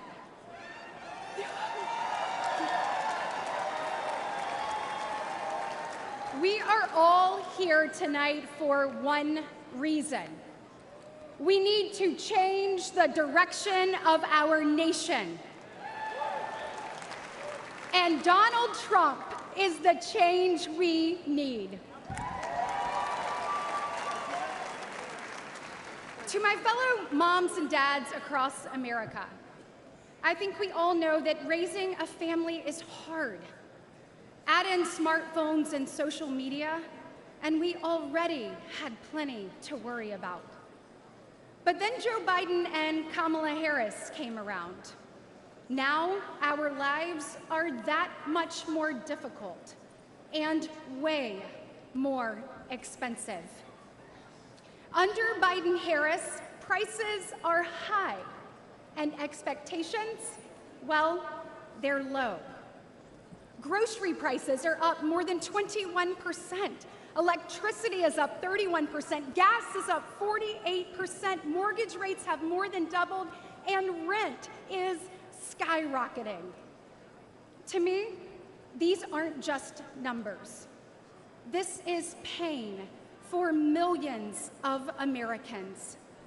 It means that so many American families have to live with so much less. This is too high a price to pay for an administration that has brought us to such lows. The American people won't have the wool pulled over our eyes. We see how Biden and Harris keep making things worse. And we know the current president is not capable of turning things around.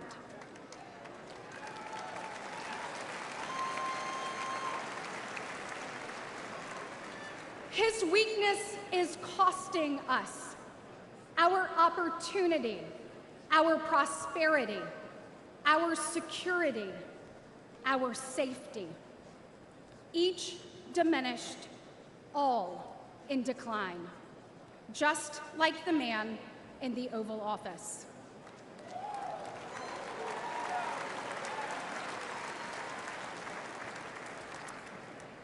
And it doesn't have to be this way. Under President Trump, we had the strongest economy in history. That's right.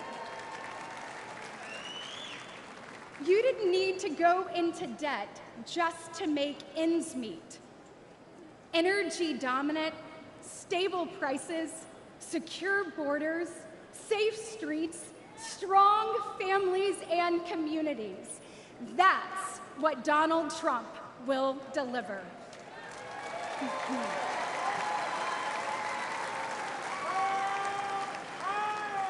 With President Trump, the tough choice was which job offer to accept. Now, it's which second job to take just to pay the bills. Your family can't afford this costly and dangerous decline for 4 more years. 4 more years of Biden-Harris will impose a lifetime of financial damage on our children and our nation. It is time to return President Trump to the White House. Yes. Republicans will put parents, families, and hard-working Americans first. With President Trump back in the White House, we will reawaken the exceptionalism of the greatest nation ever known.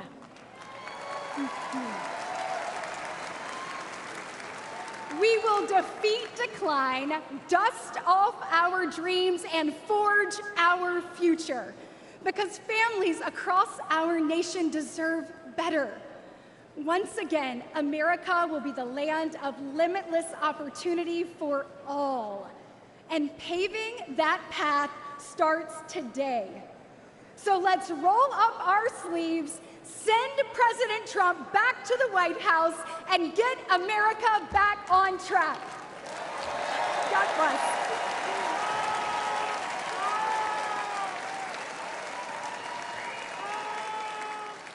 Ladies and gentlemen, please welcome United States Senator Tim Scott of South Carolina.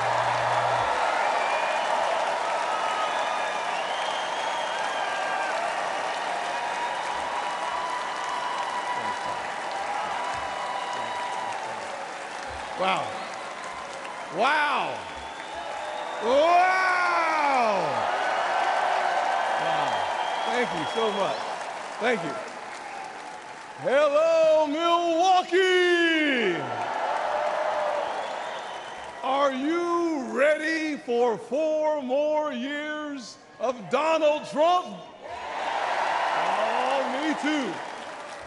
Listen, if you didn't believe in miracles before Saturday, you better be believing right now.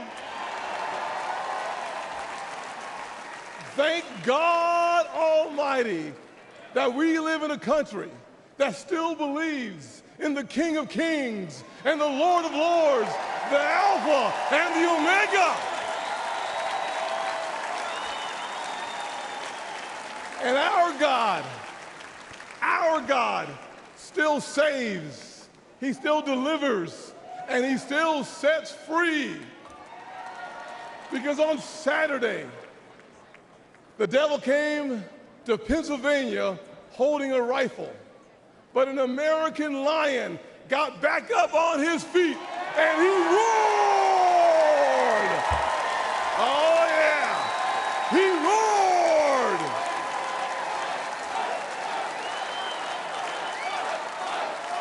Yeah, yes he did.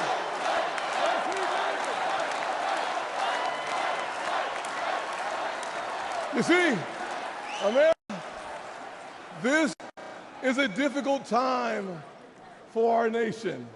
Inflation is crushing families. Illegal immigration is crushing American workers. Failing schools and victimhood culture are crushing our poorest kids. And the weakness of the commander-in-chief has invited world wars all around our world. Joe Biden is asleep at the wheel and we're headed over a cliff.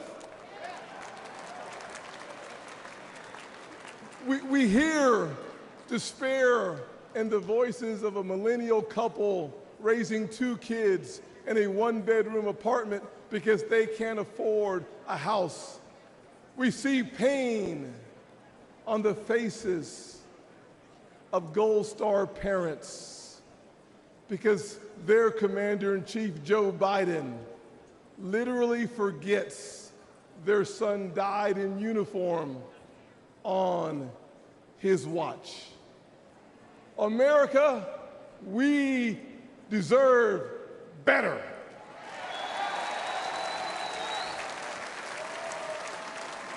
We deserve so much better.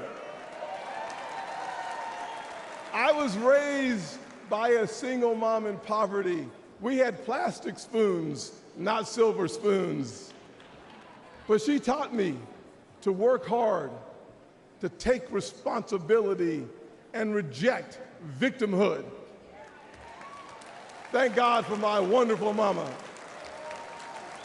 I know this is going to offend the liberal elites. Every time I say it, it offends them. But let me say it one more time. America is not a racist country.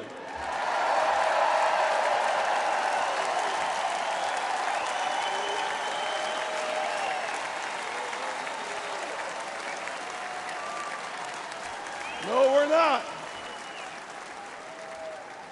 But if you were looking for racism today, you'd find it in cities run by Democrats. Look on the south side of Chicago. Poor black kids trapped in failing schools. Thousands shot every single year, including one of my former interns, Daquan. But there's good news. It's conservative values that restores hope. It's Republican policies that lifts people up. I partnered with the greatest president of my generation, President Donald J. Trump.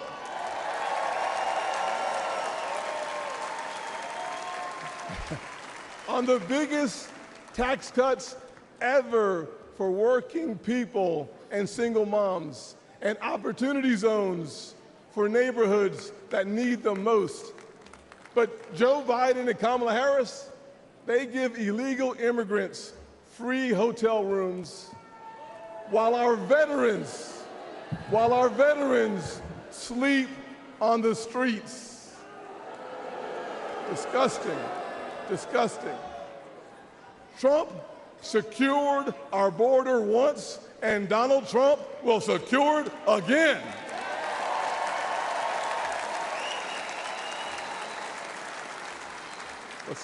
This November, we are not deciding simply the fate for the next 4 years.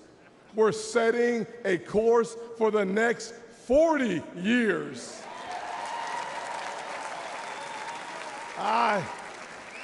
I see our heartland filled with huge American factories powered by abundant American energy, building what America needs, creating generational wealth for blue-collar workers.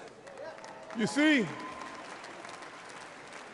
we are the Republican Party of Frederick Douglass and of Abraham Lincoln, of Ronald Reagan and Donald Trump. But we, 4 more years. I love it.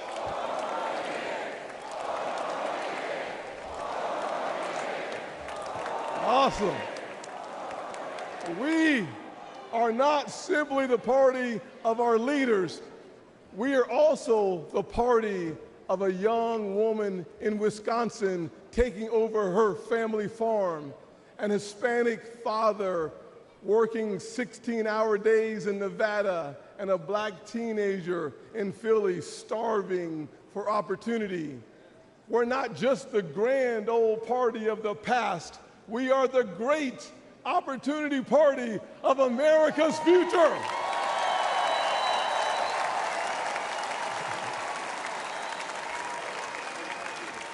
And there's only, hear me clearly, and there's only one person who can make that vision a reality: Donald J. Trump. God bless America.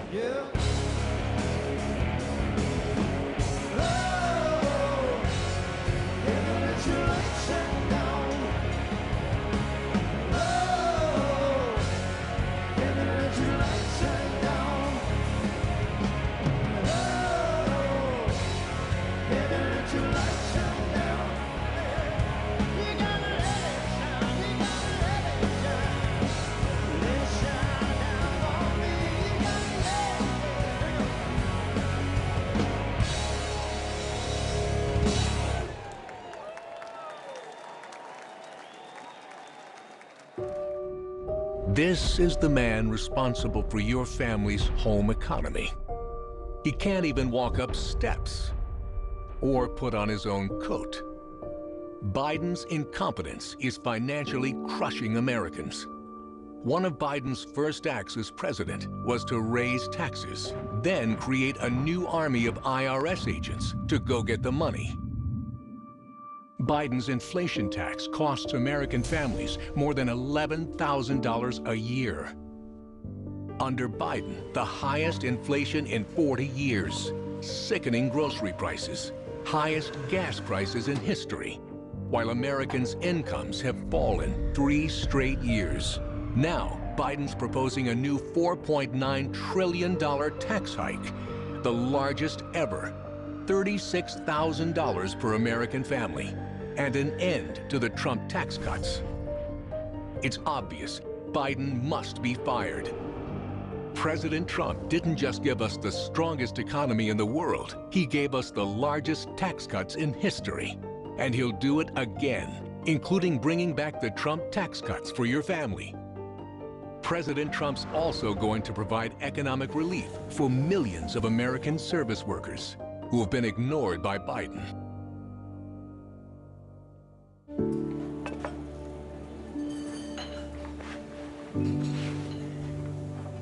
You're looking at America's service workers. And they're over 150 million strong. Waitresses and waiters. Drivers and doormen. Bartenders and baristas. And like so many others in Joe Biden's America, they're struggling economically. The majority now live paycheck to paycheck. Their credit card balances at record highs, at astronomical interest rates, and their incomes are down 3 straight years. The good news? Help is on the way. President Trump's economic plan to restart America includes no tax on tips earned by our service workers.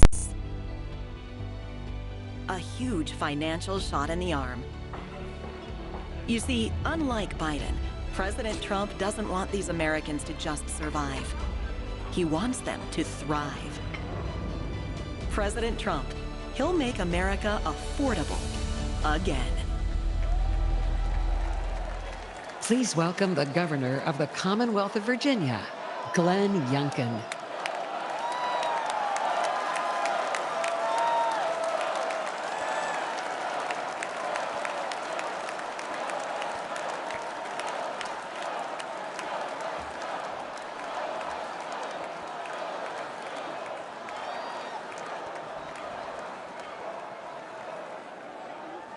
Yes, Joe must go.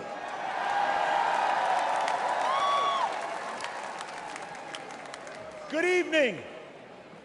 I'm Glenn Youngkin, the governor. The governor of the home of Washington, Jefferson, Madison, and Monroe, the great Commonwealth of Virginia.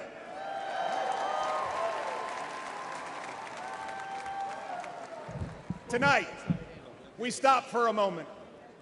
We ask for God's grace to be on innocent victims. We ask him to be with their families. We thank him for this moment of unity. And we thank him for protecting our next president, Donald J. Trump.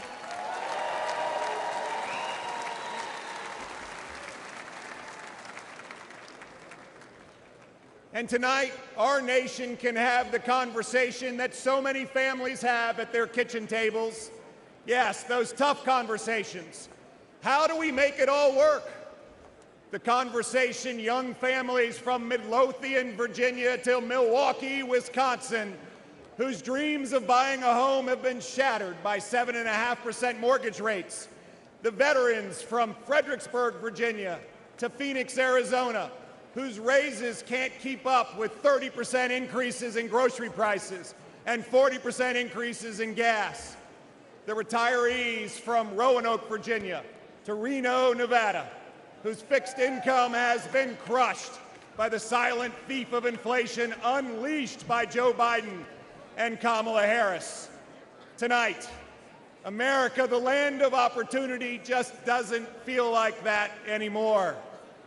But 8 years ago, there was an outsider, a businessman, who stepped out of his career to rebuild a great nation with the strongest economy, the mightiest military, energy independence, unlimited opportunity, lifting up every American. That outsider businessman was Donald J. Trump, and he will do it again.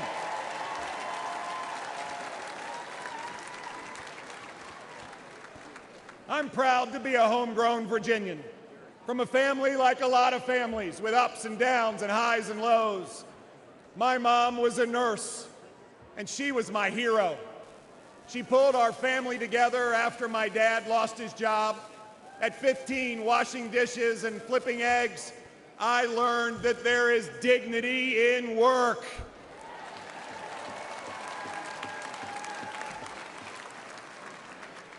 At the height of the pandemic 4 years ago, I asked my amazing wife, Suzanne, to go on a walk with me. I told her I planned to quit my job and run for governor. She looked at me with tears in her eyes and a quivering lip and asked, "Governor of what?" We prayed together, and we asked God for guidance and wisdom, and we said if elected, we would serve. After 12 years of only electing Democrats statewide, in November 2021, Virginians elected a Republican outside businessman as their 74th governor.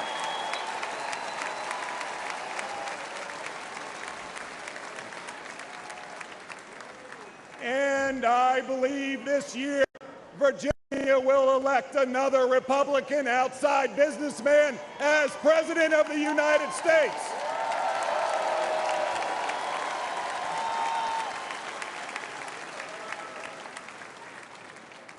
President Trump proved that common sense conservative leadership works.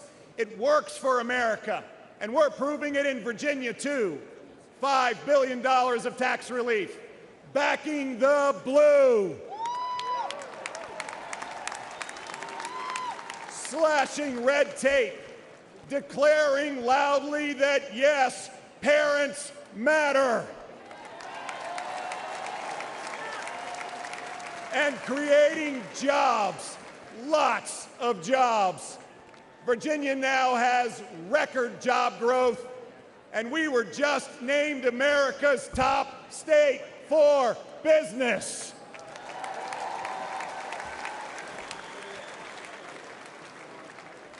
Friends, could this election be more simple? It's common sense versus chaos. It's strength versus weakness. Friends, it's not just Republicans who see this. It's Republicans, independents, and lots of Democrats. It's Americans. Under President Trump, America had high growth and low inflation. Under Joe Biden, America has low growth and high inflation. 66% of Americans now live paycheck to paycheck. Moms and dads worrying, can they buy new shoes for their kids going back to school?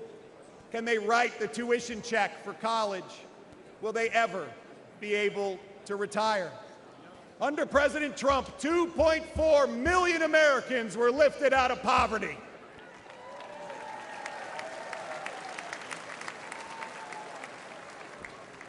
Women, Black Americans, Hispanic Americans, Asian Americans all saw record low employment. Under Donald J. Trump, we once again will have that rip-roaring economy that lifts up all Americans. That is our tomorrow.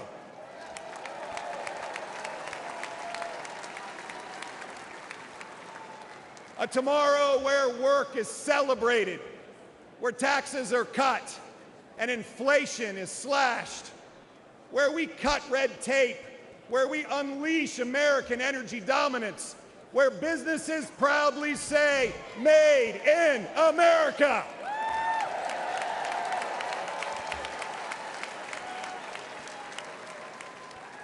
Where entrepreneurs dream, and small businesses thrive, where Americans from any background can pour their God-given talents into building their American dream. This is the moment. This is our moment to make America the land of opportunity again.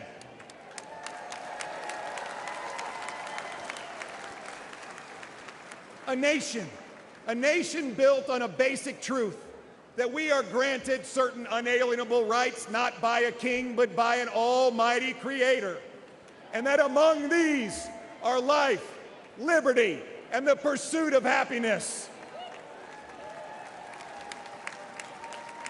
Our foundational principles are non-negotiable. They are inscribed on our national soul. My fellow Americans, the spirit of hope is spreading. Everyone can feel it, and it will sweep across this nation when we elect Donald J. Trump, the 47th President of the United States. May God bless you, and may God bless the United States of America. Thank you.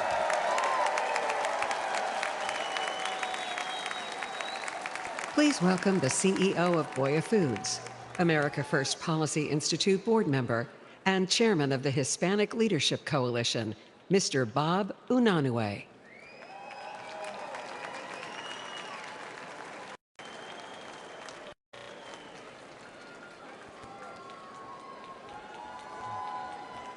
Buenas noches, familia. Good evening, family.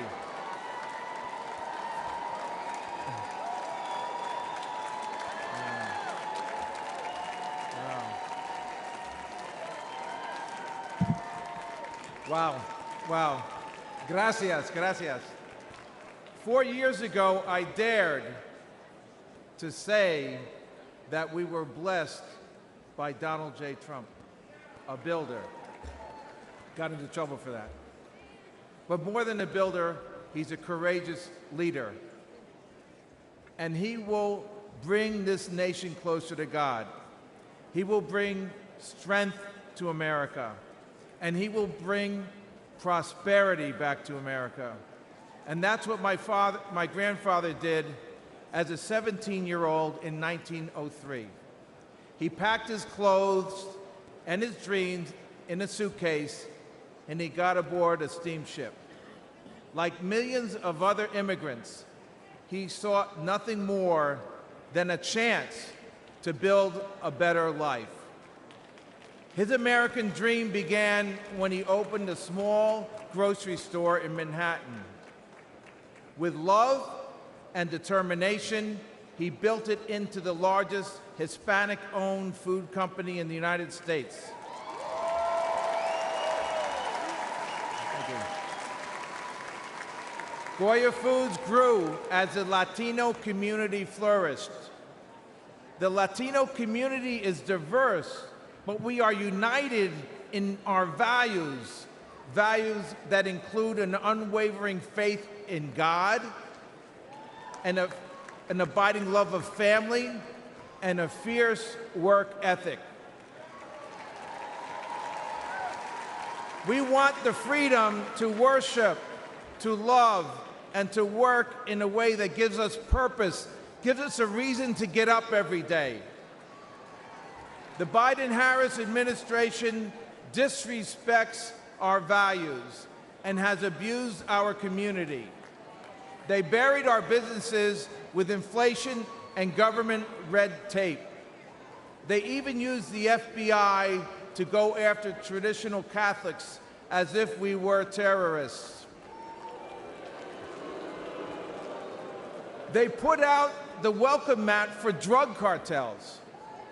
Biden's open-door policies is all the more insidious because it's couched in soft terms like compassion and sanctuary. In reality, it is cruel. Joe Biden's open southern border facilitates the largest criminal enterprise in the world, which disproportionately victimizes Latinos, especially children.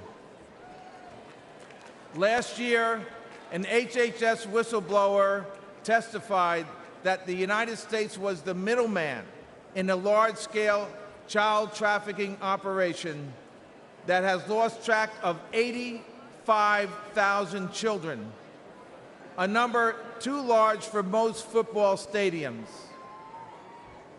Our border czar, Kamala Harris, that means so bad, and we have enough bad, we need some good, we need goodness, was missing in action. Many Latinos came to America from countries where the few exploit and control the many. Today's Democratic Party sees this as their path to maintain power. Instead of lifting people out of poverty, their policies are making our lives worse.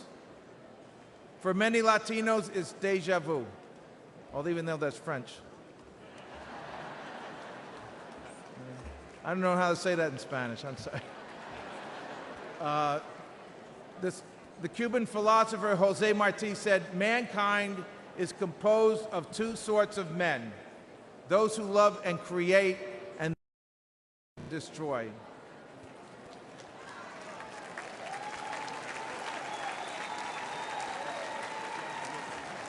Joe Biden and his allies show contempt for anyone who disagrees with them.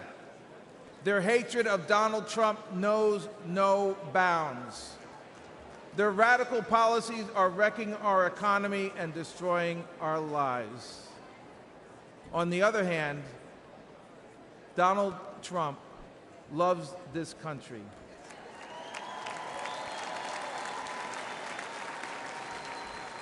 He loves us, and he knows how to build and create.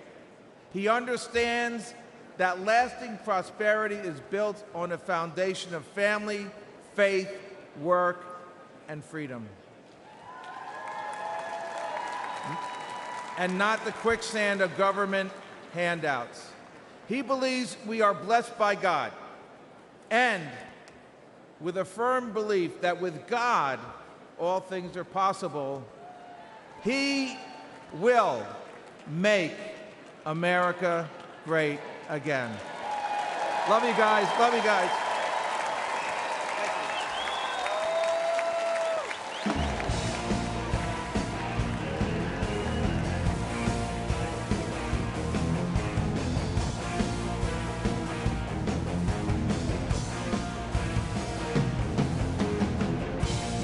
Everyone's watching. See what you do. Everyone's looking at you.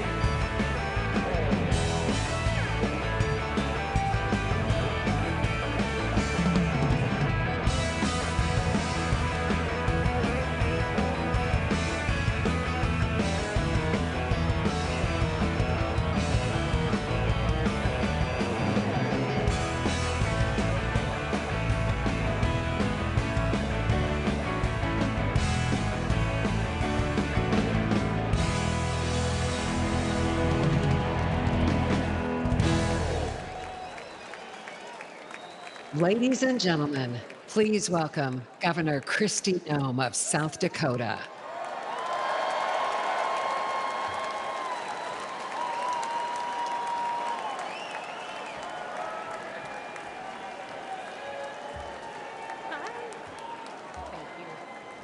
Good evening. You all look fantastic. I love the cowboy hats. And a shout out to South Dakota. Hi. Woo. Listen, I'm Governor Kristi Noem from the great state of South Dakota.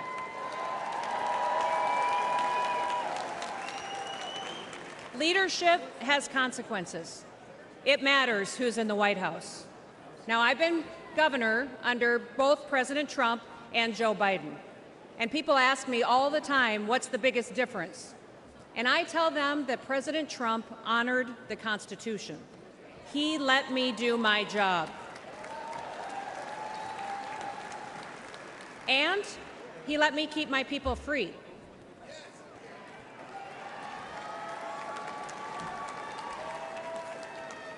Now, leadership on the state level, it matters too. It certainly mattered in South Dakota. I am so proud to say that South Dakota's strong economy has been a beacon of freedom for America. Most of you probably first heard about me during COVID, didn't you? Because South Dakota was the only state in the country that stayed open for business.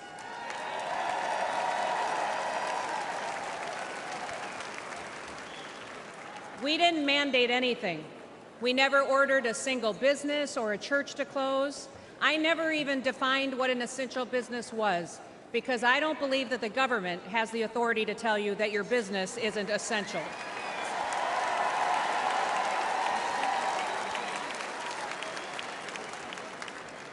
When other states were pushing mandates and lockdowns, instead in South Dakota, we hit the gas. We embraced liberty. We told our story and we invited people to come and to enjoy our beautiful state. Now, all of the things that conservatives have always talked about, we just did it, and it worked.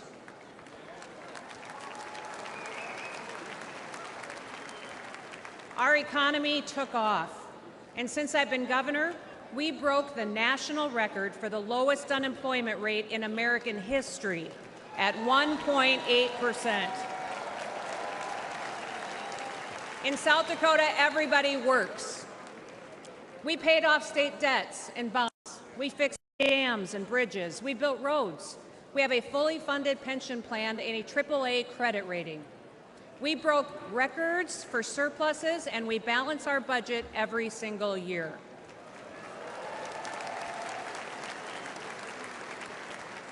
And last year in South Dakota, we passed the largest tax cut in South Dakota history.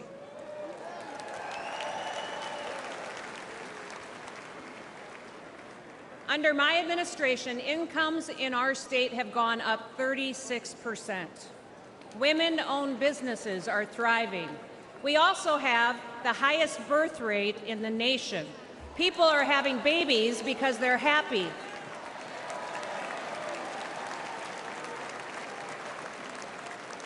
And in South Dakota, we love babies.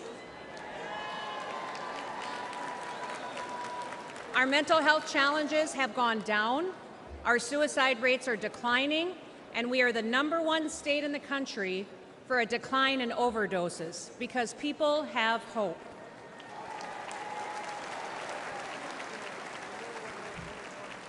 We're growing so fast that we needed more workers to catch up. So we launched the most successful workforce recruitment campaign in the history of South Dakota. And they have come by the thousands to join us and to live with us. Do you guys remember those ads when I was a really lousy plumber and a really terrible electrician? Do you remember those?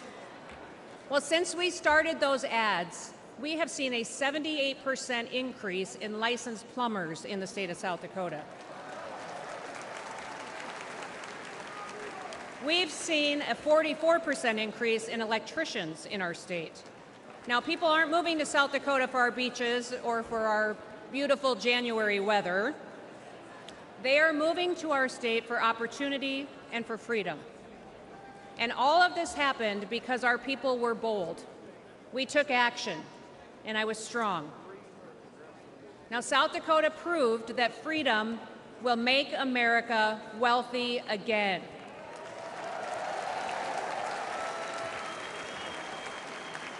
And with President Trump in the White House, with Senator J.D. Vance by his side, we will prove it across America.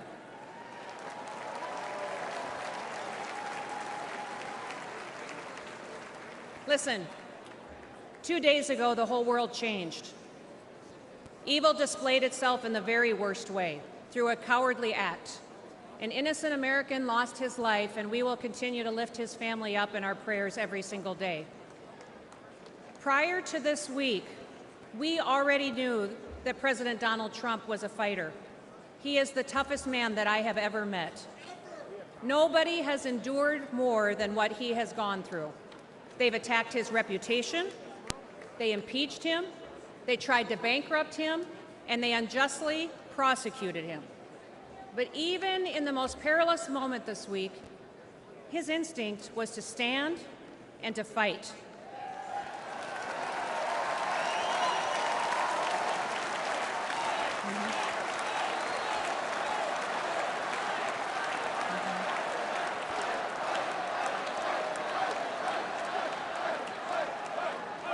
Donald J. Trump is our man in the arena. He will never stop fighting for us. He will never stop, and now he is bringing all of us together. Now, I know that many of you are angry, but now is the time to unite. And we have to get to work. We have to win the hearts and minds of every single American. Wake them up with truth and with wisdom. We need to listen to them. You can't win people over by arguing with them. Visit with your neighbors, at your job, at your church, at the gas station, or even at the grocery store. Listen, there are moments in our history, often after great hardship and tragedy, when true leaders unite our country. At one time, President Lincoln, he united our country. He delivered my favorite presidential address of all time. In fact, it's the only speech or poem or song that I ever made my kids memorize when they were young, when they were little. It was the Gettysburg Address, and it was delivered during our nation's bloodiest conflict. That speech so inspired people that they continued to fight for years, and they lost loved ones in order to preserve this union we call the United States of America.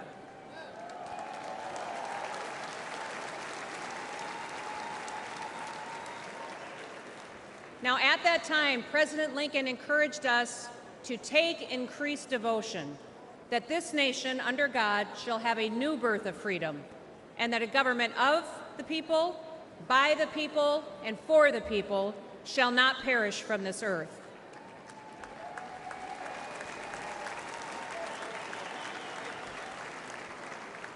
Like Lincoln, in the midst of our pain and division, Donald Trump is calling us to be touched by the better angels of our nature. As Paul wrote in 2 Timothy, God has not given us a spirit of fear, but of power and of love and a sound mind. We must not be afraid.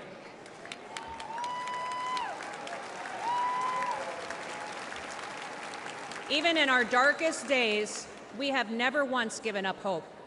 So don't quit on America. If we lose this country, where else will we go that provides more freedom and opportunity for our kids and our grandkids? And I've got 3 grandkids, and I'm counting on a whole lot more. And yes, democracy can be messy, but there is a great invisible strength to a people's union. We have shown the world that we can endure sacrifice and that we can still unite. We should still aspire to be worthy of this union, America. President Donald J. Trump is the leader we need for such a time as this.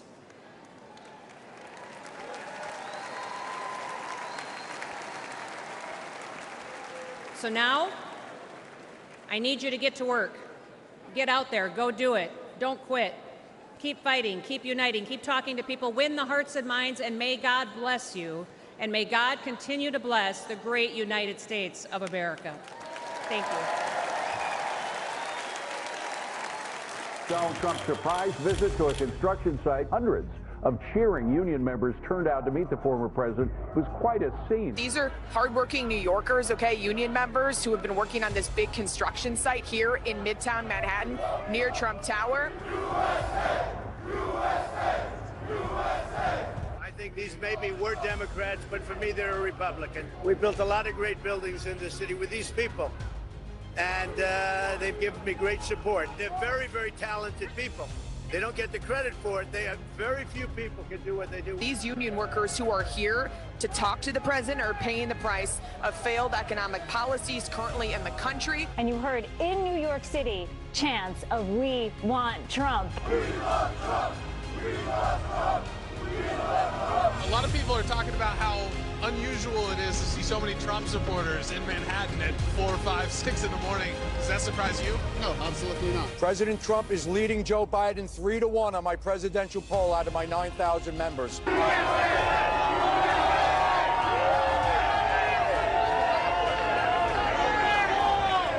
Trump's turn again. What's your message to Joe Biden?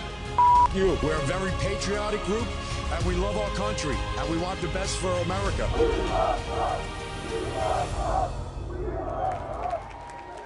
Ladies and gentlemen, please welcome Bobby Bartles Jr., Business Manager of Steamfitters Local 638.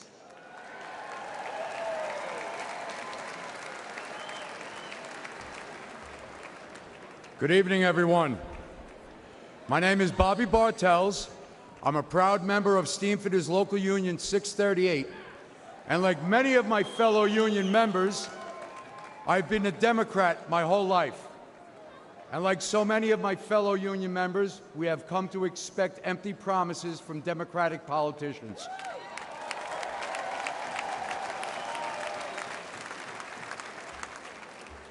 In 1986, after a decade of Democratic politicians' mismanagement, Central Park's iconic Woolman Ice Rink had fallen into an unusable state of disrepair.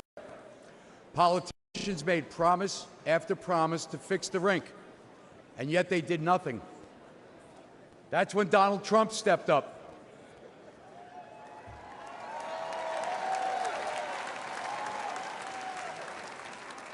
He wasn't mayor, he wasn't running for anything, but he was a guy who cared about people, and he knew how to get a job done. He put his money and his reputation on the line and committed to getting it built.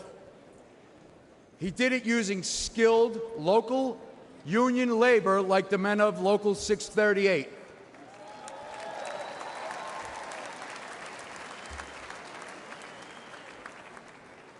Together, we worked tirelessly on that project, completing it on time and ensuring kids would be skating that fall on that rink. And a quick note to President Biden, that involved working outside the hours of 10 a.m. and 4 p.m.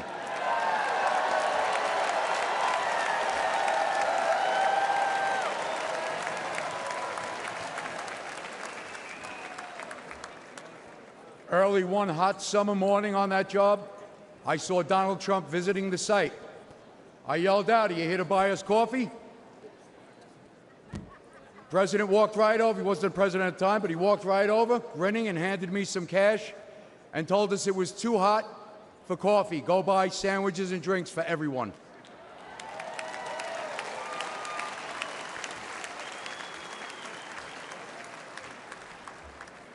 Now, more than ever, we need a president who knows how to get things done.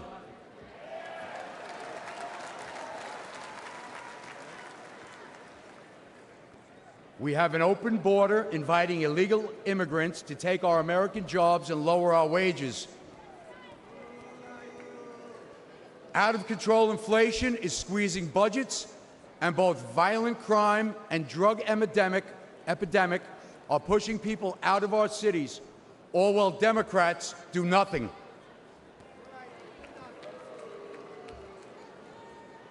That's why this union Democrat will be voting Trump along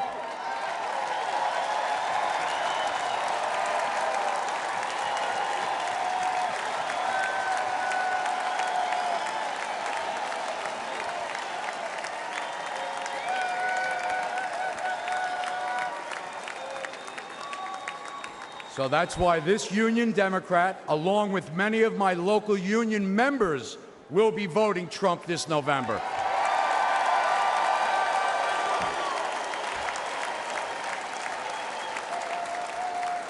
So that we can take back the middle class, take back the country, and rebuild the middle class that my union has helped build over so many years. God bless America. Thank you.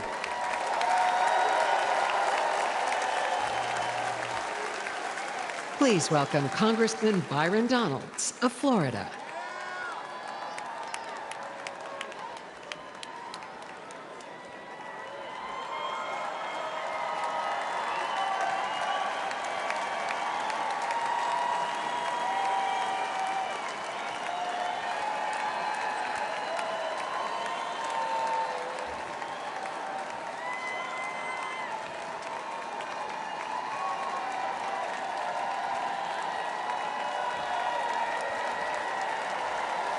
Good evening, Milwaukee.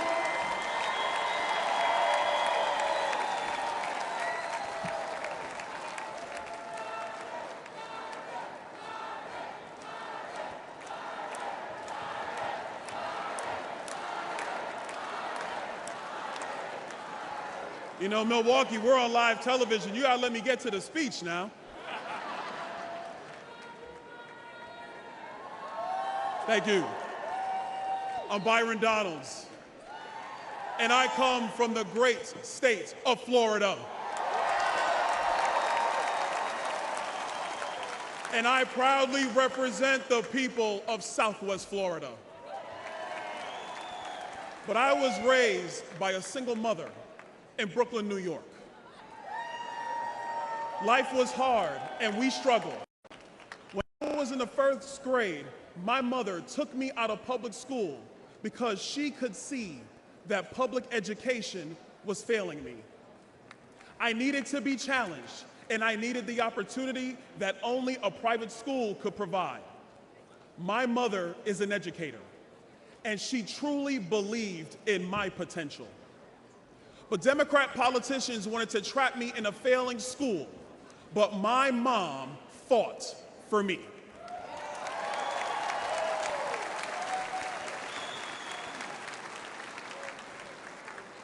Mom, I just want to take this opportunity to say thank you.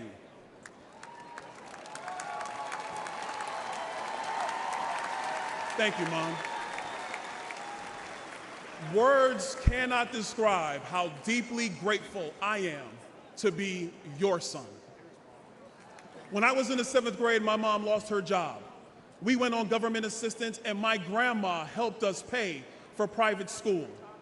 My mom and my grandma sacrificed to ensure that I could build a successful future through a commitment to academic achievement and hard work. I'm standing here today as a result of their love, good and safe schools, and great teachers.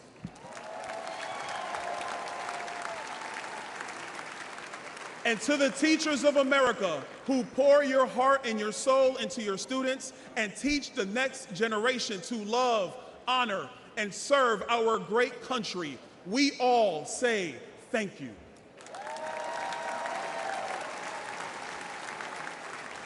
But what about those kids whose parents can't scrape money together for private school?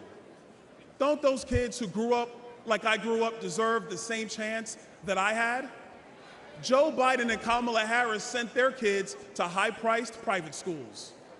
But since they are in the pocket of the far-left teachers' unions, they trap poor kids like me in failing schools with no way out. They say they're pro-choice, but not if you want a choice over what your kids are taught.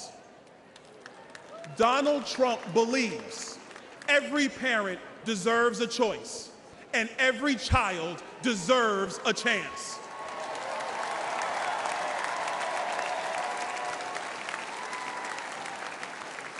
And in November, when Donald Trump is elected, our nation's 47th president, we will make sure all America's children get that chance.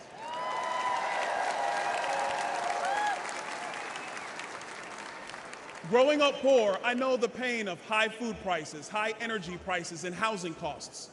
I remember as a kid, my mom yelling at me, "Turn off that light, you don't pay the bill." We know there's a bunch of kids in America today who are hearing that from their parents. The massive inflation created by Joe Biden and Kamala Harris has only made it worse.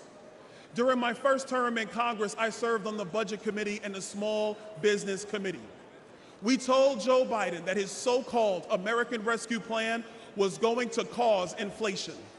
The Biden-Harris administration told us not to worry, but I knew better. I have nearly 2 decades of experience as a financial professional, and the evidence is in. Go to any grocery store, buy eggs, buy beef, buy milk. Even housing prices have skyrocketed. All Americans deserve a shot at the American dream. But under Joe Biden's debilitating economic policies, far many Americans, far too many of them, that dream has slipped away.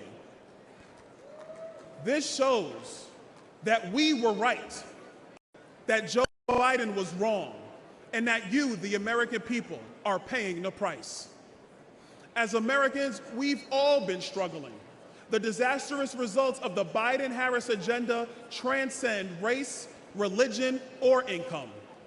But under President Trump, all of this will change.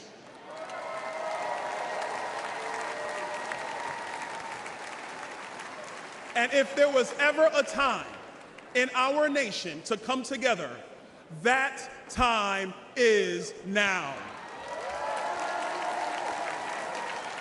With Trump, our economy will boom again. You will have more money in your pocket again. And your children will have a future again. Together, I know we will make America wealthy again.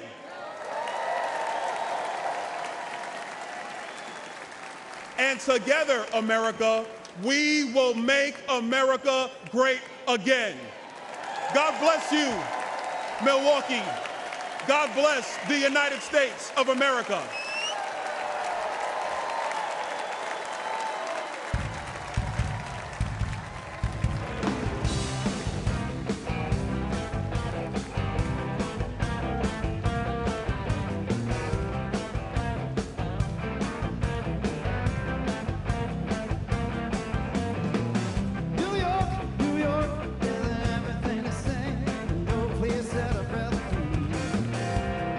Well, can you do a half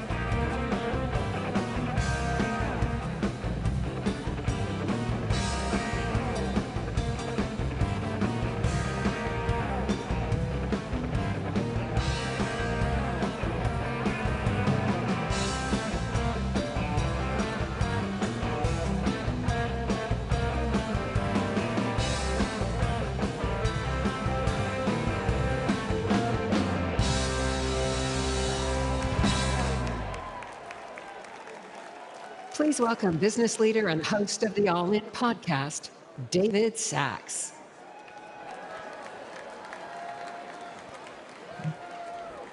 Good evening, America. Good evening, America. I'm David Sachs, a legal immigrant who worked hard to achieve the American dream. Now, thank you. Now I'm concerned those same opportunities won't be there for future generations.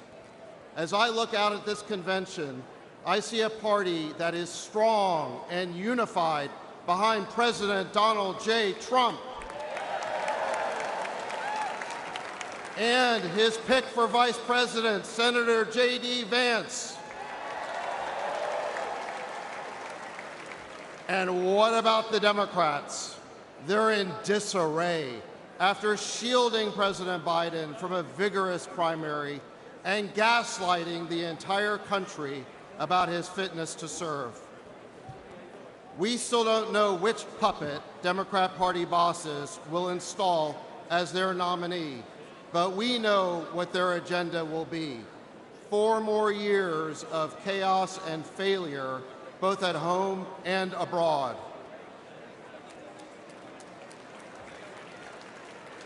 In my hometown of San Francisco, Democrat rule has turned the streets of our beautiful city into a cesspool of crime, homeless encampments, and open drug use. Democrats, led by border czar Kamala Harris, have allowed millions of illegal migrants to invade our country. They tasked Homeland Security not with stopping the illegal aliens, but with busing them all over our country. Democrats have recklessly spent trillions of dollars of wasteful and unnecessary government programs, setting off the worst inflation since Jimmy Carter. But worst of all, the Biden-Harris administration has taken a world that was at peace under President Trump, and they lit it on fire. First, President Biden botched the Afghanistan withdrawal, displaying incompetence and weakness for the whole world to see. Then, he provoked, yes, provoked, the Russians to invade Ukraine with talk of NATO expansion.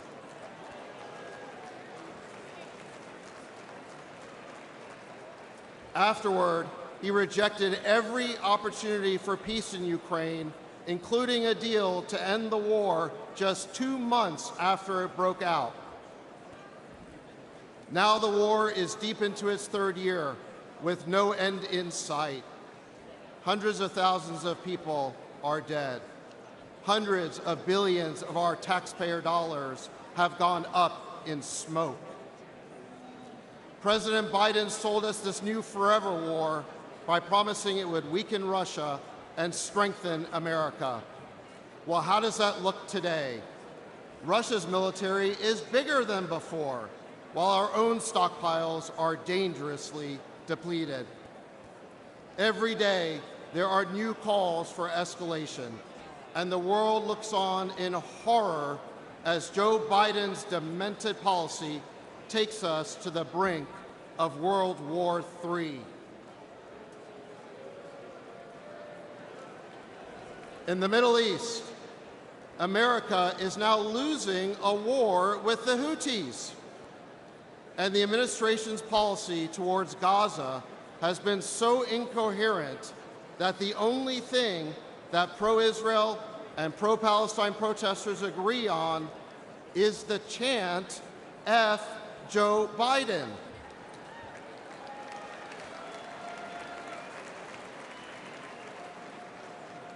Rather than bolstering confidence in American leadership, as he promised, President Biden has become the symbol of an America in decline.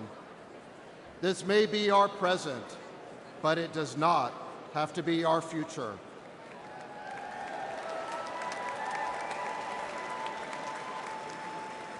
We can replace the Biden-Harris cabal with a president who is strong and smart, rather than sleepy and senile.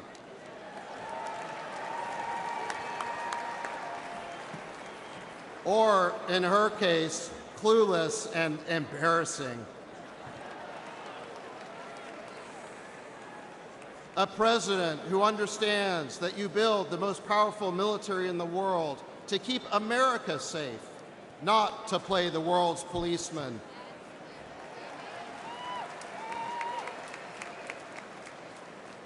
A president who is willing to talk to adversaries as well as friends, because that is the only way to make peace.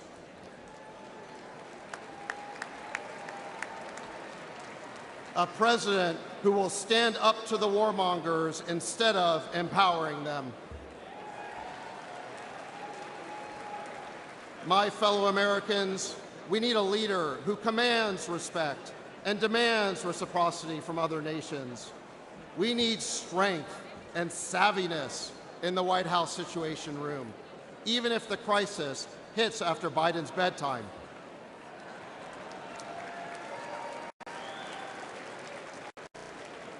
We need a president who can be president and lead, not a puppet controlled by his or her staff.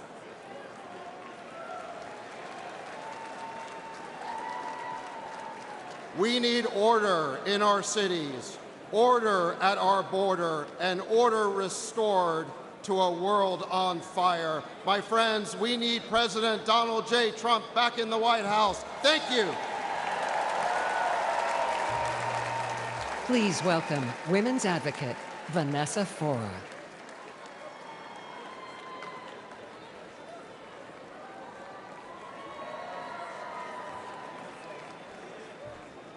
Wow, you all look wonderful, beautiful from here. Look at that crowd. Good evening, everyone. Good evening, America.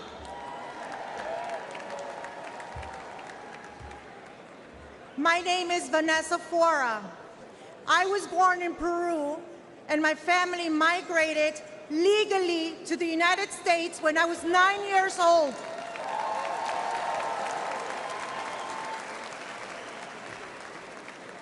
Like millions of legal immigrants, my family didn't begin our pursuits of the American dream by breaking the law.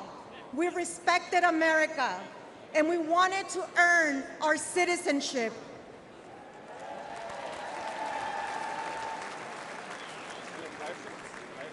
When we arrived in the Bronx, we lived on the 6th floor of a graffiti-painted building. Both my parents worked 2 jobs.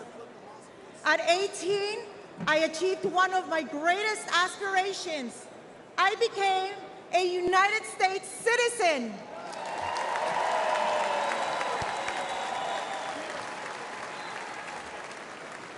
I asked my father which party I should join.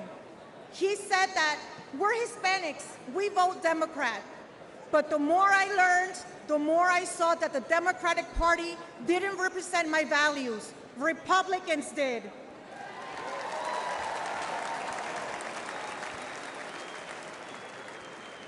I believe that the most important institution is the family, that the U.S. Constitution is the greatest document in history, and that every human being, born and unborn, is made in the image of God.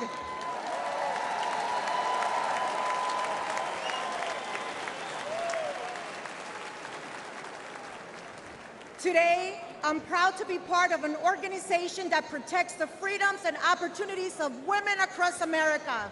I've had the honor of meeting thousands of moms. Since Biden took office, I've heard one message from mothers from all backgrounds. The cost of living is making it harder to meet basic needs. Moms are reaching down the bottom shelf to just save 35 cents. Grandmothers who should be enjoying their golden years are working again to barely make ends meet.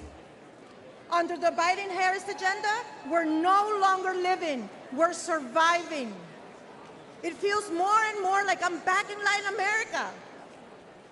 Under President Trump, Hispanics' unemployment reached record lows, and our income reached a record high.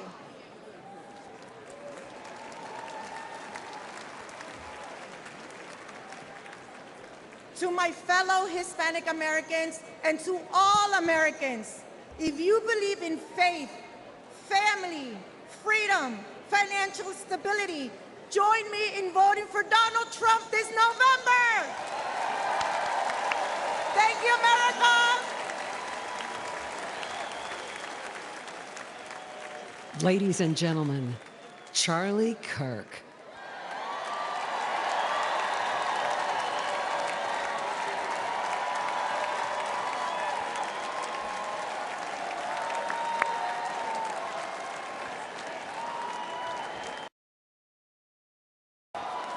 Thank you, everybody. Thank you. Good evening. I'm Charlie Kirk, founder of Turning Point USA and Turning Point Action. Together, the largest conservative grassroots organizations in the country. Thanks to our work, I talk to a lot of young people on campuses, at our events, on my radio show, podcast, and social media. Said differently, I visit college campuses so you don't have to. I hear a lot from young people about their hopes, their dreams, and their fears. You see, young people are idealists. They respond to vision. For the past 4 years, they've seen the vision of the Biden-Harris regime. That vision is, you'll own nothing and be happy. The Democrats say, instead of owning a home, you'll rent a 400-square-foot studio apartment. Instead of owning a car, you'll rent a scooter using some app. Their vision is this: limit your dreams, give up, aim lower, be content with less. If you're a 20-something in America, life has been really tough. You've watched home prices rise 47% since 2020, 47%. Home ownership is now out of reach unless you make over $106,000 a year. Since I last spoke at the Republican convention 4 years ago, I've become a husband and father. In fact, we have 2 under 2. I think I get extra points for that. For millions of people my age, that is a dream that feels farther away than ever under the Biden-Harris administration. According to current projections, 1/3 of today's young Americans will never get married. The average American is having fewer children than ever before. Why? It's because for far too many, they simply can't afford them. The basic things our parents enjoyed are increasingly out of reach for Gen Z and millennials. You see, the American dream has become a luxury item for the wealthy elite. Happy countries have children. Broken countries have addiction, depression, and suffering. Democrats have given hundreds of billions of dollars to illegals and foreign nations, while Gen Z has to pinch pennies just so that they can never own a home, never marry, and work until they die, childless. Under Biden, our young people own nothing and they are miserable. Donald Trump refuses to accept this fake, pathetic, mutilated version of the American dream. When he was president, young people were richer than ever before, and he will do it again. Donald Trump is on a rescue mission to revive your birthright, one your grandparents and those before them gave everything to hand down to you.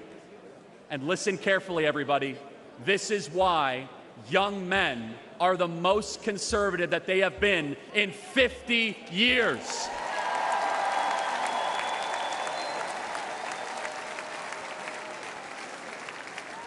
To all the Gen Zers watching this convention on TikTok right now, I have a message just for you. You don't have to stay poor. You don't have to accept being worse off than your parents. You don't have to feel aimless and unhappy. You don't have to support leaders who lied to you and took advantage of you for your vote. America's future is a series of choices. our current state of slow motion national decline is a choice. This November, we're going to choose success. We're going to choose to put the future of Americans first. We are going to choose to no longer be spectators this election. We together are going to do the work to save America. We are going to choose to work harder than ever before, to chase ballots, to vote early, to register new voters, and all of us together working harder than ever, we will fire the Biden-Harris regime and put Donald Trump back in the White House where he belongs. God bless you guys. Thank you so much.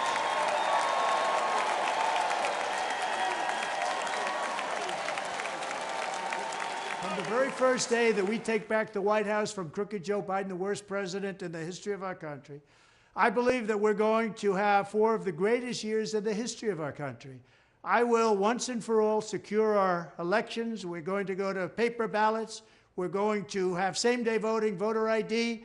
We're going to do it properly. We're going to have good, secure, beautiful elections. We never want what happened in 2020 to happen again. But until then, Republicans must win.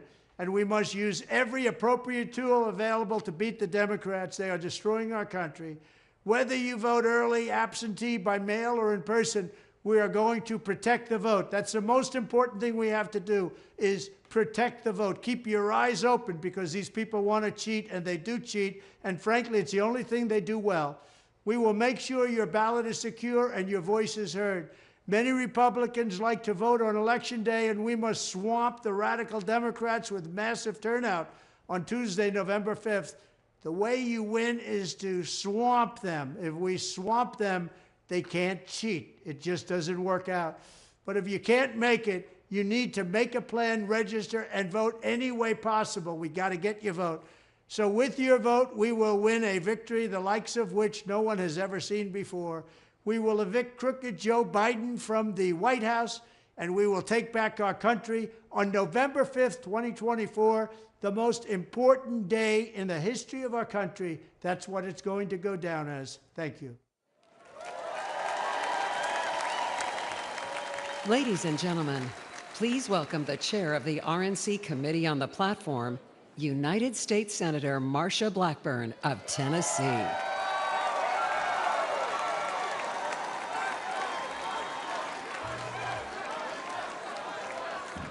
Good evening, and what a great evening it is. I am Marsha Blackburn from the great state of Tennessee. And yes, last week I did have the honor of chairing the Republican Platform Committee. We produced a different kind of platform, one that is dedicated to the forgotten men and women of America. People like Brad Bordeaux, a small businessman from White Bluff, Tennessee. Brad leads Bordeaux Metals. By the end of the Obama-Biden administration, high taxes, massive government spending, and over-regulation almost put him out of business. But things changed when we elected Donald Trump. Thanks to President Trump's tax and regulation cuts, Brad and those that worked for him prospered. He hired new workers, expanded the business. Life was good and getting better. But Bidenomics was a 4-letter word for Bordeaux Metals. Joe Biden, Kamala Harris, their high inflation, high interest, high taxes, and Green New scam are destroying small businesses. Biden and Harris outsourced our energy supply, driving electricity prices up over 29%. They, Joe and Kamala, walked into office. Gas was $2.40 a gallon. Today, it is $3.54. Our platform says we will make America energy dominant. You know, And let me hear you now. You know who will make that happen? Donald Trump. Joe Biden and Kamala Harris also think that small business owners are wealthy and they should pay their fair share. We all know that's the left-wing code for you gotta pay more taxes. Well, in Tennessee, I led the fight against a proposed state income tax. We killed that thing. We are income tax free in Tennessee. So when Donald Trump was president, I helped him spread economic prosperity with the largest tax cut in American history. Now, President Trump will make those tax cuts permanent. But if Joe and Kamala are reelected, they say they're going to let them expire. That will be the biggest tax increase in American history. Our party's platform commits to making the Trump tax cuts permanent. And you know who will return us to an era of prosperity? Donald Trump.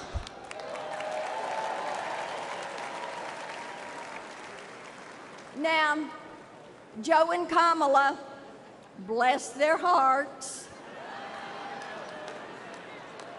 they couldn't help themselves. They hired 85,000 new IRS agents to harass hard-working Americans. IRS penalties have surged 300%. And they're not on big corporations. They're on gig workers, freelancers, small business owners, and the self-employed. Let me ask you a question. Who is going to look at those 85,000 IRS agents and say, "You're fired"? Donald Trump.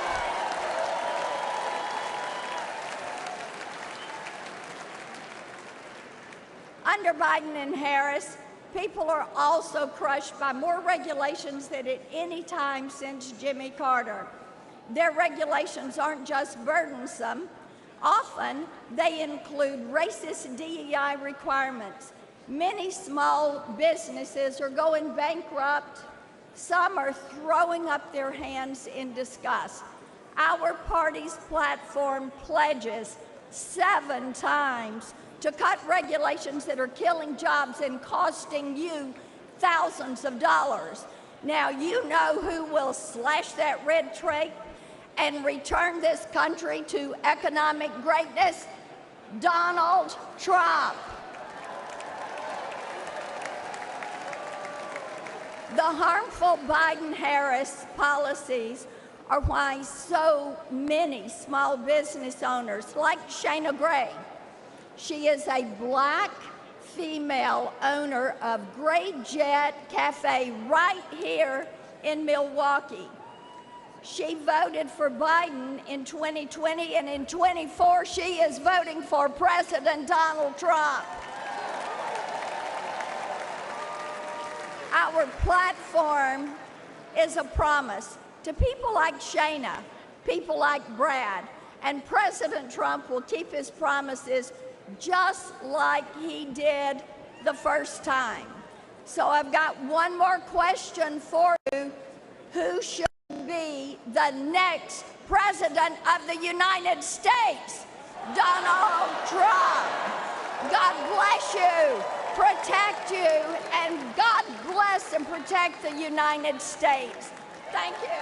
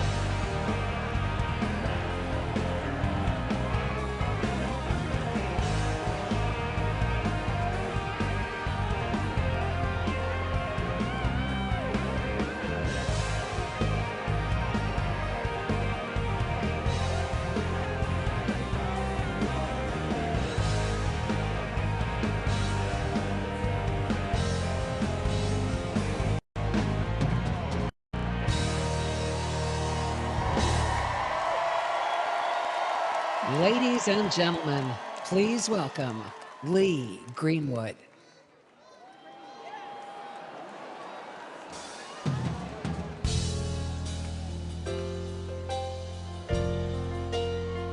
Hello, RNC. Is there any doubt who's going to be the next president of the United States? Prayer works. This nation based on faith. Prayer works. Because he was sure, as Donald Trump turned his head just slightly, that the bullet missed him just enough to save his life to be the next president of the United States.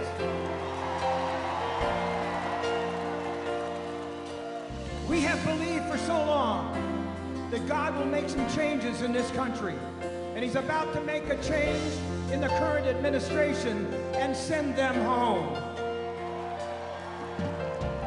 Thank you, everybody, for being here tonight. Tonight, we make the decision on what's right for America. More prosperity, less gas prices, less food prices, help for our veterans, and God bless our military wherever they are in this United States and abroad. There would be no wars. Ladies and gentlemen, Trump please welcome the next president of the United States, Donald J. Trump.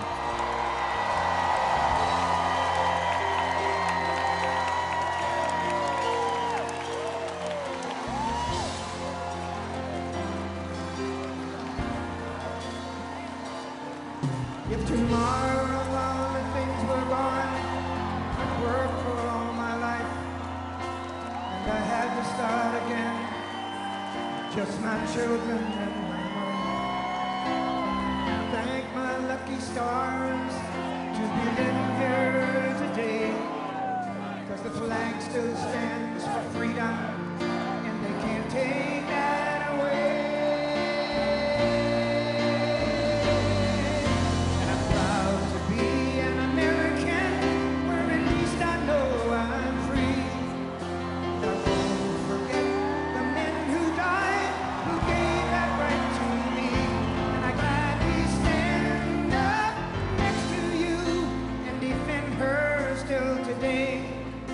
There ain't no doubt I love this land. Sing it! God bless the USA.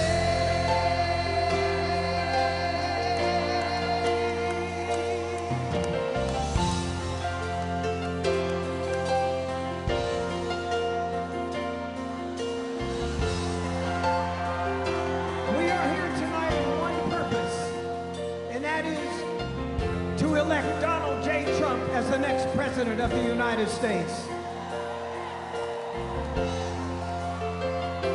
He is here tonight to show his courage, his defiance against somebody who tried to kill him.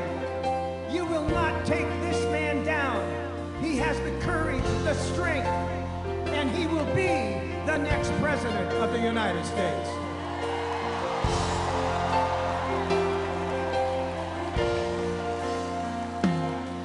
From the lakes of Minnesota to the hills of Tennessee, across the plains of Texas, from sea to shining sea. Ladies and gentlemen, the 45th President of the United States and soon to be the 47th President of the United States, please welcome Donald J. Trump.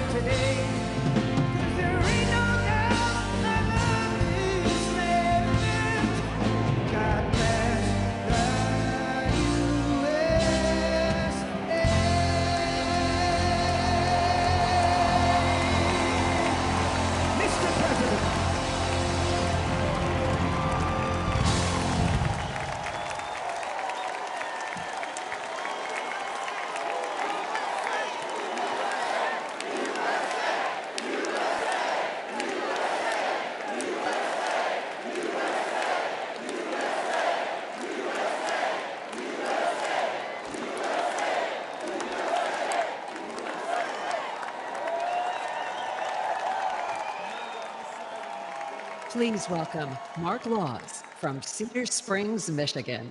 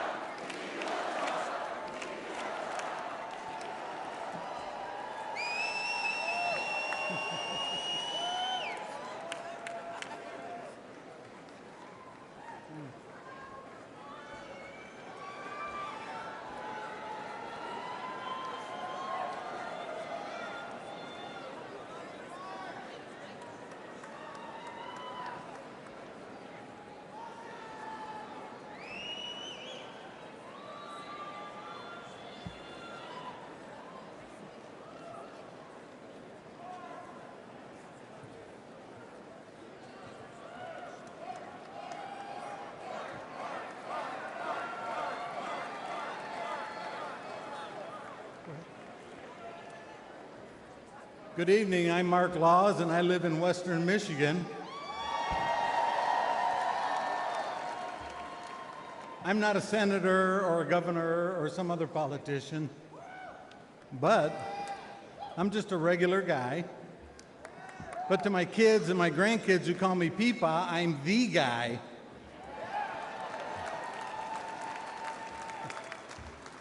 I live on a fixed income, so I'm not one of the people that watch their portfolios. No, in the big boy Joe economy, I just worry about getting through the day. But I'm fortunate because I don't have a mortgage.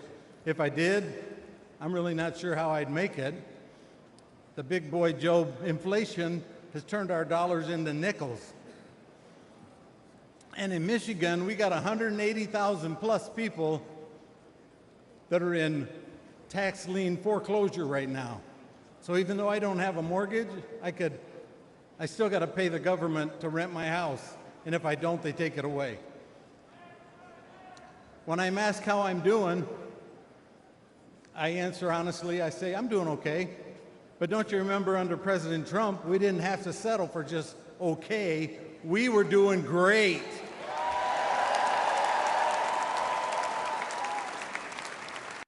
I've wanted to make some improvements to my home, but with inflation and the price of materials, that's not possible. So I don't want to go into debt, so I just put it off.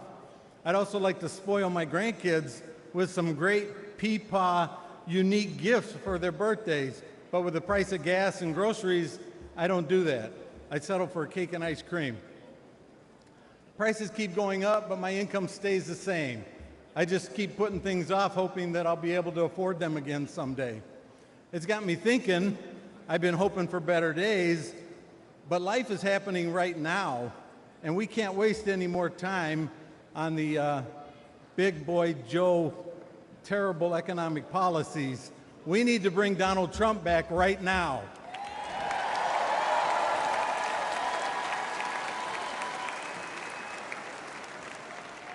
We need to know and share the 20 promises that Donald Trump has made. We need to get involved with the Trump 47. And you remember, ballots win elections, so that's the best way to do it. I know a lot of folks just kind of tune the politics out, but we really can't afford to anymore because we're not living in the same country that we grew up in. Cutesy time is over. We need to, all of us, put our shoulder to the wheel and push along and get Mr. Trump, Donald Trump, to be number 47 again. Thank you, and God bless America.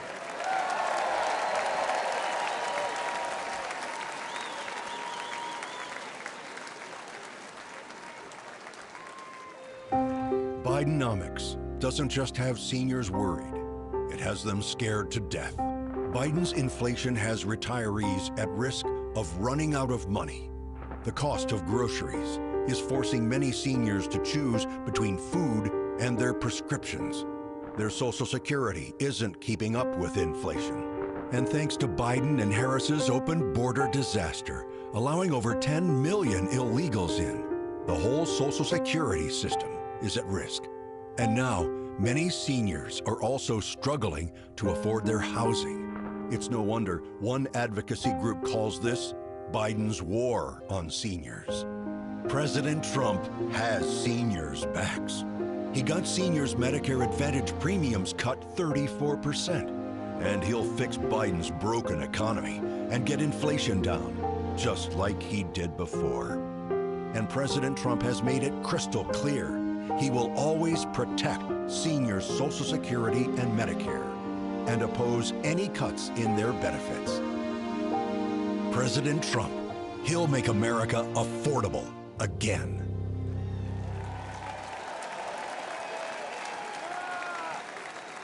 Please welcome Benjamin Joseph.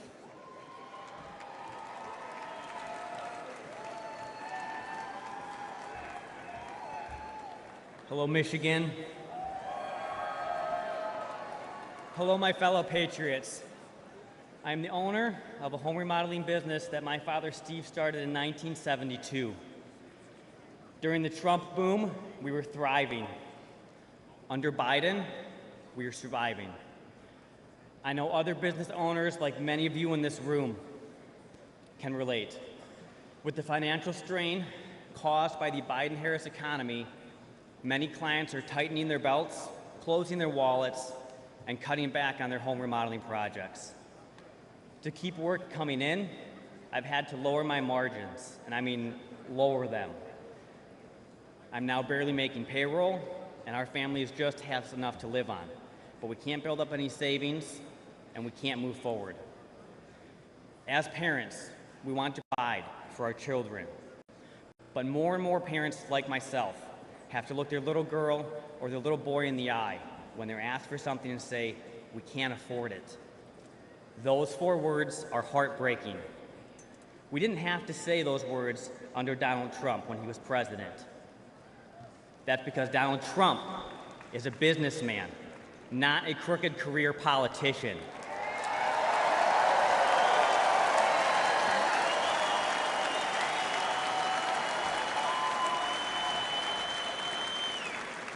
President Trump understands what business owners need to succeed because he is a business owner himself and has succeeded. He knew we could create millions of great jobs if given the chance, and we did. The Trump's tax cuts and regulation cuts empowered entrepreneurs like you and me and enabled us to expand our businesses. We need him back in the White House.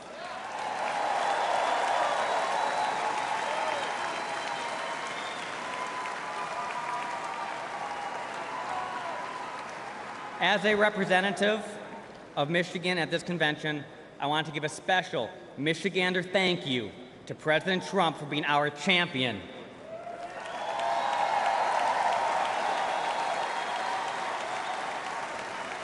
He has inspired so many of us, even in this room, to step up and get involved in the fight to save America. With his leadership and our help, we will make America affordable again, wealthy again, and great again.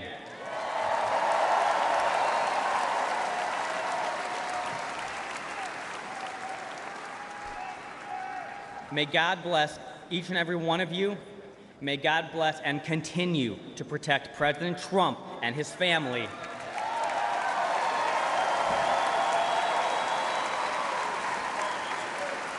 And may God bless the United States of America. Thank you.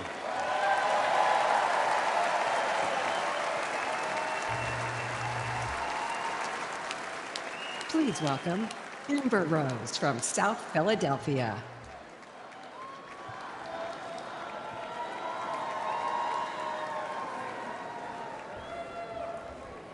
Hello, my name is Amber Rose. I'm a model and entrepreneur. Thank you. But most importantly, I'm a mother. My whole world revolves around providing for my children, keeping them safe, and giving them an opportunity for a better life. That's something that unites all American parents, whether we're Republicans, Democrats, conservatives, or liberals. We all want a better country for our children.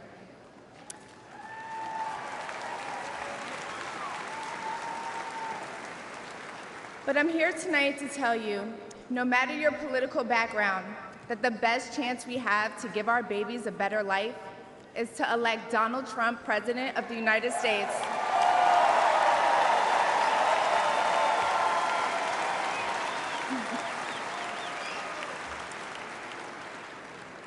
Now, you may be wondering why I'm up here telling you this. I'm no politician, and I don't want to be. But I do care about the truth. And the truth is that the media has lied to us about Donald Trump.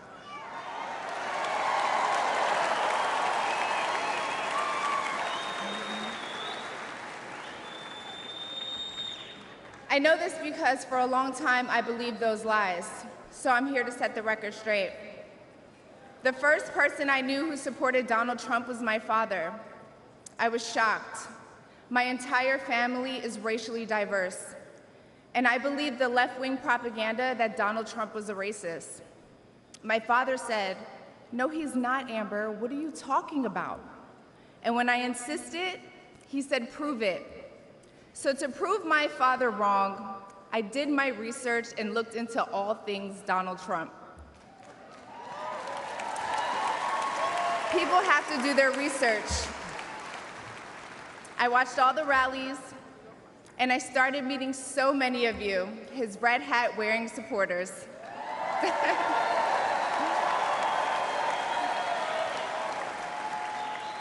I realized Donald Trump and his supporters don't care if you're black, white, gay, or straight. It's all.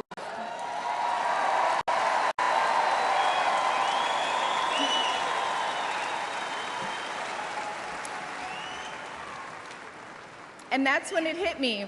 These are my people. This is where I belong.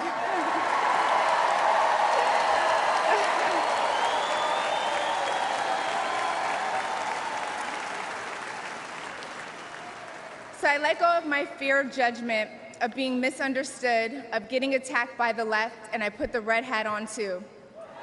Thank you.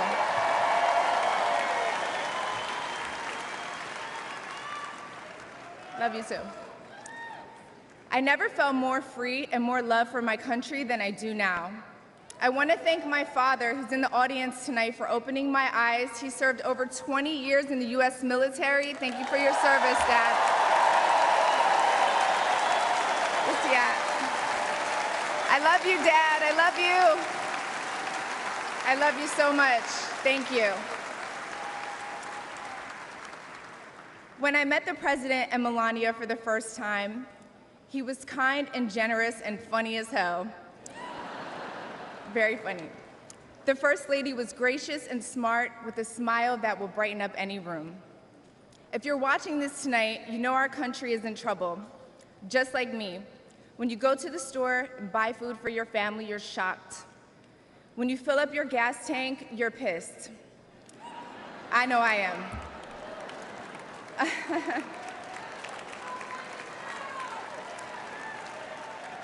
And when you turn on the news, you are just exhausted. Inflation is out of control, and you know in your heart it was not like this under Donald Trump.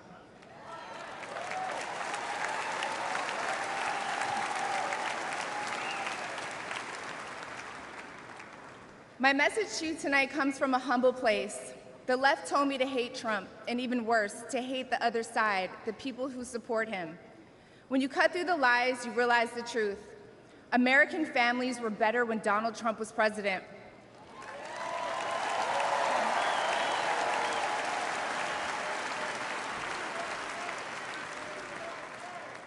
We were safer, wealthier, and stronger. A vote for Donald Trump is a vote to put money back in our pockets and good food on our kids' plates. Yes. Or, as Trump would say, it's a vote to make America great again. Thank you so much. Thank you.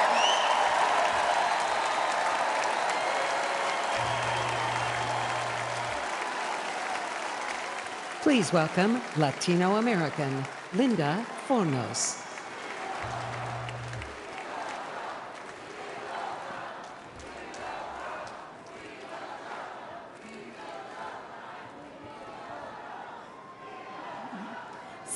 Years ago, I left Nicaragua for a better life in a fabulous Las Vegas, Nevada.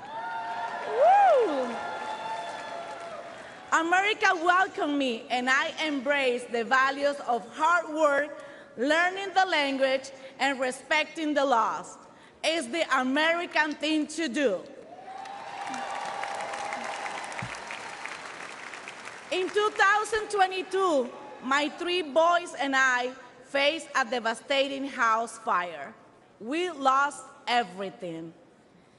And starting over in Joe Biden's economy was almost impossible. The Biden economy is driving prices through the roof. Rent, gas, groceries, everything. As a life insurance worker, I see the struggle of people trying to save for their future while barely managing their basic needs. I'm living that same struggle every day. Life is too hard right now. One of my sons works 3 jobs, and the other holds down 2. That makes 6 jobs for 3 people just to survive in Biden's economy. Our open borders are making this problem worse. It's upsetting to see millions of dollars being sent to help immigrants who came here illegally, while hardworking families who did it the right way are left struggling.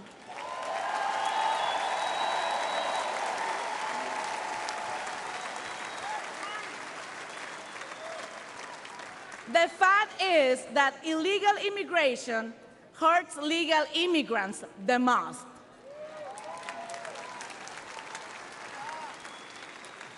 The Biden system is backwards and broken.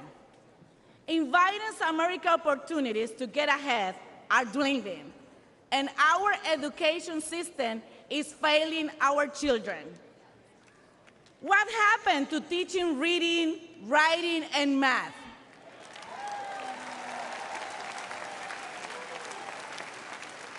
Now, it's like our kids are getting a degree in pronoun studies. He, she, they, them. I have expected my son to come home with a diploma in advanced day 10 theory. Life was completely different under President Trump. We prosper.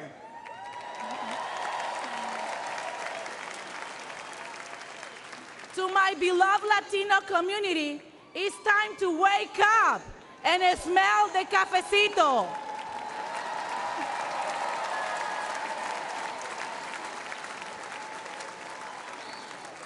In 2020, I made a mistake that is hard to admit, especially in this room.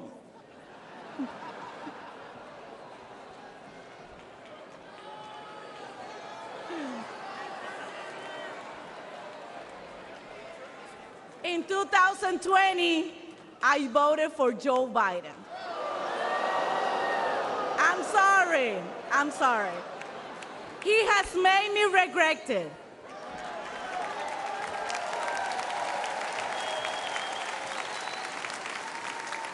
This November, my vote won't be taken for granted. And this time, I won't regret it.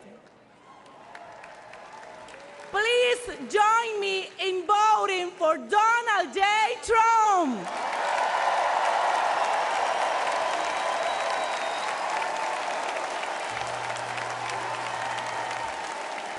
Please welcome the president of the International Brotherhood of Teamsters, Sean O'Brien.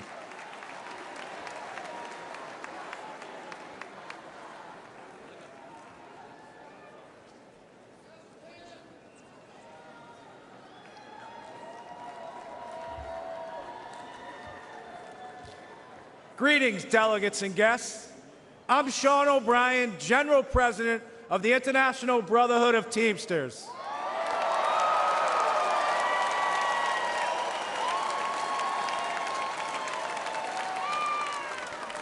I'd like to give my peeps from the greatest state in the nation, Massachusetts, some props. What's up? First, I want to thank the hardworking Teamsters and union members here in Milwaukee who play vital roles in the building and operations of this convention.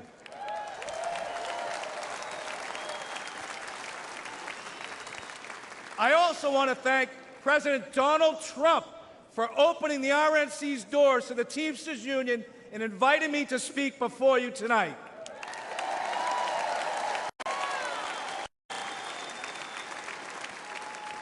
I travel all across this country and meet with my members every week. You know what I see? An American worker being taken for granted. Workers being sold out to big banks, big tech, corporates, and the elite. And I'm not the only one who sees this. Everyday families see it. The American people aren't stupid. They know the system is broken. We all know how Washington is run.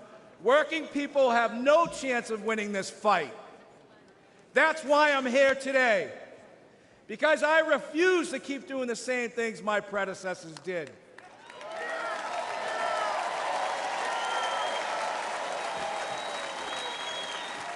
Today, the Teamsters are here to say we are not beholden to anyone or any party.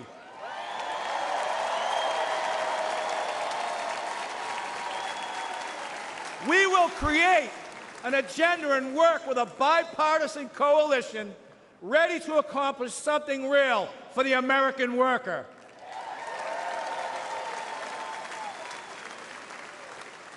And I don't care about getting criticized. It's an honor to be the first Teamster in our 121-year history to address the Republican National Convention.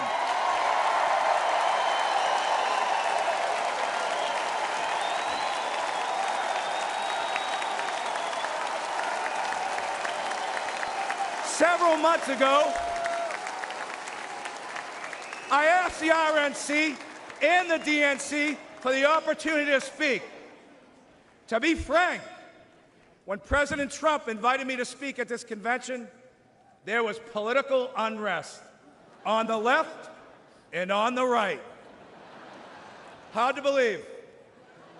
Anti-union groups demanded the president rescind his invitation. The left called me a traitor.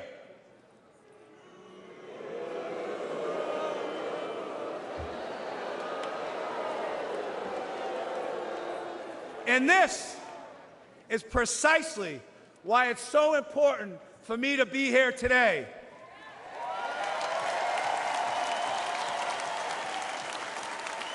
Think about this. Think about this. The Teamsters are doing something correct. If the extremes in both parties think I shouldn't be on this stage.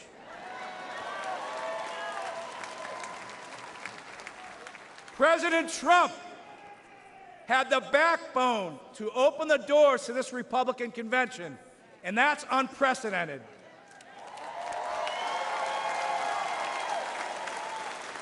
No other nominee in the race would have invited the Teamsters into this arena. Now, you can have whatever opinion you want, but one thing is clear.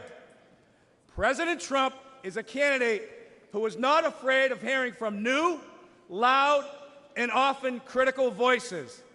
And I think we all can agree, whether people like him or they don't like him, in light of what happened to him on Saturday, he has proven to be one tough SOB.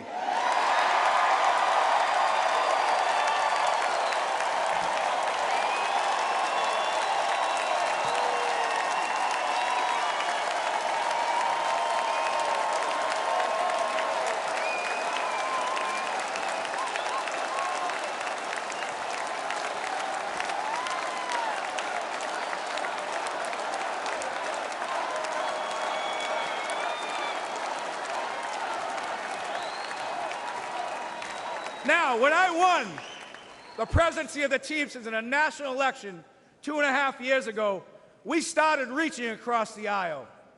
In the past, the Teamsters have endorsed GOP candidates, including Nixon, Reagan, and George H.W. Bush. But over the last 40 years, the Republican Party has really pursued strong relationships with organized labor. There are some in the party who stand in active opposition to labor unions. This, too, must change. And I want to be clear. At the end of the day, the Teamsters are not interested if you have a D, R, or an I next to your name. We want to know what you're doing to help American workers.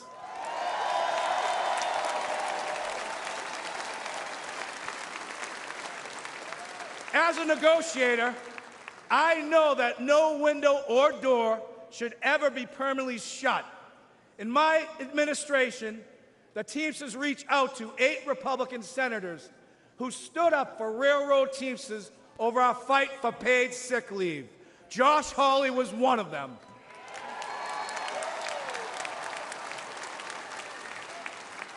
We started talking. Senator Hawley changed his position on national right to work. Then we started walking. Senator Hawley walked a Teamsters picket line in St. Louis and a UAW picket line in Wentzville, Missouri. More than that, I want to recognize Senator Hawley for his direct, relentless, and pointed questioning of corporate talking heads, lawyers, CEOs, and apologists. He has shown he is not willing to accept their pillaging of working people's pocketbooks. I know from a career in negotiating that you get nowhere by slamming your fist on the table. The first step is to listen. The Teamsters and the GOP may not agree on many issues, but a growing group has shown the courage to sit down and consider points of view that aren't funded by big money think tanks. Senators like J.D. Vance, Roger Marshall, and Representatives Nicole Malliotakis, Mike Lawler, and Brian Fitzpatrick are among elected officials who truly care about working people. And this group is expanding and is putting fear into those who have monopolized our very broken system in America today. There are far too many people on both sides of the aisle still caught up in knee-jerk reactions to unions, who subscribe to the same tired claptrap that unions destroy American companies. Take a moment to consider United Parcel Service, which is the largest private sector logistics company, and it's been unionized for more than 100 years. More than 350,000 Teamsters make it run. We work for good middle-class wages, quality health care, and secure pensions. There are work rules that ensure fairness and due process for both sides. UPS is the most efficient package delivery company in the world.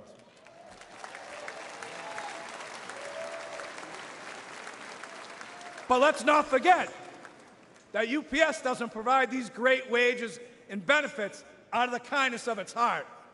UPS does it because the Teamsters fight for it, all 350,000 of us.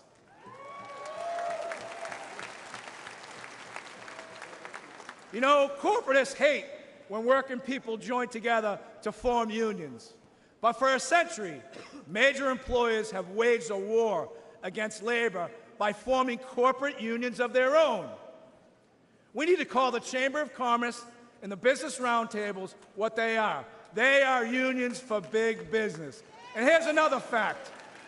Against gigantic multinational corporation, an individual worker has zero power.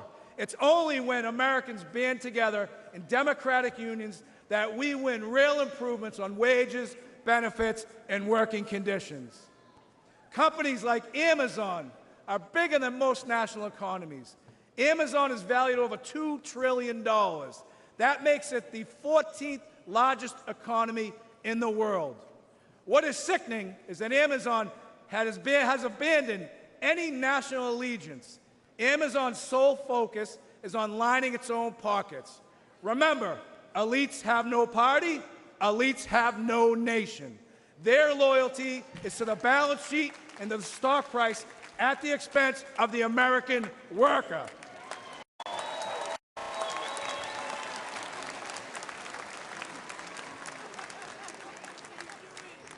In my office in Washington, D.C., I can see the United States Capitol from my window.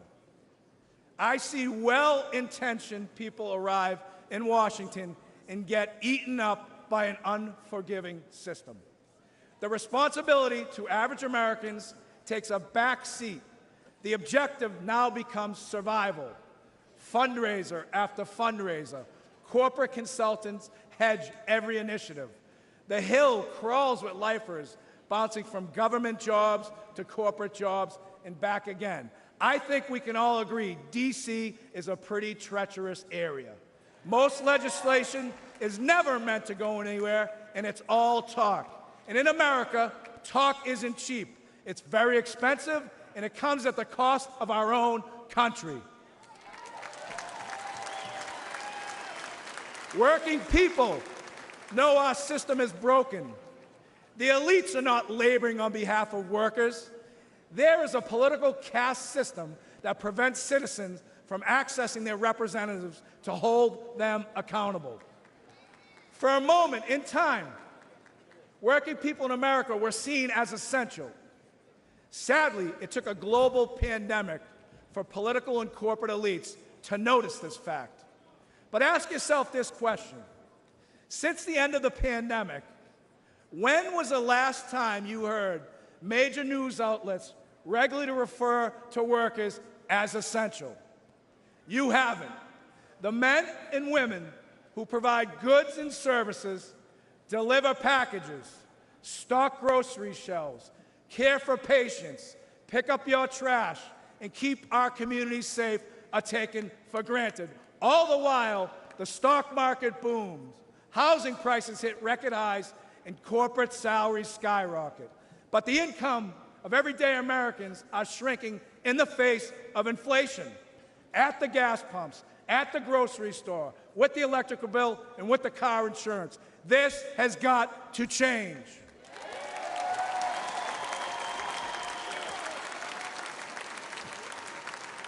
Never forget, American workers own this nation. We are not renters. We are not tenants. But the corporate elite treat us like squatters, and that is a crime. We've got to fix it. Now, this will shock you. This will shock you.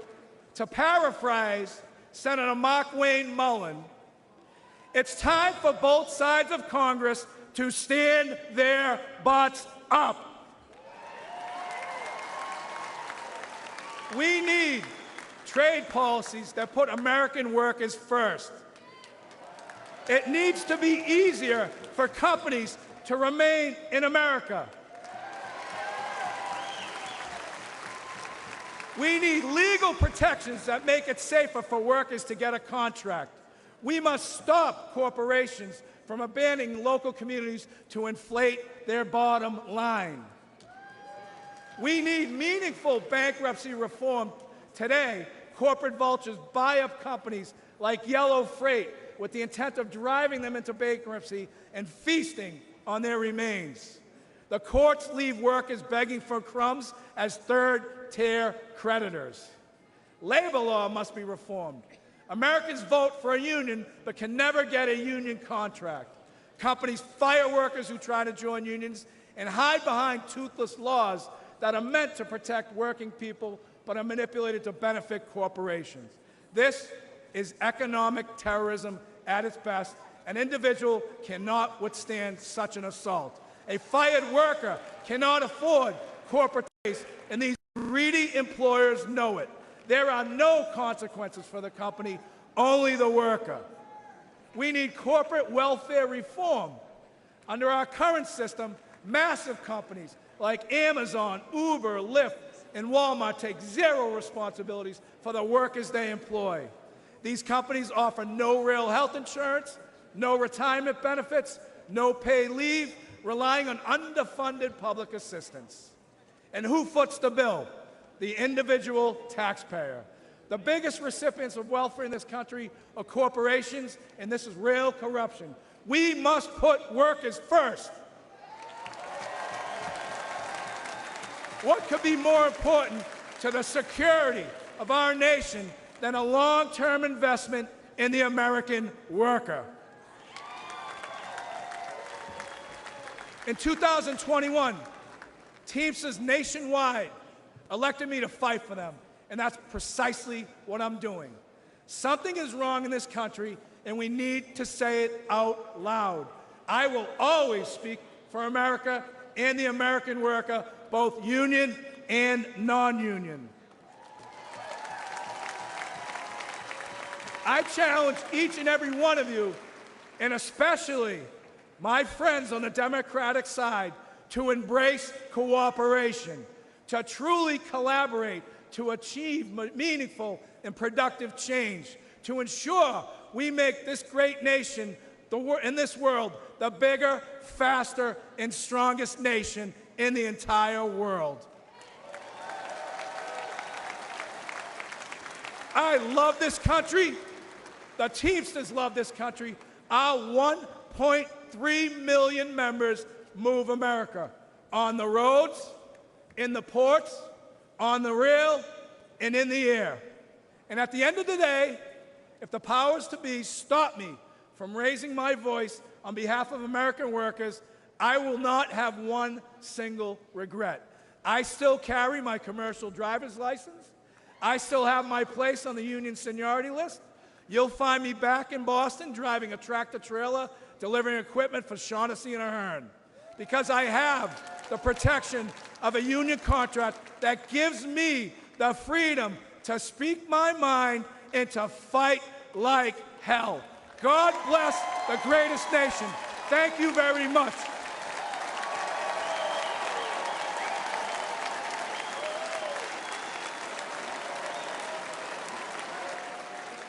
Ladies and gentlemen, please welcome back RNC Chairman Michael Whatley.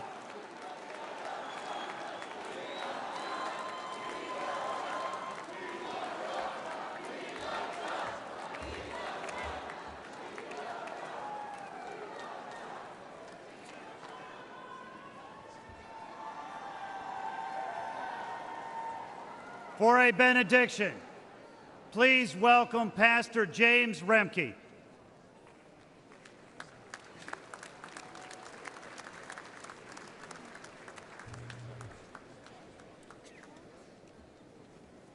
It's a great pleasure to be here. Great pleasure to see President Donald Trump safe.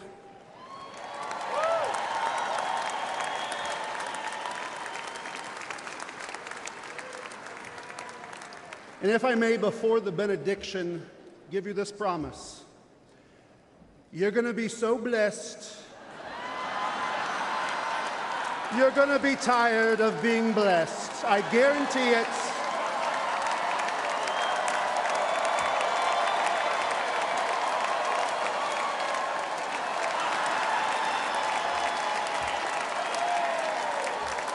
Believe me. Let us pray. In the name of the Father, and of the Son, and of the Holy Spirit. Amen. Almighty God, you have given us this good land as our heritage. Grant that we remember your generosity and constantly do your will. Bless our land with honest industry, truthful education, and an honorable way of life. Save us from violence, discord, and confusion, from pride and arrogance, and for every evil course of action. We give thanks to you for keeping President Trump safe. We pray for the families of those affected by the demonic violence at the rally on Saturday. And we pray you would send your holy angels to guard and keep President Trump from all harm and danger. Grant that we who came from many nations with many different languages may become a united people. Support us in defending our liberties, and give those to whom we have entrusted the authority of government the spirit and wisdom that there may be justice and peace in our land. When times are prosperous, may our hearts be thankful, and in troubled times, do not let our trust in you fail. Through Jesus Christ our Lord. Amen.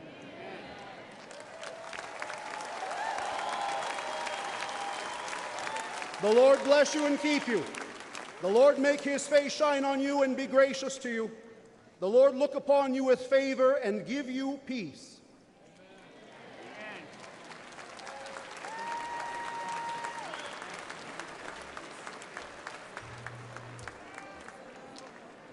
For a benediction, please welcome from California National Committee woman Harmeet Dillon.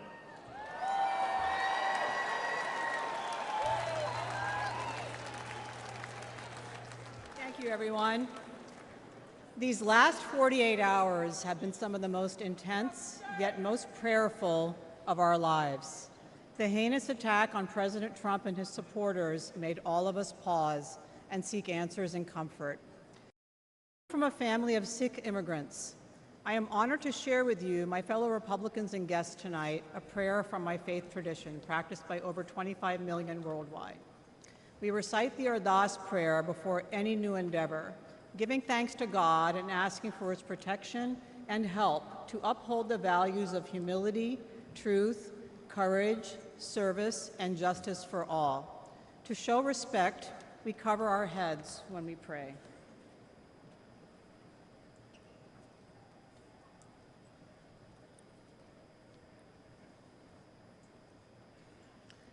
तू ठाकर तुम पे अरदास जियो पिंड सब तेरी रास तुम मात पिता हम बारक तेरे तुमरी कृपा में सुख कनेरे कोई न जाने तुमरा अंत ऊंचे ते ऊंचा भगवंत सगल समगरी तुमरे सूतर धारी तुम ते होए सो आज्ञाकारी तुमरी गत मित तुम ही जानी नानक दास सदा कुर्बानी.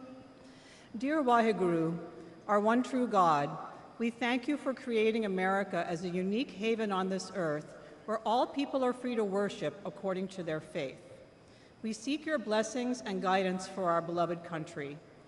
Please bless our people with wisdom as they vote in the upcoming election, and please bless with humility, honesty, skill, and integrity all those who conduct the election. Finally, we thank you for the Chardi Kala spirit that we have witnessed in President Trump. That is, the tireless and uplifting spirit that is sustained even in the face of violent adversity, like a founding father centuries ago. And we thank you, dear God, for protecting his life. We thank you for his examples of nirbha, fearlessness, and nirvair, the absence of hate when faced with vitriol. These examples of extraordinary calm inspire us. Nanak Naam Chardi Kala Tere Bane Sarbatta Pala. May your name forever be exalted, spreading happiness and blessings and good spirit, that everyone may prosper and enjoy the grace of your peace. Thank you.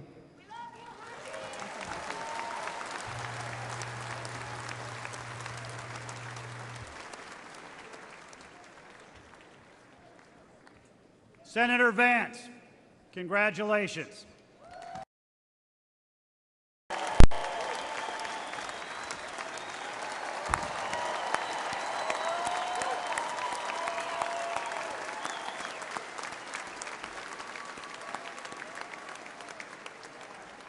President Trump, we are honored to have you here tonight, and on behalf of the entire Republican Party all across America, we are grateful for you to be our nominee for the 47th President of the United States of America.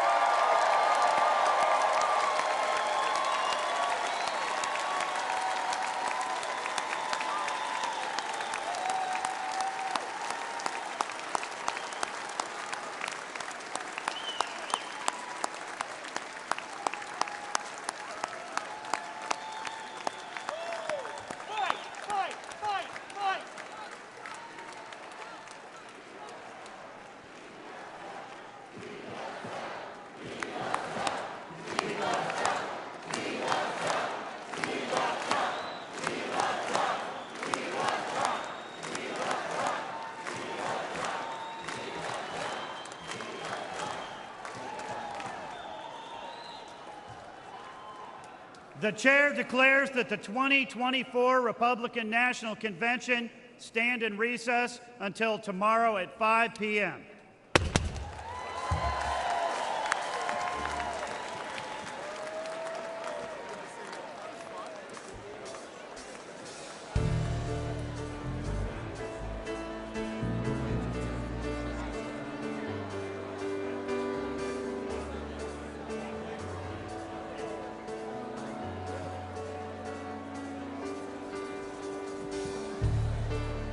Just a small town girl living in a lonely world.